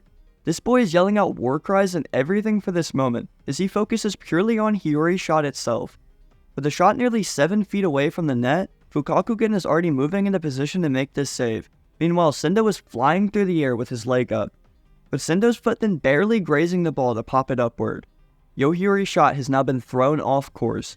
With the ball then hitting the crossbar to then bounce back down and up in the air, Sendo Shudo has actually denied Hiyori this winning goal. I mean, while I did expect him to do something this game, just wow, I did not expect this important of a showing from our GOAT Sendo. Hiyori's reaction is then shown, and I kid you not, we just have an entire half page of this dedicated to our bro looking mortified, no text at all. Igaguri is yelling out too about how close it was, and Aiku as usual is complimenting Sendo's efforts. With Hiyori then being shown again nearly crying, he says that, I knew it. I wasn't a person who was born to play football after all. This kid is literally so down on himself after only missing one single shot that he's literally over here contemplating if he should even play the sport. I mean, that is wild. Nice, Hiyori. Isagi, on the other hand, is juiced up just one page later. Puzzle pieces all around him. Aura twirling like a damn tornado. Immersed deeply into his flow state, the loose ball's reflection can even be seen within Isagi's pupil here, as he's finally found it. His ultimate winning formula has been discovered. At the last second, Sendo has tipped Hiyori's shot into the crossbar to keep this game tied at 2-2. Even though things have not gone as planned, Hiyori might have given Isagi a clue there to his missing piece. It's now time to take charge of this chaos and score this winning goal. Use your missing piece to close it out, you egoist. As chapter 236 starts off, we can see Hiyori's stray shot as it's being reflected into the atmosphere. Fukakugen is jumping all dramatically as if he needed to, because look how the GOAT Sendo is playing for the badge. No worries about injury. Ryu and Kunigami can also be seen here looking up at the ball, as Kaiser 2 is actually broken out of Lorenzo's grasp and is sprinting straight towards Oliver Raikou. Now Hiyori on the other hand is just standing there mortified, as he says that maybe he wasn't a person who was born to play football after all. His eyes are just frozen in place along with the rest of him, and more than anything, he's just blocking our intro text. While seeing his shot be blocked by Sendo, Hiyori's ego shatters, Believing he isn't someone who was born to play football, Hiyori is now sunken into darkness. His shot, however, has helped Isagi feel like he's found the answer to score the winning goal. So will Isagi's ray of hope save Hiyori? With Oliver Aiku then receiving the ball with a swift chest trap, Kaiser can also be seen pressing right behind him. Hiyori is still just frozen, looking broken, as he's thinking about how much he's suffered, how much frustration he's endured. As this man finally takes a step in the midst of the game, he explains that he tried so hard to believe in football being his purpose, with him then once again thinking of his parents. Apparently the shot right there told Hiyori that he wasn't worthy. He's somewhat okay with this though, because this now allows him to just go home and tell his parents after this that he's done with football.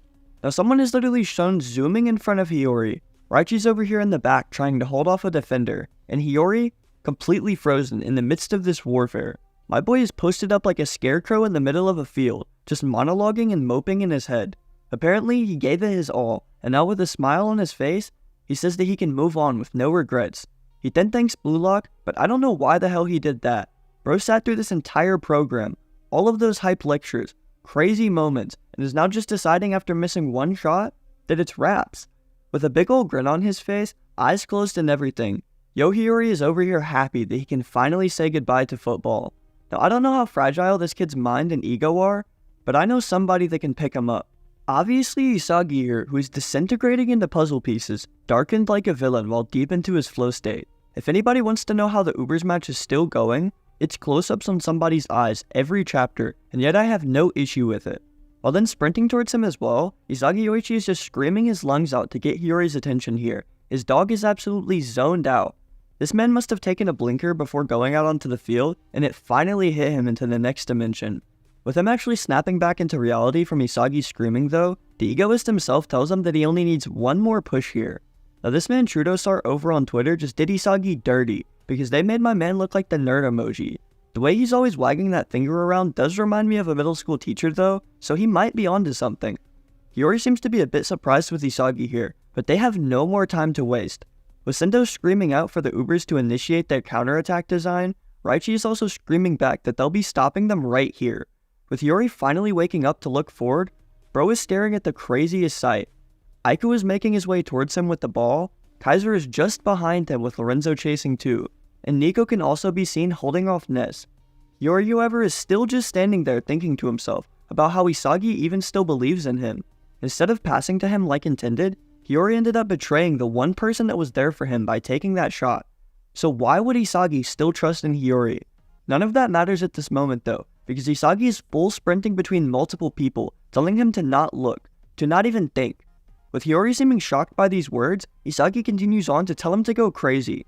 Together as a duo on the field, they will surpass their wildest imaginations, completely off of instinct. Reflexively. With his Metavision eyes shining bright once more, Isagi also has an aura literally seeping from his clenched teeth. Now a lot of people have pointed out that this panel looks exactly like Itoshi Rin's one here, so maybe this is even more hinting towards Isagi unlocking his original ego. With Hiyori's eyes then being shown to be watching while blanked out, Nico is then also shown to be forced into a pass, while Ness is pressing him from behind. Something then finally clicks within Hiyori, as he's thinking about how Isagi mentioned reflex. This is a direct callback to their third selection time together, as Hiyori had given Isagi this exact same advice. As the Ubers are working the ball up the field, Hiyori is struggling to understand why Isagi is saying this now. What does he mean? The ball has actually worked its way past both Raichi and Grim, as Lorenzo now has possession while he's approaching some fodder. Hiyori, being even more frustrated, is just repeatedly stating that he doesn't understand or get what he's saying. As this weird sparkle aura panel then shows up again, Hiyori says that every single time, he wants to meet Isagi Yoichi's expectations of him. Bro is literally staring at the ghost sprinting up the field, and I guess Isagi has just become the official egoist father figure of these lost souls. Bro knows what he wants, which is goals, and that's all he needs. Meanwhile, Hiyori is over here frozen mid-game still thinking about his parents. Yeah, also speaking of them, we get another flashback of them cheering on Hiyori, but what they're really doing is cheering on their number one for their benefit. As they were saying during the argument, if Hiyori cannot become the best player in the world, then they're gonna have to get a divorce. Some devious ass parents, let me tell you, as Hiyori even goes on to say that all of his parents' expectations, they were always so focused on his physical specs and the human side of him. As he's shown in this dope ass panel basically floating in liquid with his parents as shadow monsters, he makes the realization on why he doesn't mind Isagi pushing him. His expectations and everything about Isagi are different. He's not focused on the human side of Hiyori or just his physical specs, but rather the things he can change through actions. As Isagi is shown to be going for an interception from Don Lorenzo, Hiyori explains that his expectations are all super goal oriented. Isagi is out here hunting for total glory and victory, especially goals that have the power to change his destiny. Hiyori says that ever since Isagi has arrived at Blue Lock, he's just been actively searching for allies to help him achieve this reality. He wants to be the #1 striker, however he isn't arrogant enough to think he can do it all alone. Lorenzo was then shown to actually get a pass off before Isagi could intercept, leaving our MC sliding underneath this zombie. Yukimiya then tells them not so fast, because he actually is reading the situation here. This pass was targeted towards none other than Baru, who Yukimiya is actually trying to press as he receives this pass. It's not just him either, because Raichi screams out and actually commits to helping Yuki double press Baru. Hiyori explains that all of these actions and people working with Isagi, they get drawn into this massive ego of his and then work their absolute hardest to not be devoured. Even with Yukimiya and Raichi both pressing him, Baru manages to just easily hold them off at his back, while swinging through with a shot, calling them good-for-nothing scrubs. They both look shocked by the outcome of this, but let's be honest, Baru's just built like that. As Gagamaru is preparing for the shot to come through, Kunigami is actually also shown to be looking pissed off. Veins bulging in his face and everything, he just tells Baru that it goes right back at him. You red-headed fucking gorilla. Damn, everyone's just borrowing insults now, because he totally snagged that from Kaiser, just as Baru is trying to take Lukewarm from Rin. Anyways, Kunigami actually leaps into the air and makes a block on Baru's shot, so our boy is no longer ghosting. Yukimiya and Raichi are absolutely relieved with this, as even Baru just screams out in confusion. As usual, Isagi tries to hype up his teammate by telling him nice job. However, Kunigami is still not on emo yet, so he says some, "Shut up, it's not like I did it for you, Isagi." Like, this guy is so weird. Anyways, with Baru also screaming out in anger for his team to get the loose ball, Hiyori is then shown once again. What the hell? Just when Hiyori thought he could move on from all of this, his teammates are still somehow fighting for them and Hiyori to stay in the game. Hiyori literally is thinking about how he wanted to go home and play video games. Meanwhile, Gagamaru mosses on both Sendo and Aiku to catch this cleared ball. Bro has hops like a kangaroo for real. Who doesn't love the big goat Gamaru? With Raichi then screaming out in celebration, our airborne goalkeeper lands back down into a squat while clinching the ball tightly. Hiyori is just standing there in awe as he explains that he finally was ready to quit football. Gagamaru doesn't care about any of this coping though, because while pulling back for the throw-in, he tells them to finish them off already, egoist. Notice how he says it plural. Yep, he's still including Hiyori as well, so our guy needs to start believing in himself like everyone does for him. As Gagamaru rockets this ball out for the throw-in, Hiyori explains that he already knew the fact of Blue Lock being twisted. This pass, however, it's impossible. It won't cut it. Hiyori is kind of being an arrogant asshole here in my opinion, because out of nowhere while staring up at Gagamaru's throw-in, this man says, "Seriously, this kind of shit pass won't lead to a goal. Hey buddy, neither did your shot attempt, but you don't see either Isagi or Gagamaru ragging on you." Anyways, as Hiyori then traps this throw-in before Lorenzo could snag it, he goes on to say that this pass couldn't lead to a goal unless he himself was there to get it. Isagi can also be seen calmly sprinting in the back, as Lorenzo just looks shocked at this turn of events. With Hiyori finally waking up, his eyes begin to glow with aura as he calls out to Isagi, calling him a bastard. Isagi on the other hand is just hyped to get things back into action, finally having his duo's head back in the game. Hiyori does agree to go along with this while telling Isagi that he's on, but after this, I'm done. As the two are finally shown to be exchanging glances while in possession of the ball, Hiyori says that this will be his last and final attack. Just one last time, Hiyori will work alongside Isagi Yoichi's crazy twisted ego. With puzzle pieces all around Isagi and broken memories around Hiyori, the outro text here says, "The path to victory is now run through Hiyori. If this is really your last attack, then go all in and sync up with your partner's ego." So chapter 237 actually starts off with us viewing a different angle of Hiyori, who's trapping the throw-in from Gagamaru. The intro text says, after seeing his shot be blocked, Hiyori has decided to just quit football. However, after being fired up by Isagi, Hiyori has now chosen to tap into his twisted Blue Lock ego, just one last time. As he goes all in to help Isagi win this game, it's time for them to break past their limits. With Hiyori now in possession once more and the game at 2-2, will this really be the moment? This game has shown us counterattack after counterattack, but this might actually be the final one. As Hiyori is then shown to be scanning the field, Nico can also be seen sprinting directly towards him with his teeth clenched. He also announces to the Ubers that they will crush Hiyori here and now, using their high-press trap design. Also from behind Hiyori, Don Lorenzo is sprinting in full speed to help out Nico here, with them trying to pressure the ball off of Hiyori from both sides. With that iconic smirk on his face, Lorenzo approaches even closer while singing to Nico that they should get this done. Hiyori, however, then begins to bring his right leg behind the left, and while donning a cold look, he just wants them all to shut the fuck up. Then rainbow flicking over Don Lorenzo and Nico. Hiyori's eyes are actually fully whited out as he goes on to call them dumbasses. Now I must be a dumbass too, or at least blind like Yuki, because there is no way that Lorenzo is letting this slide. Unfortunately, he really has no power here, because while looking confused and in the wrong direction, Hiyori is not just passed up Don Lorenzo, but he's cooked this man up like a 5-star meal, have him looking goofy and everything. Now it gets even crazier, because we then get to see that this rainbow flick was actually a pass to Isagi Yoichi. Hiyori also tells them to take those designs and shove them right up their... Damn. I guess the gamer side is really leaking out of Hiyori this match. Anyways, while making eye contact with one another, Isagi screams out for Hiyori to keep up, as he's just now receiving this rainbow pass. Hiyori, however, while staring back, looks pissed off, grinding his teeth and everything. He's thinking about who the hell Isagi is to be ordering him around, and it's just like, how many times can he swap personalities? Bro went from being Isagi's #1 simp to now his #1 tsundere. With Nico trying to step in to block him, Isagi actually manages to use Hiyori as a moving anchor to 1-2 the ball past both defenders. While this is happening, Hiyori is somehow thinking that if it wasn't for him, Isagi wouldn't have even been able to impact this game. Now I don't know who this guy thinks he is, but last time I checked, he's not Corona, the one who assisted Isagi's lefty shot.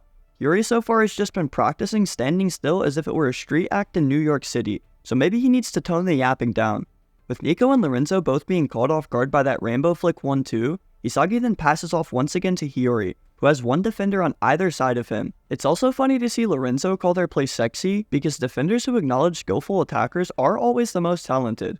With Hiyori then receiving the pass with Lorenzo at his front and another defender behind, he actually makes a one-touch roulette turn to pass up the defense. Not only does this confuse the defender at his back, but this play also forces Lorenzo to slow down and lose his previous momentum. While this random defender is also impressed with Hiyori's dribbling and playmaking, Hiyori on the other hand has finally had enough. While doing high-speed stepovers with the defender at his front, Hiyori decides that after this match, he will be quitting football. After today in general, Hiyori just wants to never ever play football again. I told you guys, this kid cannot make up his mind. Just then behind the defender though, Hiyori actually manages to find Isagi again, who is sprinting up the field. He's also repeating in his head over and over that he's definitely going to quit football, as he then also makes a nutmeg pass to Isagi. Even Hiyori himself doesn't know what he's doing, because he just seems frustrated with everything at the moment. He's literally running around like a maniac, trying his absolute hardest, when he literally wants to quit playing overall. He just can't grasp what's causing him to even feel this way. Is it the noisiness and encouragement from Isagi? Maybe even his kindness or their friendship? Definitely not, I guess, because Hiyori claims that he doesn't give a shit about any of that. As we then see Isagi making the pass back to Hiyori, the only thing his partner cares about. The only thing he cares about seeing is if Isagi Yoichi is really the real deal. Hiyori says that if he truly holds the key to Isagi becoming the best, then he wants to experience it firsthand and witness the world change. He wants to personally feel the movement of the world around him, as Isagi's passing can even be seen in his eyes' reflection. Also at the same time, he's making the realization that something else resides deep inside of him. It's this greedy ego that's pushing him to continue playing, even though he's literally planning to quit after this match. In a very similar scene to what we've seen Isagi in, Hiyori here can be seen trapping the ball, with his head transparent, brain shown and all. Instead of shattering into puzzle pieces like his best buddy, Hiyori's change is actually displayed with broken glass shards. Maybe the glass itself just represents his memories of the past, or is meant to reflect broken photo albums or something of that sort. With the past and present all meshing together, Hiyori recognizes what this odd feeling is. For the first time ever while playing the sport, his mind and body are actually in perfect sync. Glass shards are shown all around with memories attached to them. However, Hiyori's mind is still very conflicted here. On one hand, Hiyori has finally understood what it feels like to place full faith in yourself, to actually believe. On the other hand, I will quit football. With Hiyori then shooting off another pass, Isagi is actually forced to yell out for Yukimiya to help him. It kind of looks as though Isagi couldn't reach the ball in time, but it could also be just a through ball that wasn't intended for him. Yukimiya actually does understand the assignment here, and after receiving the pass with Drago at his back, he immediately passes it back. Hiyori is also then shown to be scanning with his metavision, noting that there's only 38 meters to go. With the scene then showing us the normal metavision tunnel perspective from behind the user, Hiyori is thinking through of what to do here. Although they still haven't broken down the defense fully, Hiyori can still deliver this final pass if Isagi can just slip behind. Although he still isn't in range to deliver this finishing pass, Hiyori notes that right now might actually be the perfect time for it. As Isagi is then shown to be sprinting past Ryu and another defender, Hiyori realizes that they've definitely still got too far to go. Isagi also has not shaken off the people marking him yet, which now leaves Hiyori to find the best option. Huh? Isagi then just actually stops in place out of nowhere, leaving both Hiyori and the people marking him confused. Hiyori just has no clue as to what he's doing, encouraging Isagi to keep it moving. Instead of going forth to sprint again, however, Isagi actually just makes direct eye contact with Hiyori. How am I supposed to pass to you if you're stopped, idiot? Does he want me to go rogue or just selfishly go for the goal? What the hell is he thinking? With Hiyori just staring back in utter confusion? Hold on. What are you? It seems like he's understood what Isagi is asking here, with his face reflecting that surprise. Having that same flashback of Isagi, he remembers when he was told to not look, think, or even care at all. In order to surpass their wildest imaginations instinctively, they both need to act off of pure reflexiveness, as Hiyori seems to have made this full realization. Also breaking apart into glass just like Isagi does puzzles, I guess their telepathic communication has now made sense to him? That's right, Hiyori. Realize it. Even Isagi can see that his partner is now understood, with Hiyori and him both breaking themselves down to rebuild. This cyan-haired menace may not get what Isagi is going for, but he calls him a maniac for it. Wait, can he even pull this off? No matter how you look at it, this is just too crazy. Hiyori seems to be blown away by what Isagi wants to do here, but none of those doubts even really matter. Isagi wants Hiyori to sense the same blind spot on the field that he does, as this is the place where he could supposedly win them the game. Hiyori is still talking about it being just theoretically possible, however he needs to stop with all of this irrational thinking to just do as Isagi said, play reflexively and instinctively.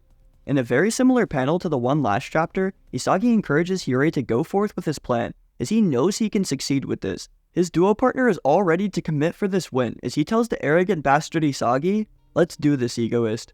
Glass can still be shown breaking all around Yo Hiyori, and interestingly enough, that same swirling aura can be seen below Isagi. As a wide POV is then shown with this amazing double spread, Yo Hiyori and Isagi Yoichi are not only staring towards one another, but they're literally being connected by the aura itself. That same swirling aura that I mentioned can be seen kind of linking the two players, mostly coming from over both of their heads.